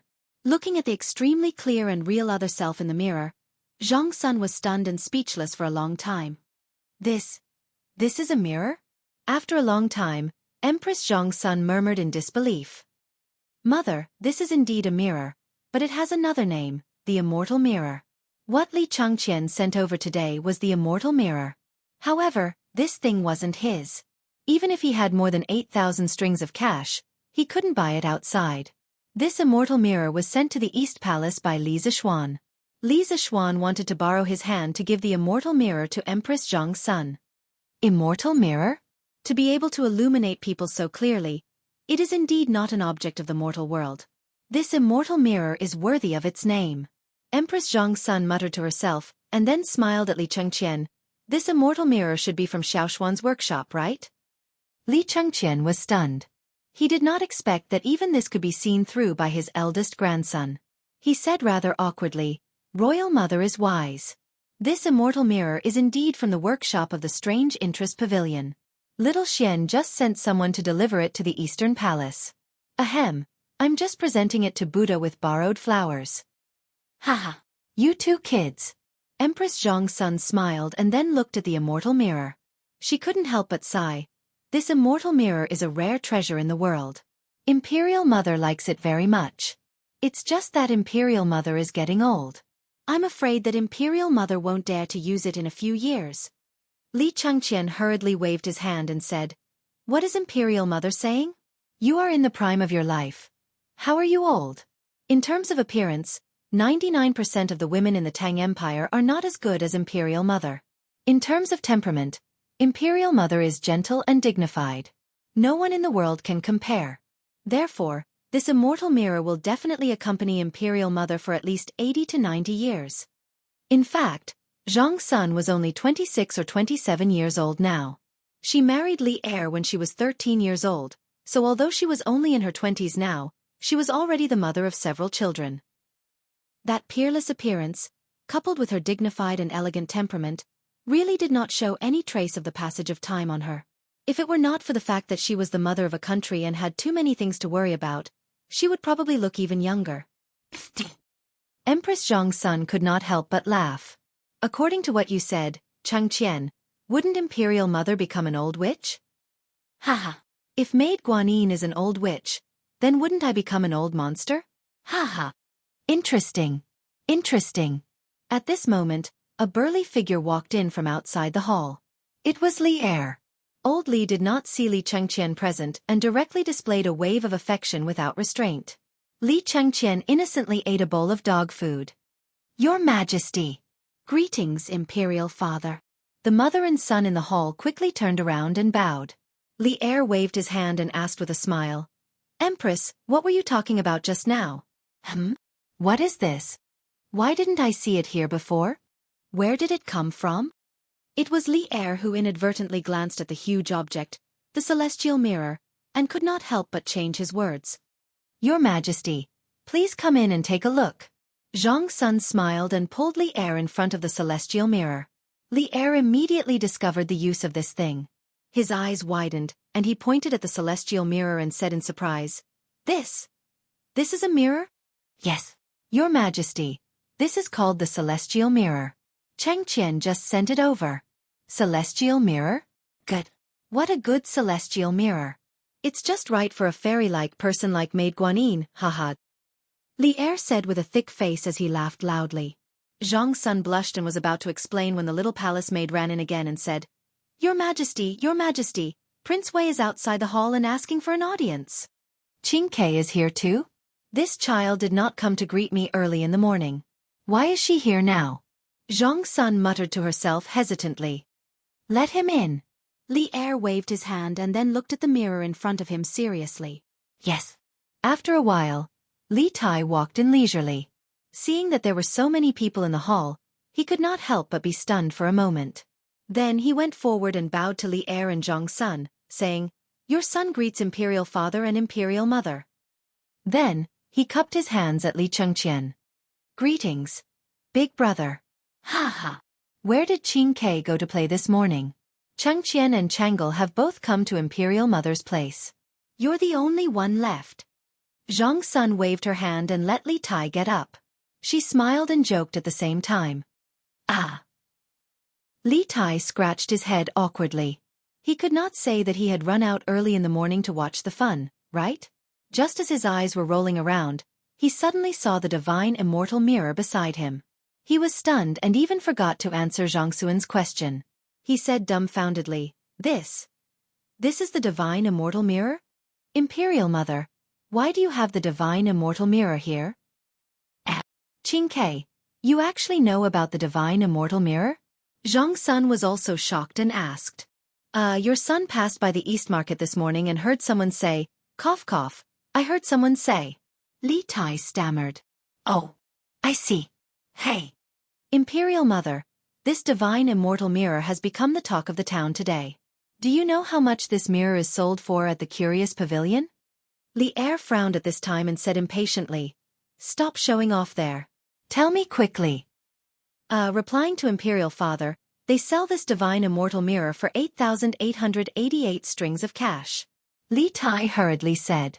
Li Er stared and said, How much? 8,888 strings of cash? This kid is really black-hearted. Chapter 462. This kid is really black-hearted. This was Li Er's subconscious evaluation of Li Zishuan after hearing the price of the immortal mirror. In his opinion, although the immortal mirror had an obvious advantage over the bronze mirror, the price of 8,888 was a bit excessive. Heh! 8,888? Qing Ke, is there anyone who wants to buy it at such a high price? Empress Zhang Sun didn't comment and just asked with a smile. Of course, there are people who want to buy it at a higher price. I heard from shopkeeper son of the Curious Pavilion that there are only 2 immortal mirrors of this size today. I didn't expect Xianxia to give one to mother. This kid is quite generous. The quick-witted little fatty guessed the origin of the immortal mirror after thinking for a while. He couldn't help but feel gratified. Heh! Then this kid will probably earn a lot today, right? I heard that the Curious Pavilion is going to sell a batch of colored glass cups and lamps today. Based on his character, the price will definitely not be cheap. Li Er pinched his chin and said softly, Isn't that just enough to alleviate that child's urgent needs? I just don't know if Xiaoxian can make up for all the money he needs to build the college. Empress Zhang Sun was worried about Li Zishuan. Heh! That's hard to say. No one knows how much money that kid has. Father, as far as I know, Xiaoxian's family can take out 150,000 strings of cash now. But he needs at least 500,000 strings of cash to build Yanhuang College. He's still thinking of ways to raise the remaining 350,000 strings of cash. Today's big move by the Curious Pavilion is probably one of his measures to raise money. When Li Tai heard this, he jumped out and exposed Li Zishuan's past. So much. This was the first time Li Chengqian heard that Li Zishuan was short of money. He frowned, then cupped his hands at Li Er and said, Father, I think that even if the Curious Pavilion launches so many things today, they won't be able to raise 350,000 strings of cash in a short time. Yanhuang College is beneficial to our Tang Empire, and its construction can't be delayed. I implore Father to give Xiaoxian some support. Li Er raised his eyebrows and waved his hand. Chengqian, as the heir to the throne, how can you act so emotionally? Not to mention that the Chong and local government has no extra money, even if the national treasury is full. Do you think I can use my imperial power to seek personal gains and allocate money to Li Zishuan? The way to be a ruler is to maintain balance. The emergence of Yanhuang College already has the tendency to break the current balance. If I were to openly give him money, it would inevitably cause dissatisfaction. Then I wouldn't be helping him, I would be harming him. Do you understand? Li Chengqian suddenly understood that there were so many twists and turns in such a simple matter. He hurriedly bowed and accepted the lesson. I understand. I will remember Imperial Father's teachings. Li Tai's eyes flashed and he nodded imperceptibly. Also, how do you know that this kid doesn't have any tricks up his sleeve? I think the only person in this world who won't be troubled by money is Li Zishuan.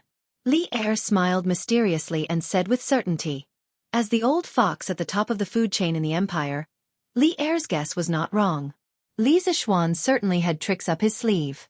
Using colored glass to make money was just a natural move. Even without the matter of the academy, he would have launched these colored glass products. His most important trump card was cement. The cost of cement was dozens of times cheaper than glutinous rice mortar. Therefore, even if the Curious Pavilion could not raise 35 strings of cash, he was not worried at all. He was listening to Sun Huayuan's report on the latest sales of the Curious Pavilion and was secretly delighted. 78,200 strings of cash? Haha. If that's the case, our Curious Pavilion sales today is likely to exceed 100,000 strings of cash. Li Zishuan said happily after listening to Sun Huayuan's report. It was noon, so 100,000 strings of cash was estimated to be very conservative. 100,000 strings of cash in a day. What kind of concept was that? That was 80 million copper coins. In the future, he could brag to others and say, if you have something to say it quickly. Don't waste my time. I'm a man who can earn tens of thousands of copper coins in minutes. Can you afford to waste my time? Hee hee. It was quite satisfying to think about it. It's very possible. At this rate, it's very likely that the goods we prepared today will be sold out. Young master, the colored glass cup, and the immortal mirror are really too profitable. I think that our workshop can stop all other work and focus on producing these 3 items. In this way, in less than a year, you will become the richest man in the Tang Empire. Sun Huayuan was shocked by the huge profits of the colored glass products today. At this moment, he excitedly expressed his thoughts to Li Zishuan. In his opinion, compared to the immortal mirror, the colored glass cup, and the colored glass cup, the other products of the workshop were all rubbish. It was better to abandon them and focus on producing these 3 products. Li Zishuan shook his head and said, that won't do. Shopkeeper son, don't think that these 3 items are expensive now. In the future, when we sell more of them, the price of the immortal mirror, the colored glass cup, and the colored glass cup will drop rapidly. After all, these items are considered luxury goods to the people of the Tang Empire. The reason why luxury goods are expensive is because they are rare. As the saying goes, the rarer something is, the more expensive it is. When we sell more of them, they won't be as rare as before. Therefore, today's grand occasion will be very rare in the future. The other projects of the workshop must not be stopped. Technology is the foundation of our strange taste pavilion. Li Zishuan was originally an engineer. He knew the importance of technological innovation to the long-term development of a company. If he lost the motivation to innovate for the sake of immediate profits, the company would not be far from death. The current industrial technology of the Strange Taste Pavilion was far ahead of this era. He could not give up at this time. Sun Huayuan heard this and thought seriously. Then he clasped his hands and said, young master has great foresight and great foresight. This son admires you. It seems that this old man was too focused. I'm not as calm as young master. I'm ashamed. Haha. Shopkeeper son, you're too humble.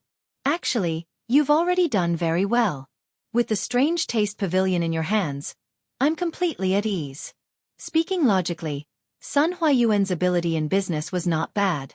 Li Zishuan had always thought highly of him. Sun Huayuan was flattered and said, many thanks for young master's trust. Haha. Shopkeeper son, you should go eat. I should also go back now. Li Zishuan happily waved his hand and left. With such a large sum of money coming into his account, he did not need to worry about money for a while. The next step was to see if Faubert's side would be able to support him. Wang Zhong's side had already recruited more than 5,000 craftsmen and laborers. In 2 days, they would have to start work. When the time came, they would have to use glutinous rice mortar. At worst, they would have to wait until the research on cement was done. After all, there were more than 10,000 workers. Chapter 463. The Azure Glass Cup, Azure Glass Lamp, and Immortal Mirror caused a huge sensation in Chang'an City. The Odd Taste Pavilion once again refreshed people's understanding of it. Scooters, plows, compasses, don't touch me, and now this clear and pure azure glass. It seemed that there was nothing the Odd Taste Pavilion couldn't make. Especially the Immortal Mirror, which was 100 times clearer and more realistic than the bronze mirror. It was a real killer of women, and no woman could resist such a thing. In less than 2 hours, the news of the Immortal Mirror of the Odd Taste Pavilion had spread throughout the streets of Chang'an City. Even some states and counties near Chang'an City could hear some news. Ordinary people heard the news and wanted to go to the Odd Taste Pavilion to see rare things. The young masters and young ladies of the rich families brought a group of servants and waved their money bags, ready to buy a Immortal Mirror. As a result, more and more people came to the Odd Taste Pavilion, and it was full of people. If it weren't for a large number of marquises maintaining order, there might have been another riot. What? No more? I rushed over as soon as I heard the news. How can there be no more? In a private room of a restaurant next to the Odd Taste Pavilion, a sweet-sounding woman's angry words came out. Miss, there's really no more. Their waiter said that there were only 50 small Immortal Mirrors today, and they were sold out an hour ago. There were also 2 big Immortal Mirrors, and they were bought by Master Chow of Chongren Lane as soon as the show started. In the private room, an honest-looking servant in green explained in a low voice to the beautiful and petite girl in a pink dress. Bang! Humph! Trash. You can't even buy a mirror. What's the use of spending money on you? The girl threw the vase on the table to the ground and roared at the servant. Miss, the Odd Taste Pavilion sells too few Immortal Mirrors. The servant in green felt wronged. Shut up. Trash will always be trash. Ahem. Meng, if you can't buy it today, you can buy it another day. It's just a mirror. At this time, a young master waved his fan and stood up to smooth things over. Humph. Xiao Shui, you shut up for this lady as well. If you didn't come to my house early in the morning to pester me, I wouldn't be late. Woo. I heard that Sister Nan Xiao and the others have bought Immortal Mirrors. Now I'm going to die from embarrassment. The girl was quite unruly and didn't give the young master any face. She was unruly for a while. She actually cried. This little girl's face was really like the weather in June, changing as and when she wanted. The young master named Xiao Shui also felt immense pressure. It was clear that he had been wary of the girl in front of him for a long time. He waved his hand and had the servants and maids around him leave first. Then he crouched down and said gently, Mengs. Meng, don't worry, today I will send someone to stay in this restaurant. Tomorrow morning at dawn, he will go to the Strange Interest Pavilion to line up. I'm sure no one will be earlier than him. At that time, he will definitely be able to help you buy the Immortal Mirror. Woo! What if I can't buy? Meng's glass girl, she cried. Glass fairy. How is that possible? The East Market only opens at noon every day. If I send someone to live across the street, he will definitely be early. Moreover, I have a red membership card for Immortal Mirror. I'm not afraid of others cutting the line. Xiao Shui widened his eyes in disbelief. Woo! I don't care. Xiao Shui, if you don't help me buy the Immortal Mirror, I will never agree to our marriage. We'll get married when you're able to buy it. Meng raised her head, wiped the tears from her face, and said to Xiao Shui. No Meng. Didn't we agree to get married at the beginning of next month? Xiao Shui was dumbfounded. Why did he feel like he had heard this before? Meng had said the same thing to him when the new carriage, Don't Touch Me, came out. It had only been a few days. Not again. At this moment, Xiao Shui felt that he was being targeted by Immortal Mirror. Immortal Mirror had specially come up with some wedding set meals. If this continued, he felt that his marriage would be ruined by Immortal Mirror sooner or later. Humph. What's wrong? You said that you like me. You won't agree to such a small request? Then I'd better marry Li Zixuan. Look at how good he is to his wife. The little girl put her hands on her hips and said without thinking. Xiao Shui's face turned green when he heard that. He quickly vomited blood and said, Meng, don't. Don't say such things again. I will definitely find a way to buy this immortal mirror for you. If it doesn't work, I will ask my grandpa for help. Then, will Grandpa Xiao think that I'm not ladylike?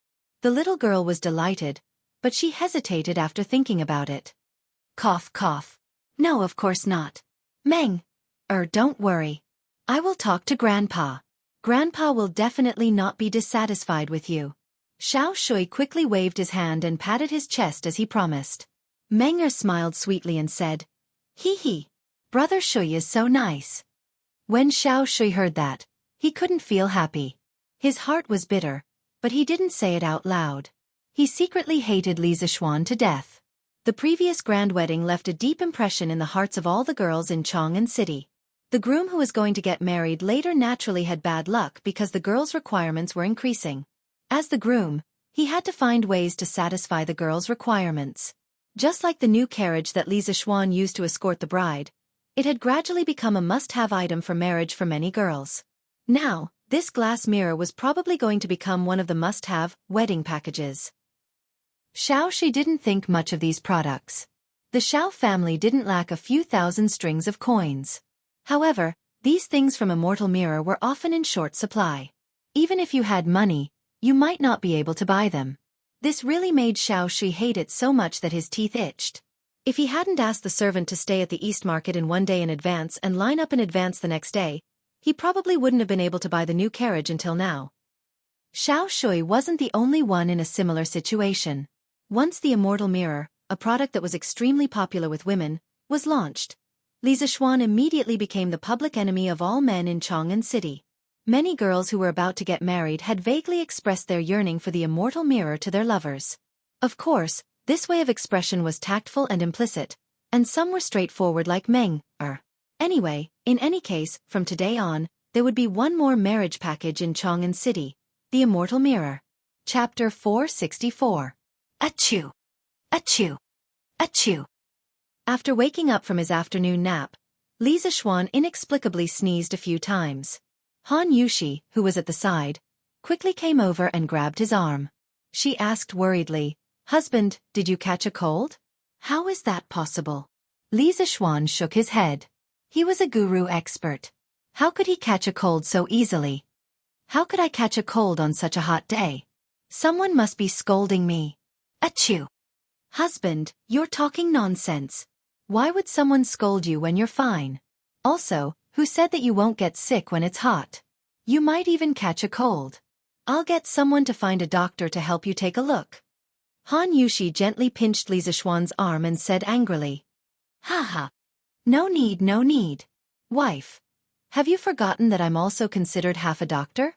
I'm definitely fine. By the way, aren't you still going to Mother's place in the afternoon? I almost forgot. Mother must be waiting anxiously, right? Han Yushi exclaimed when she heard that. However, she was still a little worried and said, Husband, are you really fine? I'm really fine. Wife, hurry up and go. Li Zixuan rubbed his nose and waved his hand. Okay. Then I'll go. In the afternoon, Li Zixuan went to the workshop to check on the progress of the cement research. Young master, the hardness of the cement we've made so far hasn't reached your previous requirements after solidification. If it's used for construction, it's really not as strong as glutinous rice mortar. Faubert knew the purpose of Li Zixuan's visit today. He directly came over with a lump of cement and said. Li Zixuan took the cement and gently pinched it with his fingers. It instantly turned into powder. The quality was not good. Faubert, there must be a problem with this formula. Tell the craftsman to continue experimenting with new raw material ratios. Real cement will definitely be dozens of times better than glutinous rice mortar. Although he was a little disappointed, Li Zixuan still encouraged Faubert to lead people to overcome this technical difficulty, because the use of cement was really great. If they gritted their teeth and researched it, they would benefit endlessly in the future. Yes, young master. Faubert felt ashamed in his heart. He cupped his hands and sighed. But this old man heard that young master has recruited thousands of craftsmen and that the construction of Yanhuang College is imminent. This old man is really anxious. Li Zixuan smiled and comforted him. Faubert, don't worry. The academy can use the glutinous rice mortar first. It's not a problem. This time, Lioli has earned me a lot of money, so tell the people below to not worry. Sometimes, the more anxious you are, the less inspiration you have. Li Zishuan was, of course, anxious in his heart. However, he also majored in engineering in his previous life. Naturally, he knew that in scientific research, when faced with difficulties, the more anxious you are, the more difficult it is to solve the problem. On the contrary, in some inadvertent moments, you can come up with some particularly good ideas. Fortunately, Li Zishuan had prepared for both sides from the very beginning. Whether the cement was made earlier or later, it would not have a big impact on the result. Thank you, young master, for your understanding. The workshop will definitely do our best to research the cement as soon as possible. Faubert heaved a sigh of relief and cupped his hands in respect. Li Zishuan nodded and said, "Okay. Faubert, tell the craftsmen in the workshop to prepare. In 2 days, the academy will officially start construction. Time waits for no one." So fast. Faubert was shocked. Although he knew that the academy would start construction soon, he did not expect it to be so fast. Yes. According to Butler Wang's calculations, we should be able to recruit all the craftsmen and laborers in 2 days. The earlier we start construction, the earlier I feel at ease. The reason why Li Zishuan offered such a high salary to the craftsmen and laborers was so that he could recruit all the craftsmen in a short period of time and start construction as soon as possible. Now, it seemed that the effect was quite good. Money makes the world go round. This sentence was not without reason. Okay, then I will help you keep an eye on things. Although my old arms and legs can't carry things, I can still be the supervisor for you. Haha. You can't do that. Faubert, you are now the treasure of our workshop. The weather outside is so hot, I don't want anything bad to happen to you. 2 days passed in the blink of an eye. In the past 2 days, the storm of the immortal mirror had become more and more intense in Chang'an City. Those who had bought the immortal mirror before naturally showed off to their friends in various ways. The clarity and magic of the immortal mirror spread like wildfire. More and more people knew about the immortal mirror, and more people wanted to buy it. However, what drove everyone crazy was that the immortal mirror did not appear in the curious pavilion in these 2 days. It was as if this thing had never existed in the world. Sun Huayuan's explanation was that it was not easy to make the immortal mirror. The workshop was stocking up and would provide a batch of goods to the curious pavilion every 3 days. However, this was just nonsense to deceive the consumers. The real reason was that Li Zishuan had asked him to do so. At the end of the day, Li Zishuan just didn't want these glass products to depreciate so quickly. He wanted to make more money with this stuff. He would never kill the goose that lays the golden eggs and saturate the market all of a sudden, casting a long line to catch a big fish. This was a wealth robbery, or wealth redistribution plan that used sand as a weapon. Li Zishuan had to look into the future and not just focus on the small profits in front of him. However, this made the pitiful people who were obsessed with buying the immortal mirror suffer.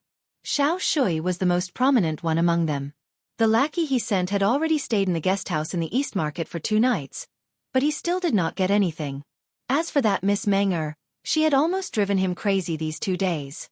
Li Zishuan did not care how the others complained. He would not change the plan he had made. Those people just had to wait for 1 more day. Early in the morning, Li Zishuan, Yan Xiaoning, Yan Lide, and Faubert led more than 200 craftsmen from the Ministry of Works and more than 100 craftsmen from the workshop to Plum Village. Li Tai, the little fatty, also came along today. He had been thinking about Yanhuang College ever since he saw the Yanhuang College sand table a few days ago. Today was the big day of Yanhuang College's groundbreaking. How could he not come and join in the fun? Tisk, tisk. Little Xian. There are so many craftsmen. The construction team used by Yanhuang College is almost comparable to the construction team used to build the palace. Li Tai and Li Zishuan walked side by side at the front. The little fatty looked at the huge team behind them and could not help but say this. Ha ha. Li Zishuan did not continue the conversation and directly joked, Qing Ke, I heard that you bought 2 small immortal mirrors from shopkeeper Sun 2 days ago. If the girls in Chang'an City knew that you got in through the back door, they would hate you to death. Ha ha. Li Tai. Chapter 465. Ha ha. Young master, the 500 villagers of Plum Village have been waiting for you to come.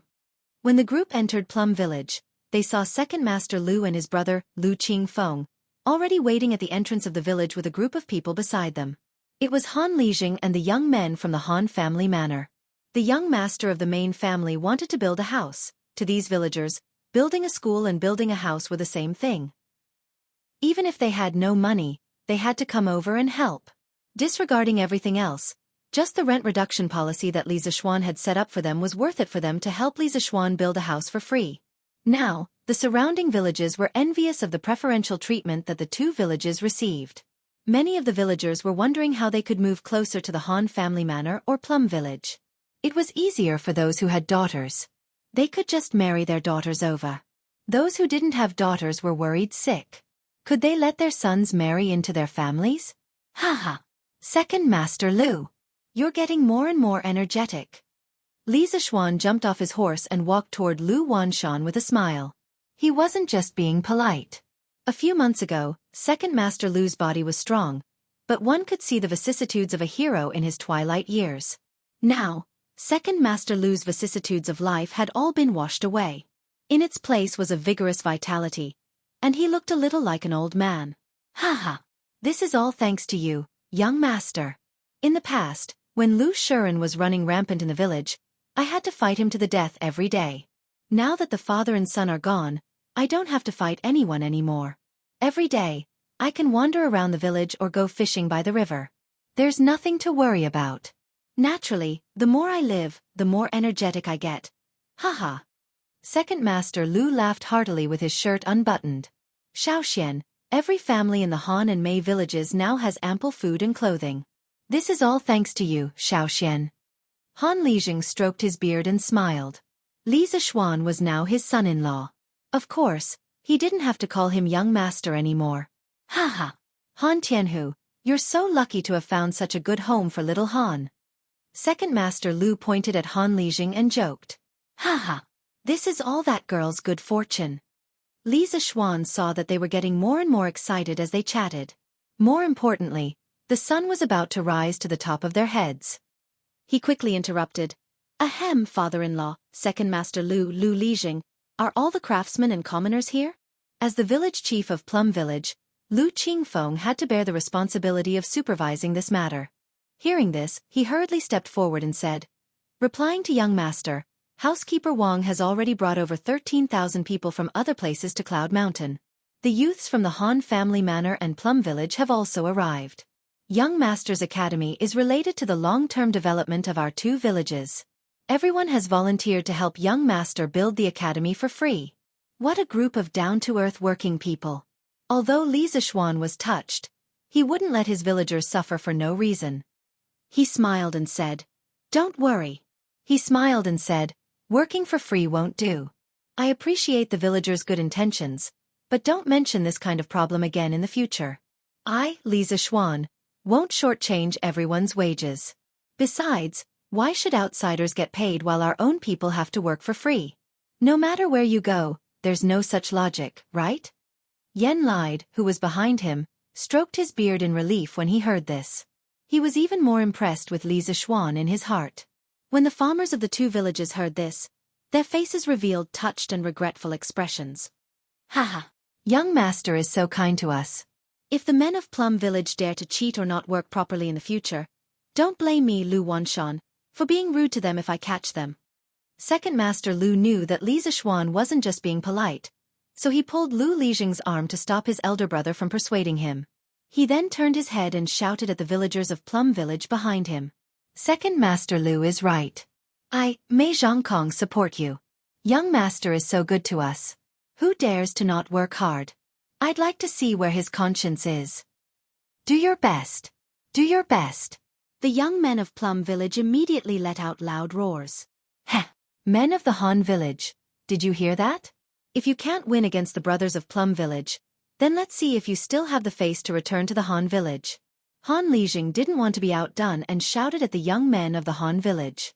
He didn't have the right to care about the attitude of the other villagers, but he had to care about the people of the Han Village.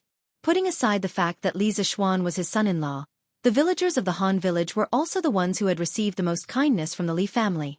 If they didn't repay the kindness, this wasn't something that the villagers should do. Haha. Han Lijing, there's nothing to say. The men of the Han Village won't be worse than those of Plum Village. We will also do our best. Old Hu laughed out loud and agreed. Yes, do your best. Do your best. Li Tai, Yan Xiaoning, and the others were shocked when they saw this. Li Zishuan was a little speechless. It was just a ceremony for the opening of the academy. Why did they make it seem like an army was going to war? He waved his hand and comforted everyone with a few words. Then, he led the large group up Cloud Mountain. Plum Village was surrounded by mountains on two sides, water on one side, and Cloud Mountain on the north. It occupied a large area and the terrain on the mountain was relatively flat. In the early years, there were people who planted crops on the mountain, but because of the poor harvest, they eventually gave up. In the east, there was Fenglin Mountain. The forest was dense and the terrain was rugged. Some animals often appeared, so it was a good place for the villagers to hunt. In the south, there was Ba River. The irrigation of the Han Village and Plum Village's farmland depended on this Ba River. Following the mountain path, the group headed up the mountain. Halfway up the mountain, Li Zishuan could hear the hubbub of voices. He guessed that Wang Zhong was leading the group of people to clean up the mountain path. When they arrived at the top of the mountain, they saw a large group of people doing the preliminary cleaning. At this moment, Wang Zhong wished that he had 4 legs. He needed to command everywhere, and it was very difficult for him. Li Zishuan frowned. Although more people could speed up the progress of the project, more people would make it more difficult for the foreman to command. If he could not reasonably assign an appropriate task to everyone, then these 10,000 people would be nothing more than a motley crew. It would only have the opposite effect. Thinking of this, he called Wang Zhong over and said, "Uncle Wang, get everyone to gather here." Wang Zhong wiped the sweat off his forehead and cupped his hands. Yes, young master. After a full 15 minutes, all the people had gathered. What was worse was that although these people came to gather, they did not have time to idle their mouths. They were still chatting in groups of 3 to 5. The whole place was noisy. Many of these people came from the same village. Everyone had their own circle, so it was not surprising that they knew each other. If there were only 100 or 200 people here, perhaps no one would dare to talk to each other. However, there were more than 10,000 people here, so the situation was not so easy to control. Seeing this, Li Zishuan could not help but frown even more. Chapter 466. On the Cloud Mountain. Yan Lide stroked his beard and looked at Li Zishuan thoughtfully. He was curious as to how Li Zishuan would handle the situation. As the Minister of Works, he had presided over the construction of the Zhao Mausoleum and several other palaces. He had encountered situations even bigger than this. If he were to take charge, he would definitely be able to solve the problem at hand. However, Li Zishuan was different. This lad had no experience in leading an army into battle, nor did he have experience in leading tens of thousands of people to participate in a major project. Therefore, Yan Lide was very curious as to whether Li Zishuan would give him a surprise. Wang Zhong was so anxious that he was sweating profusely. He had also seen Li Zishuan's face, which was as dark as the bottom of a pot. However, faced with more than 10,000 people, there was nothing he could do.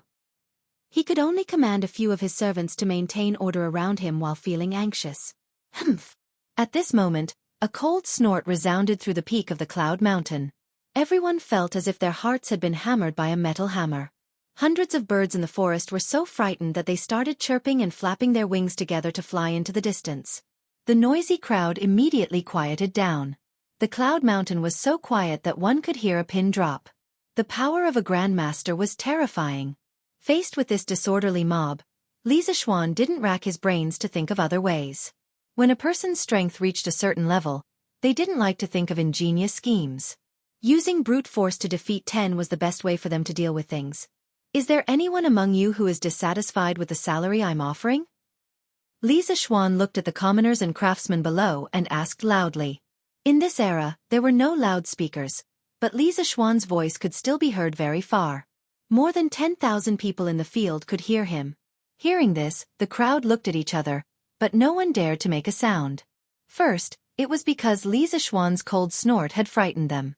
They were just commoners, and grandmasters were very far away from them. However, they could feel that this young man in his teens was very powerful and very powerful. As for the other reason, it was that Li Zishuan's salary was indeed impeccable. All right. Since no one said anything, I'll take it that all of you are satisfied with this salary. Li Zixuan waited for a few breaths of time. Seeing that no one answered, he continued in a clear voice.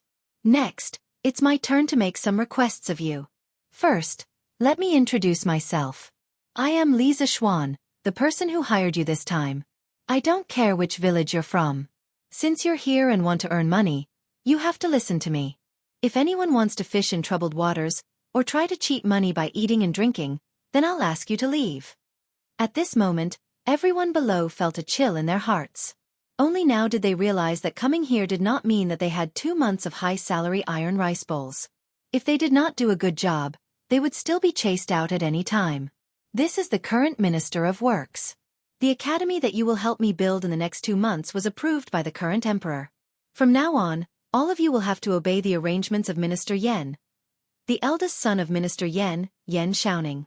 Whatever he asks you to do, you must do it. If you don't want to obey the arrangements, please leave now, lest you be chased out by me in the future and be laughed at by others. Li Zixuan mentioned Yan Lide and Li Er in order to give these people another deterrent. Since ancient times, people were afraid of officials, not to mention that the Yanhuang College was a task personally assigned by the current emperor. These people would definitely not dare to be sloppy when they were building in the future. He was right. As soon as these words came out, everyone's eyes were instantly filled with awe. There was no longer any laziness like before. After a few breaths, no one took the initiative to leave. Li Zixuan continued. In the next 2 months, I will randomly divide you into 50 construction teams. On average, each team will consist of 300 people, 10 craftsmen, and 1 captain and 1 deputy captain. There will be groups of 10 people in each team and 1 leader. There will be groups of 10 people in each team and 1 deputy captain. Outside the group, there will be groups of 10. Outside the group, there will be groups of 10. Outside the group, there will be groups of 10. Each group will have 1 captain and 1 deputy captain. Everyone must obey the command of Yan Xiaoning. Yan Xiaoning will distribute the tasks of each construction team to the corresponding team leader.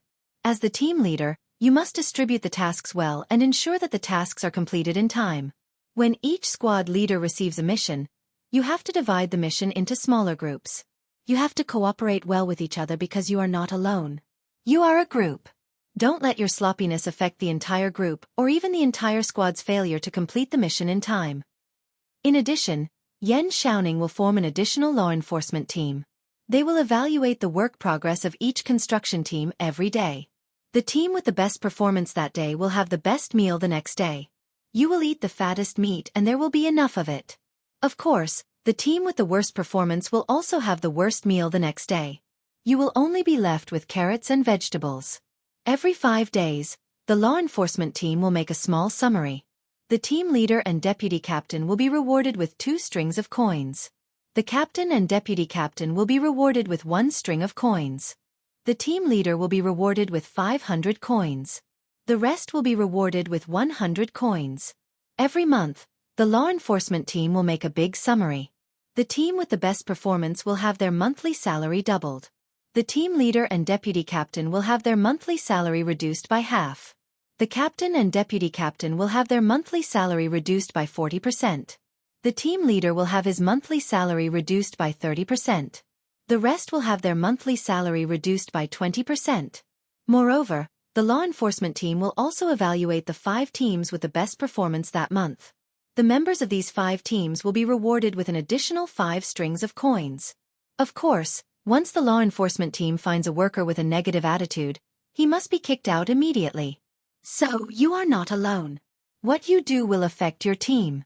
If you want to make a lot of money from me, you have to put in the effort. Do you all understand? Huff. Huff. Huff. After Li Zixuan finished speaking, the sound of heavy breathing could be heard in the audience. Everyone was excited by the generous rewards. 5 strings of coins. This was a huge sum of money that a civilian family might not be able to earn even if they worked hard for 5 years. But now it was within their reach. How could they not be excited and excited? Although they would be punished if they did not do well, none of these farmers would feel that their work was not as good as others. Therefore, they selectively ignored Li Zixuan's punishment measures. At this time, when they heard Li Zixuan's question, they quickly shouted, "Understood." Although their voices were not in sync, they were very loud and imposing. Li Zixuan nodded in satisfaction and then said, "These 2 months, you will be staying in Yunyun residence. For the next 2 months, all of you will be living and eating in Cloud Mountain. Later on, Yan Xiaoning will specially organize a group to build temporary houses for everyone. Please think about your wives, children, and elders. If you want them to live a good life, you must work hard to complete the mission. Those who don't meet the requirements will be kicked out at any time. 2 months later, I want tall buildings to be built from the ground on Cloud Mountain." Chapter 467. Shocking. Yan Lide's heart was truly shaken at this moment. Li Zixuan was a greenhorn, but he was able to settle the matter in an instant. His actions were clear about rewards and punishments, and he was both firm and soft. His methods were extremely shrewd and ruthless. Even Yan Lide, who had lived half his life as an old loach in the officialdom, had to admit that he was impressed. What surprised Yan Lide the most was that from Li Zixuan's arrangements, he saw a trace of a soldier's swift and decisive style. Although Yan Lide was a civil official, he had experienced 3 dynasties and had also encountered chaotic times. He was very clear about the nature of the generals in the army. When Li Zixuan spoke just now, his temperament was like a general lecturing his soldiers. This was hard for Yan Lide to accept. How could a 14 to 15-year-old young man have the ability to lead an army into battle? Yan Lide shook his head and hypnotized himself in his heart. Illusion! This must be an illusion! In fact, this wasn't an illusion. Li Zixuan wanted to use military means to manage the construction team of more than 10,000 people. The punishment he mentioned wasn't to deliberately make things difficult for these farmers. He also didn't have any intention of discriminating against them. In his previous life, his father would go to the city to work when he wasn't working. The people in the city called them migrant workers. Now, this group of people was in a similar situation to his father in his previous life. Of course, he wouldn't deliberately make things difficult for these men who used their hands, labor, and even life's potential to support a family. The reason why he proposed these punishment measures was mainly because his father had said in his previous life that there were many crafty people who slacked off and worked for free. Another important reason was that the construction team he recruited was unusually large. If he didn't set up a perfect management system, the construction site would become a mess. Everyone wouldn't know what they were supposed to do, or whether they were doing the same work as others. In this way, the construction speed of Yanhuang College would be at a snail's pace. Only by properly organizing the division of labor could everyone be used to their fullest potential.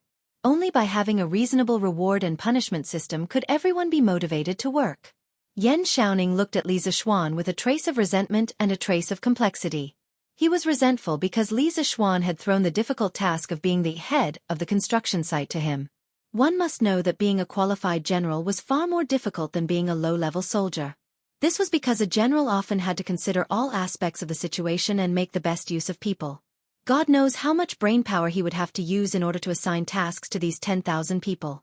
Yan Xiaoning was terrified just thinking about it. He was just a technical geek. The reason why there was still a trace of complexity in his eyes was entirely because Li Zixuan's well-organized arrangements just now had dealt him a blow. Li Zixuan was better than him in terms of martial arts and machinery, but his ability to dispatch and command was actually so strong as well. Damn it, he was not giving others a way out. As for Li Tai, the little fatty's eyes were filled with admiration. He felt that Li Zixuan's way of giving orders was very domineering. In just a few months, a hater had turned into a bootlicker or a hardcore fan. This was unbelievable. Li Zixuan probably didn't expect it himself. Xiaoning, I'll leave these people to you. I know it's hard work, but you have to bear with it. It's a good opportunity for you to train yourself. After all, you'll inherit Uncle Yan's legacy sooner or later. Li Zixuan put on a smile and turned around to speak to Yan Xiaoning. At this moment, Yan Xiaoning really wanted to curse Li Zixuan, but he didn't know if he should. He looked at Li Zixuan with hidden bitterness. He wanted to refuse, but as soon as he said that, his father's scolding would probably come from the side. As for whether the slap would follow, it was really hard to say. It all depended on his father's mood. Okay. I'll try my best. After holding it in for a long time, Yan Xiaoning only spat out 6 words. Just as he had expected. His father beside him was stroking his beard and nodding in satisfaction when he heard this. Li Zixuan saw his friend's depression. He went forward and patted Yan Xiaoning's shoulder. He laughed. Haha. Don't worry, Xiaoning. Uncle Yan and I will come over to help you often. You're not the only one fighting. My father-in-law, Second Master Lu Lijing and the rest are all on your side. With their help, what are you afraid of? Han Tianhu, Second Master Lu and the rest quickly agreed and expressed that they would fully support Yan Xiaoning's work. As for Yan lied, he felt that he was tricked by Li Zishuan.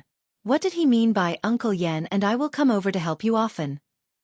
As the boss of the Ministry of Works, he was so busy every day. How could he have time to come over often? He told Li Zishuan that he would come over occasionally, but he didn't say that he would come over often. In fact, this was where Li Zishuan was treacherous. He kidnapped someone's son to a high position. He didn't believe that his father wouldn't come over to help him. Logically speaking, Li Zishuan really needed the help of a master architect like Yan lied. If he could use money to invite this big shot over, Li Zishuan would be willing to pay 10,000 strings of cash. However, old Yan held an important position. How could he be invited over with money? Therefore, Li Zishuan could only settle for the second best and take the crooked path. After listening to Li Zishuan's words, Yan Xiaoning felt a little better. Although there were a lot of people and craftsmen in front of him, as the saying goes, a strong dragon cannot defeat a snake in its old haunts. This was Plum Village. He had the support of Second Master Lu and the rest. Why would he be afraid of these people rebelling? Therefore he nodded and said, "Okay. I'll try my best. If there's anything I don't understand, I'll ask you." Haha. You're a good brother. When Yanhuang College is completed, I'll treat Brother Xiaoning to a good drink. Li Zishuan laughed. Then he pulled Yan Xiaoning over and whispered, "Xiaoning, try to use the young men from Plum Village and Han Village for the captains and team leaders in the construction team. They're all trustworthy and will be on your side. Of course, we can't rule out the possibility that there are outstanding leaders among the others. You can promote them as you see fit. As for the team leader and deputy team leader, you'd better use some experienced craftsmen. Other than being able to lead the team well, they can also give you some useful advice. It's best not to put people from the same village into a team because they're likely to group up. There are only two results of grouping up. One is that the group becomes more diligent, and the other is that the group becomes lazier. However, the latter is more likely. As for the law enforcement team, you can do as you see fit. You can also go out and recruit other people. Yes, little Xian's advice is very pertinent. Ning. You must remember it." Yan Lide stroked his beard and looked at his son as he reminded him. "Yes, I know, Dad." Yan Xiaoning nodded. "Hey, Xiaoning, you have to leave a team leader position for me. I must participate in the construction of Yanhuang College. I want to be the team leader." After Li Tai eavesdropped on the three people's whispering, he suddenly pulled Yan Xiaoning and said, Chapter 468. I want to be a regiment commander. Li Tai's words really scared Yan Lide, Yan Xiaoning, and the others. As for Li Zishuan, he was thunderstruck. "Your Highness, this is not appropriate. As a prince, how can you do such a lowly thing? His Majesty will definitely not agree." Yan Lide frowned and tried to persuade him. If his son dared to be so mischievous, he would have beaten him up long ago. However, this person was Li Tai, so he could only use his mouth to persuade him patiently. "A lowly thing? May I ask Minister Yan, when did hard work become a lowly thing?" Li Tai seemed to be prepared for this. He cupped his hands at Yan Lide and said seriously, "Qingke has been studying engineering with you for several months. Engineering is the study of engineering. If I don't experience engineering, how can I call myself a disciple of engineering? As for my father, I will personally report to him." Yan Lide was silent. In fact, he regretted what he said just now. If he said that engineering was a lowly thing, wouldn't he be scolding himself? However, to let a prince personally participate in the construction of a project, this was somewhat unreasonable no matter what. "Since your Highness has made up your mind, I have nothing to say. It's better to leave the trouble to Li Er." Yan Lide thought in his heart. Li Zishuan raised his eyebrows and looked at Li Tai in surprise. He didn't think that this little fatty would be able to speak such a serious truth. It really made him look at him in a new light. He had a bright future ahead of him. Li Tai was delighted, but Li Zishuan interrupted at an inappropriate time. "Qingke, If you want to experience engineering, that's fine. However, you don't have any experience. I'm afraid you won't be able to take on the position of a regiment commander. I'll give you the position of a captain first to train yourself. This kind of practical training will also be of great benefit to you. Li Tai was suddenly very depressed. He just helped Li Zixuan, but Li Zixuan exposed him without mercy. He really didn't give him any face at all. However, Li Zixuan's last two lines made his eyes light up. Putting everything else aside, Li Tai's cultural attainment was still very high. Knowledge on paper is ultimately shallow. I'll have to do it personally. Good. Good. Good. Every word you said is a gem. I've learned a lot. After seriously savoring it for a long time, Li Tai cupped his hands at Li Zixuan and said solemnly. Yan Lide also glanced at Li Zixuan in surprise. He never expected Li Zixuan to be so proficient in the Tao of poetry, to be able to recite such a beautiful line. Ha ha. That's fine. Xiaoning, you can lead them and start working. Uncle Wang has the name list of all of them. You can see if you can divide them into groups. Uncle Yen and I will help you draw up an overall progress plan for the construction of the academy. You can use it as a reference in the future. Li Zixuan went forward and patted Yan Xiaoning's shoulder, urging him to hurry up and work. Oh. Okay, father, I'll go first. Yan Xiaoning nodded his head and greeted his father. Go. Do well, don't embarrass the Yan family. Even if I'm busy with work in the future and can't come often, your second uncle will come often to assist you. Every father had the heart to see his son become a dragon. Yan Lide was no exception. He really hoped that his son could grow up quickly after going through this big project. Although he wouldn't be as monstrous as Li Zixuan, he must be able to take charge of things independently. I understand. Yan Xiaoning cupped his hands and brought Wang Zhong, Second Master Lu, Lu Lijing, and Han Lijing to divide the construction corps into groups.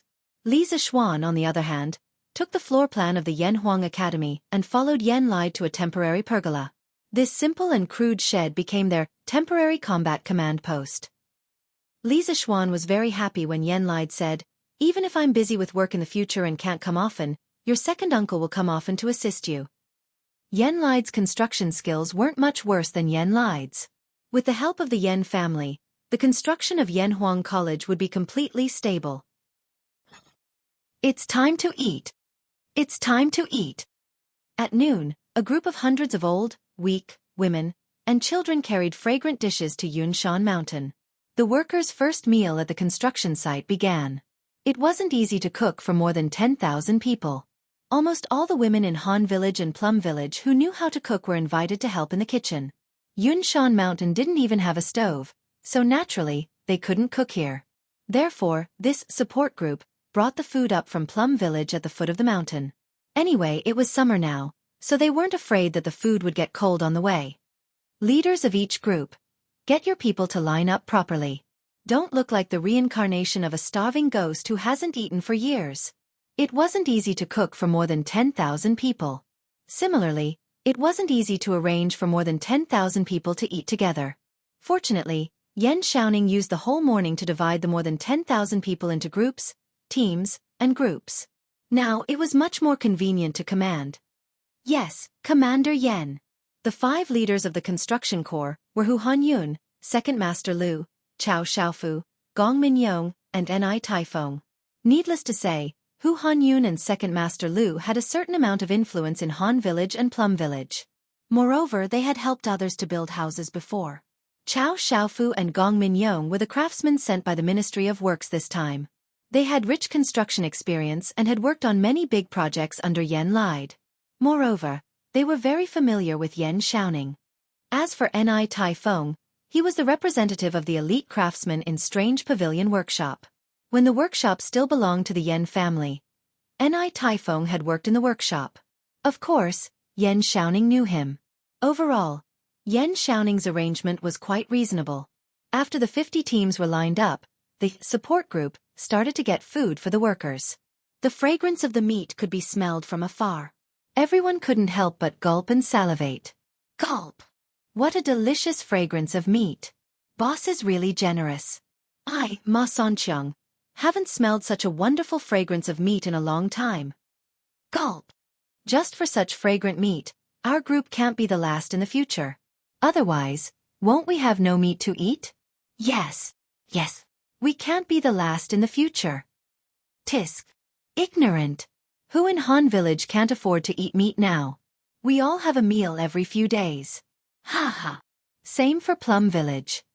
Amidst the envious and boastful voices of the crowd, the workers took their food one by one. Now there was no canteen on Yunshan Mountain, let alone tables and chairs. Most of these people were rough people and didn't care about the red tape. They just squatted under the shade of the tree and enjoyed their delicious lunch in groups of 3 to 5. Young master, why are you here to line up too? Please stand in front of me. As the leader, Hu Hanyun didn't have any special privileges. After he arranged everything, he came to line up. However, he realized that Li Zishuan was actually behind him. He quickly turned around and said, Chapter 469. Haha. Uncle Hu, you can line up. I'm not in a hurry to eat, so I'll line up slowly. And you guys, don't worry about me. Line up in your own line. Eating is the most important thing in the world. No one is more honorable than anyone else when it comes to eating. Li Zishuan waved to Mr. Hu, and then he saw the people in front of the line looking at him hesitantly. He hurriedly said to those people in a kind manner. At this moment, Li Zishuan could be described as kind and amiable. He was totally different from when he was lecturing the people above. This made the craftsmen feel a little confused, but at the same time, they felt a sense of familiarity. The most direct manifestation was that when the foreigners in the line passed by Li Zishuan after getting their food, they were no longer trembling with fear like before. Instead, they would smile and say, "Hello, sir," or "Hello, boss." This was also the effect that Li Zishuan wanted. As the saying goes, relax to a certain extent. Blindly making others afraid of you would not work. That would also affect the efficiency of work. Li Zishuan did not deliberately eat at the construction site to put on a show. He did not need to put on a show. The reason why he stayed for lunch was that firstly, he wanted to see how the food at the construction site was and whether it needed to be adjusted. Secondly, he had to continue to discuss the detailed plan of the construction of the academy with Yen Lide in the afternoon. It was not worthwhile to go back in the middle of the day. At this moment, the sun in the sky was the hottest time of the day. Carrying the food, Li Zishuan came to the shed. In the morning, the people below would naturally bring in tables and stools. The shed was now fully equipped. Li Zishuan came to the table and sat down. Opposite him, Li Tai, the little fatty, was staring at the big fat meat in the bowl. If it was said that Li Zishuan stayed for lunch because of the situation, then Li Tai stayed for the sake of putting on a show. The little fatty had just become the captain of the 8th team of the construction corps in the morning, and could be considered as old Hu's subordinate. He wanted to set an example and raise the recognition of the people below him. Li Tai's royal education taught him that if a superior wanted to capture the hearts of the people, he had to share weal and woe with his subordinates. In this aspect, his old man, Li Er, had perfected his military career in the early years. Thus, all the generals of the Great Tang were loyal to Li Er. However, Li Tai was not Li Er. This little fatty was used to living a luxurious life since he was young. He had very strict requirements for food. In this aspect, even Li Zishuan admitted defeat. Otherwise, how could he be so fat? Now it was his first time eating such a big pot of food. Eating such fat meat, just looking at it made him feel nauseous. How could he eat it? Haha. What? You can't eat it? I told you to go back and eat, but you insisted on staying and asking for trouble. Let's see what you can do now. There are no restaurants in this wilderness, and your first team's mission in the afternoon is very important. Let's see how you can order the people below to work when you're hungry. Li Zishuan glanced at Li Tai, who was in a dilemma, and said sarcastically. Although he himself didn't like to eat fat meat, he was more witty. When he had just finished eating, he gave all the fat meat in the bowl to old Hu. These fat meat may be inferior food to people like him and Li Tai, but for people like old Hu, who were at the bottom of the labor force, this was top-quality food. Not only did it taste good, but it also made them hungry. If you used lean meat to exchange with them for fat meat, they wouldn't be too happy. Who said I can't eat it? F***ck, little Xian, you actually gave me special treatment. Why is there no fat meat in your food? Li Tai was about to argue, But when he saw that there was no fat meat in Li Zishuan's bowl, only minced meat and vegetables, he immediately called out Li Zishuan for giving special treatment. Bullshit. You brat. There must be something wrong with your eyes. I just don't have fat meat in my bowl. Aren't the other dishes the same as yours? When did I give you special treatment? Li Zishuan couldn't wait to drag this brat over and stuff him into his bowl. He glared at him and said in exasperation, "Oh, you should have said so earlier. Then I'll throw away this fat meat and eat vegetables like you." Li Tai didn't feel embarrassed at all because he misunderstood others. This guy thought that Li Zishuan threw away the fat meat in his bowl. He propped up his fat body and prepared to go out and throw away the meat. Li Zishuan said angrily, "Stop. Which eye of yours saw me throw away the meat? I only gave the meat to Uncle Hu. It's fine if you don't like to eat some dishes, but you can't waste food. The food you don't like to eat is a delicacy in the eyes of many people, but you would rather throw away the meat than share it with others. How hateful. Wine and meat stinks at the Vermilion Gates. Frozen bones lie on the road." This is exactly what a prince in the palace who doesn't understand the suffering of the common people. This was the first time Li Zishuan said such harsh words. It was also the first time Li Tai was reprimanded by someone other than Li Er. Li Tai was so angry that his eyes turned red. If the person in front of him wasn't Li Zishuan, he would have drawn his sword and killed him. At this moment, his heart was filled with anger and grievance. Yes, it was grievance. His nature wasn't bad. He just didn't think of this method of giving away the fat meat. Wine and meat stinks at the Vermilion Gates. Frozen bones lie on the road. These two lines of the poem also gave Li Tai a great shock. He clenched his teeth and didn't say a word. His face was green and white. He wanted to fly into a rage, slam the table, and fight it out with Li Zishuan. But subconsciously, he felt that Li Zishuan was telling him this for his own good. Moreover, he didn't want to be the main character of Wine and Meat Stinks at the Vermilion Gates. Frozen bones lie on the road. He didn't want future generations to think of him, Li Tai, as a prince. If that happened, wouldn't his reputation go down in history? What? You don't agree? You think what I said is wrong? Good. Then go out and take a look. See if the fat meat you threw away is the supreme delicacy in the eyes of those craftsmen. Li Tai's face changed between green and white. Li Zishuan didn't care and continued to reprimand him. He had made up his mind to be a strict teacher today. After interacting with Li Tai for so long, Li Zishuan's attitude towards the little fatty changed from being cautious at the beginning to keeping a distance. Later on, Li Tai pretended to be his disciple and he only taught him in the name of a teacher. In the end, Li Tai accepted him wholeheartedly and wholeheartedly taught him. During this time, Li Zishuan naturally had a very deep understanding of Li Tai's personality. This little fatty's nature wasn't bad. He was just a little arrogant. In these few months of interaction, Li Zishuan felt Li Tai's intelligence, Li Tai's craftiness, Li Tai's arrogance, Li Tai's sincerity sometimes, and Li Tai's funny joy sometimes. Li Zishuan felt that Li Tai was just a smart child who hadn't been completely spoiled yet. Chapter 470. Yes, strictly speaking, Li Tai was really just a child who hadn't been completely spoiled. Anyone who was born into a family like Li Tai's, who was talented and intelligent, and who was deeply doted on by the current emperor, would have a heart of pride. It could be said that if they were in Li Tai's shoes, 99% of people wouldn't do better than Li Tai. Moreover, Li Tai was sincere towards the people he approved of. Compared to those who put on a good face to everyone, but secretly schemed and plotted, Li Tai was much better. Li Zishuan's heart had always been tangled and conflicted about Li Tai. According to the trajectory of history, Li Tai was just a failed product in the struggle for imperial power, and so was his brother Li Xianxia. Li Zishuan didn't plan to get too close to Li Er's sons from the start. He didn't want to participate in the complicated struggle for the throne, and he didn't want to become cannon fodder in other people's political struggles. But man proposes, God disposes.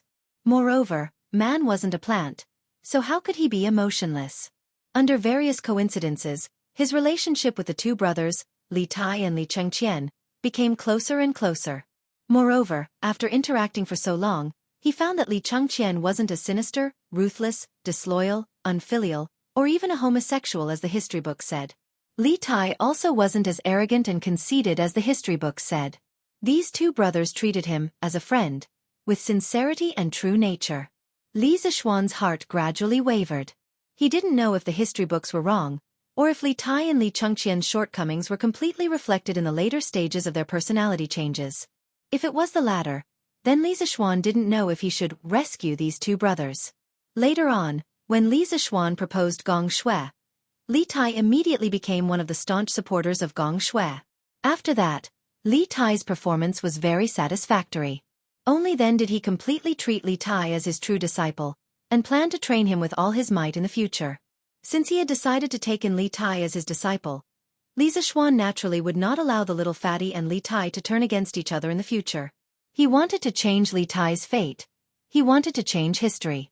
But in order to do this, he had to first change Li Tai's life values and get rid of some of Li Tai's shortcomings, which were also his weaknesses. Therefore, when it was time to criticize severely, he had to stand up and be a strict teacher. If Li Tai fell out with him because of this, then Li Zixuan could only say that they were not destined to be master and disciple. Bang! After struggling for a while, Li Tai slammed his chopsticks heavily on the table, and then he left without saying a word. Not sure if he really went to look at the workers outside or if he was angered by Li Zixuan's words and decided to quit. Li Zixuan did not chase after him. He didn't even look outside the door. Taoists practiced following one's heart, governing by doing nothing, and letting nature take its course. If Li Tai really quit because of this, or even quit Gong Shui, Li Zixuan could only express regret. He definitely would not kneel down and beg Li Tai to change his mind. He spread Gong Shui out of interest, not for his own benefit. Without Gong Shui, he could still live a simple life. But logically speaking, Li Zixuan felt that with his understanding of Li Tai would most likely not give up his initial ideals and pursuit. He believed in his own judgment. Haha. Smells good. I didn't expect to come here to work. Not only is the salary high, but the food is also so good. It's almost the same as our family's New Year's meal. Oh, who said it wasn't? Such delicious meat.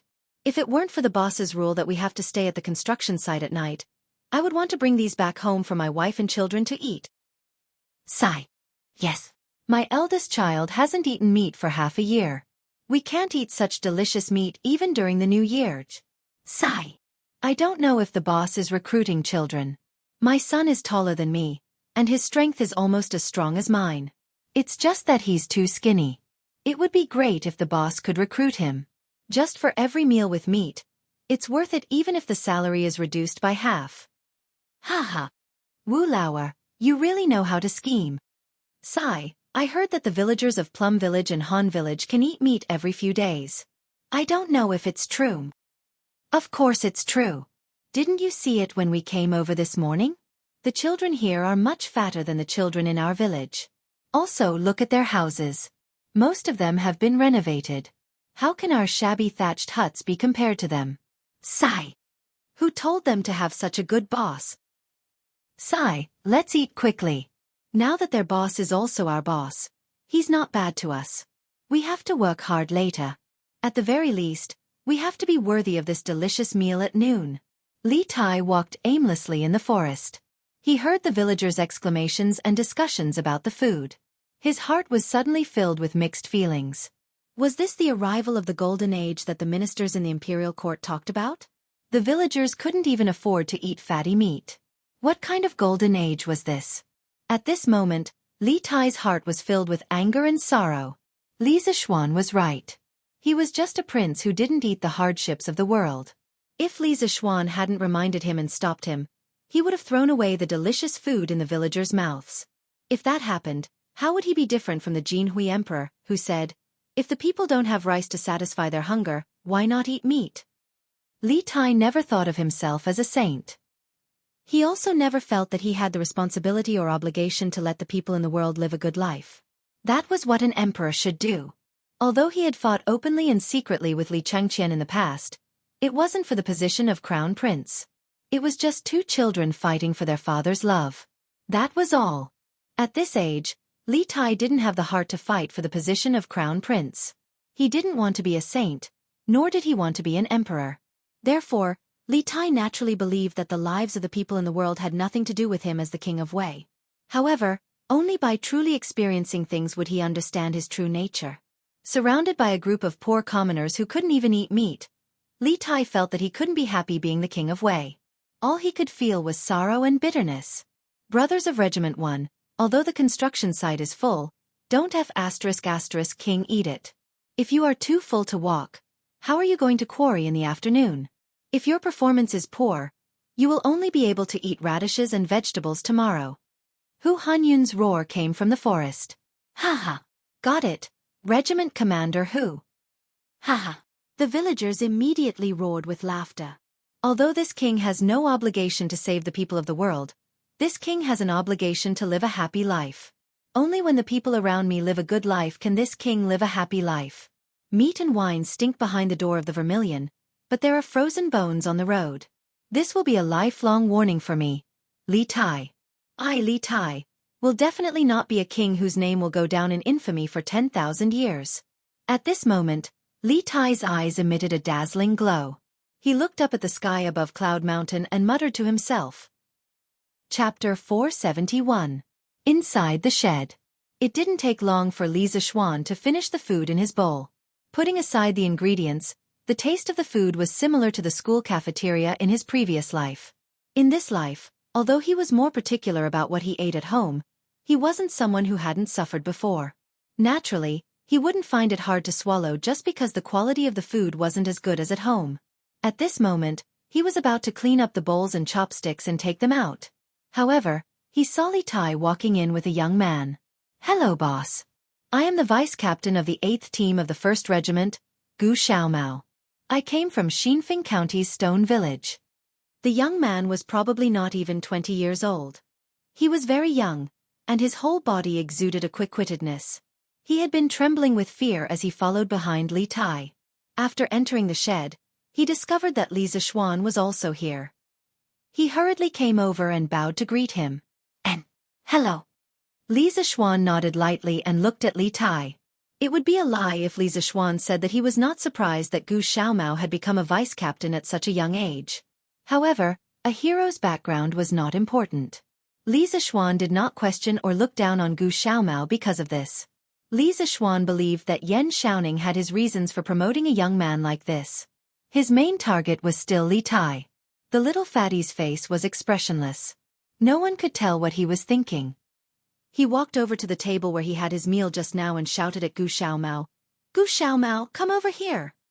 Hey. Coming. Gu Xiaomao responded and hurriedly ran over.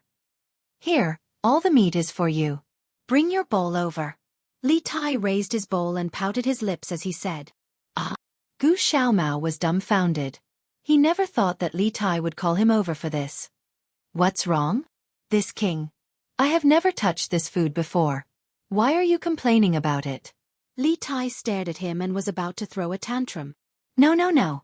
Gu Xiaomao almost peed his pants when he heard that. He hurriedly explained, Your Highness, this lowly one wouldn't dare to dislike it. It's just that this lowly one doesn't dare to eat Your Highness' food. What His Highness? Gu Xiaomao, let me tell you one more time. In these 2 months, there is no Highness on Cloud Mountain. Only Captain Li. Please call me Captain Li in the future. Do you hear me? Li Tai frowned and scolded. Looking at his serious face, Li Zishuan almost burst out laughing. Please call me Captain Li. This sentence was too *king out of character. However, this was not the right time. Li Zishuan could only hold back his laughter and watch how Li Tai would play. Yes, Captain Li, Xiaomao understands. Gu Xiaomao touched the beads of sweat on his forehead. This was not sweat from the heat, but cold sweat from fear. Only the heavens knew how painful it was to be the vice-captain of a prince. Anyway, Gu Xiaomao was under a lot of pressure. Then why aren't you bringing your bowl over? Oh, thank you, Captain Li. Although Gu Xiaomao was very greedy for those fat slices of meat, he still wanted to see who gave them to him. Looking at the pile of fat slices in his bowl, Gu Xiaomao was very anxious. All right. Hurry up and eat outside. You still have work to do in the afternoon. Li Tai put all the fat slices into Gu Xiaomao's bowl and waved his hand to chase him away. Yes, Captain. Gu Xiaomao felt as if he had been pardoned and quickly ran away with his bowl. In an instant, only Li Zishuan and Li Tai were left in the shed. Li Tai sat down and finished the food in his bowl. He did not even frown. He was a completely different person from the person who was having a hard time eating. Seeing this, Li Zishuan knew that Li Tai had thought things through. The reason why Li Tai was still unwilling to talk to him was probably because he couldn't bring himself to do so.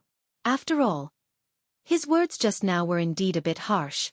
It was already good enough that Li Tai, who had always lived like a prince, didn't use a sword to cut him down. Thinking of this, Li Zishuan smiled. He did not say anything to provoke the little fatty. He took his cutlery and prepared to leave. Sir. At this moment, Li Zishuan, who had not spoken to Li Tai since he came in, suddenly spoke. Li Zishuan was startled. In private situations, Li Tai rarely called him Mr. Usually, he would use the name between friends. Now he was calling him that. What was the little fatty trying to say? Sir, can engineering allow the people of the world to wear new clothes and eat meat? Seeing that Li Zishuan paused, Li Tai continued to ask. Li Zishuan was silent for a moment before saying, "Of course not." When Li Tai heard this, his brows furrowed into a ball. His eyes stared fixedly at Li Zishuan's back, wanting an explanation. Engineering is just a kind of knowledge, just like Confucianism. It's just a dead thing. For the people of the world to have enough food and clothing and for every family to be able to eat meat, the key is how the ruler acts. Although Emperor Qin and Emperor Hanwu were the divine lords of the world, they only managed to pacify the world so that the country would not be bullied by foreigners. The people of the country still did not have enough food and clothing. Compared to Confucianism, engineering has its unique characteristics. It is more like a tool to increase the productivity of the people. As for whether this tool can be fully utilized, it depends on whether the ruler is willing to use it. Fortunately, the current emperor was magnanimous and was willing to give engineering a chance to flourish. Then the result might be different. So, Qin, if the young people of Tang can all wield the sharp blade of engineering, although I don't dare to say that 100% of the people of Tang can have enough food and clothing, I'm sure that 80% to 90% of the people of Tang can have enough food and clothing. At that time, we will truly usher in an unprecedented golden age. Li Zishuan knew that Li Tai would have doubts in his heart.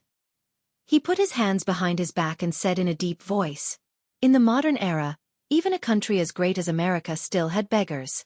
Thus, Li Zishuan did not dare to guarantee that 100% of the people of Tang could have enough food and clothing once the industrial production level of Tang improved. However, he could still guarantee that most people would have enough food and clothing. Tai understands. I'm willing to work with Sir to bring engineering to greater heights. Li Tai gave a disciple's salute and cupped his fists in a serious manner. Haha, good. I hope that when Yanhuang College leads the people of Tang to have enough food and clothing, there will be a great achievement in it. Li Zishuan waved his hand with a smile and went out the door. Li Zishuan was very happy that Li Tai could walk out of his inner demons and comprehend such principles. In the end, he still valued Li Tai very much. If it were someone else, he would not have put in so much effort. I, Li Tai, don't need great achievements. I just want to live happily. Li Tai looked at the door and mumbled to himself. Chapter 472. Hu Hanyun's first, Construction Corps, was mainly responsible for the supply and transportation of construction materials at the construction site. The building materials required by the Yanhuang Academy generally consisted of mud bricks, lime, glutinous rice mortar, stone, and wood. The first three were bought from various places with money. For materials like mud bricks, which required a large quantity, a small team had to be sent to the brick kiln to bring them back. In the Tang dynasty, there were many brick kilns among the people, but most of them were small in scale. This time, Yanhuang College's Construction Corps cooperated with an official kiln near Chang'an. It was more than 30 miles away from Mei Village. The walls of Chang'an and the construction of the Imperial Palace were all built with mud bricks from that kiln. Logically speaking, Li Zishuan could build his own brick kiln if he wanted. Moreover, the bricks from his kiln would definitely be stronger than those from other kilns. Building a kiln seemed to be very difficult, but it was not difficult at all to actually start. As long as you mastered the technique, building a brick kiln was even easier than building a house. The only difficult thing to solve was the problem of the chimney. It should be known that the chimney of the brick kiln in modern times was 30 to 40 meters high, which was a bit difficult in the Tang dynasty where there were no tower cranes or scaffolding. However, it was not impossible to solve. Li Zixuan knew of a way to burn bricks without a chimney, the circular kiln. The circular kiln looked like a row of long bunkers. Its height was less than 5 meters, but its length was more than 200 feet. The biggest advantage of the circular kiln was that it could burn bricks in a circular manner. It could build 20 kilns, and each kiln could be lit individually. Compared to the conjoined kilns of this era, which had 8 kilns in each group, the circular kiln was more efficient and more fuel efficient. Although there were many advantages to building his own brick kiln, Li Zixuan did not intend to do so. He could not build all the materials by himself, could he? That would take a lot of effort, and this kind of monopolization was not good. He had to leave some profits for others, right? In the afternoon, Hu Hanyun took more than 3,000 people of the 1st Regiment to hunt in the mountains. To be precise, they were going to cut wood. They had to bring back a batch of wood and hand it over to the other regiments to build temporary housing for the workers. For the entire construction corps, this was the first day of work. Other than the division of formations, there was only the construction of a place to settle down. The official building of the academy would have to wait until the next day. Fortunately, it was summer now, and the workers' residences only needed to be able to block the sun and rain. There was no need to think about keeping warm, so it was very simple to build. The sun was setting. Cloud Mountain was still very lively. Rows of small sheds were arranged in the forest, and there was a number hanging in front of each shed. 99% of the workers did not know how to read, let alone Arabic numerals. However, there were so many sheds that Li Zixuan could only order each of them to remember the number on the sign of their shed in order to prevent the workers from going to the wrong place at night. Seeing that the city gate of Chang'an was about to close and the workers' residences at the construction site were about to be completed, he asked someone to find Li Tai and prepare to return to the city. As the chief commander of more than 10,000 people, Yan Xiaoning felt that he was shouldering a heavy responsibility. The workers' residences had not been completed yet, so he would not go back with them at night. As for Yan Lide and Faubert, they had already gone back 2 hours ago. Xiaoxian, why don't you go back alone? There are still 2 people in the 8th squad of the 1st Regiment who haven't finished building their residences yet. Li Tai seemed to be intoxicated. This was the first sentence he said when he was called to Li Zixuan. Li Zixuan heard this, stared at him and scolded, "Go away! If you stay outside the city, His Majesty and Her Majesty will skin me alive if they know about it. If the residences are not ready, just leave it to Gu Xiaomao. What are you doing here?" Li Tai came back to reality, and remembered that he was a child with parents. He also understood that Li Zixuan was telling the truth. He could not help but touch his nose embarrassedly and silently accept the organization's arrangement. Li Zixuan glanced at him unhappily, then said to Gu Xiaomao, "Xiaomao, I'll leave the remaining tasks of the 8th squad of the 1st Regiment to you. Is there a problem?" Gu Xiaomao was very perceptive. He knew that this was an opportunity for him to perform. He quickly said loudly, "Boss, no problem, absolutely no problem. You and the captain can go back to the city without worry." "Did you hear that? They're fine here. Qing Ke, why don't you get on the horse? It'll be bad if the city gate closes later," Li Zixuan urged. "Gu Xiaomao, I'll leave the 8th squad to you. I'll come back tomorrow morning." Li Tai nodded his head and mounted his horse. However, he was still a little worried as he warned, Yes, Captain. Don't worry." The 2 of them rode at full speed and finally returned to Chang'an City before sunset. Li Zixuan naturally returned to Yongle Lane. As for the little fatty, he had to go to the palace before returning to Prince Wei's residence. After all, he had decided to participate in the construction of Yanhuang College today, and he had not gotten the heir's permission yet. "Qing Ke, where did you go and sweat so much? And I haven't seen you all day." At the Li Zheng Palace, Li Tai saw Li Er and Empress Zhang's son. They had just finished their meal because Li Tai could still smell the leftover aroma of the food in the air. He did not eat well at noon and did not eat well at night. The little fatty was now so hungry that his chest was sticking to his back. Of course, he would be more sensitive to the aroma of the food. "Father, Yanhuang College started construction today. I went to Yunshan with the teacher and was busy the whole day. I just returned to the city and did not have time to take a bath. That's why I lost my composure. Please forgive me, father." Li Tai answered Li Er's question, But he was thinking about how much food he should ask the chef to prepare when he returned to the prince's residence later. Qingke, you actually went to Yanhuang College to help? How could Li Er not know Li Tai's nature? That was why he was so surprised when he heard Li Tai's words. Empress Zhang's son also interrupted. Qingke, you left the city for the whole day without a word. I didn't expect you to go to the wilderness. It's a hot summer day. You must have suffered a lot, right? Thinking about what he had experienced today, Li Tai felt that it was hard, but he felt that it was more fulfilling. This day was equivalent to a month before. Mother, I didn't suffer. Instead, I learned a lot. I plan to help the teacher build the college in the next 2 months. I hope father and mother will allow it. What? Li Er raised his eyebrows and stared at Li Tai. He asked, you have never experienced construction before. How are you going to help Li Zixuan build the college? Empress Zhang's son also frowned and asked, Qingke, as far as mother knows, Xiaoxian has invited more than 10,000 craftsmen and commoners to participate in the construction of the college. The construction progress is naturally not a problem. Qingke, you have lived in the depths of the palace since you were young. How can you go and suffer?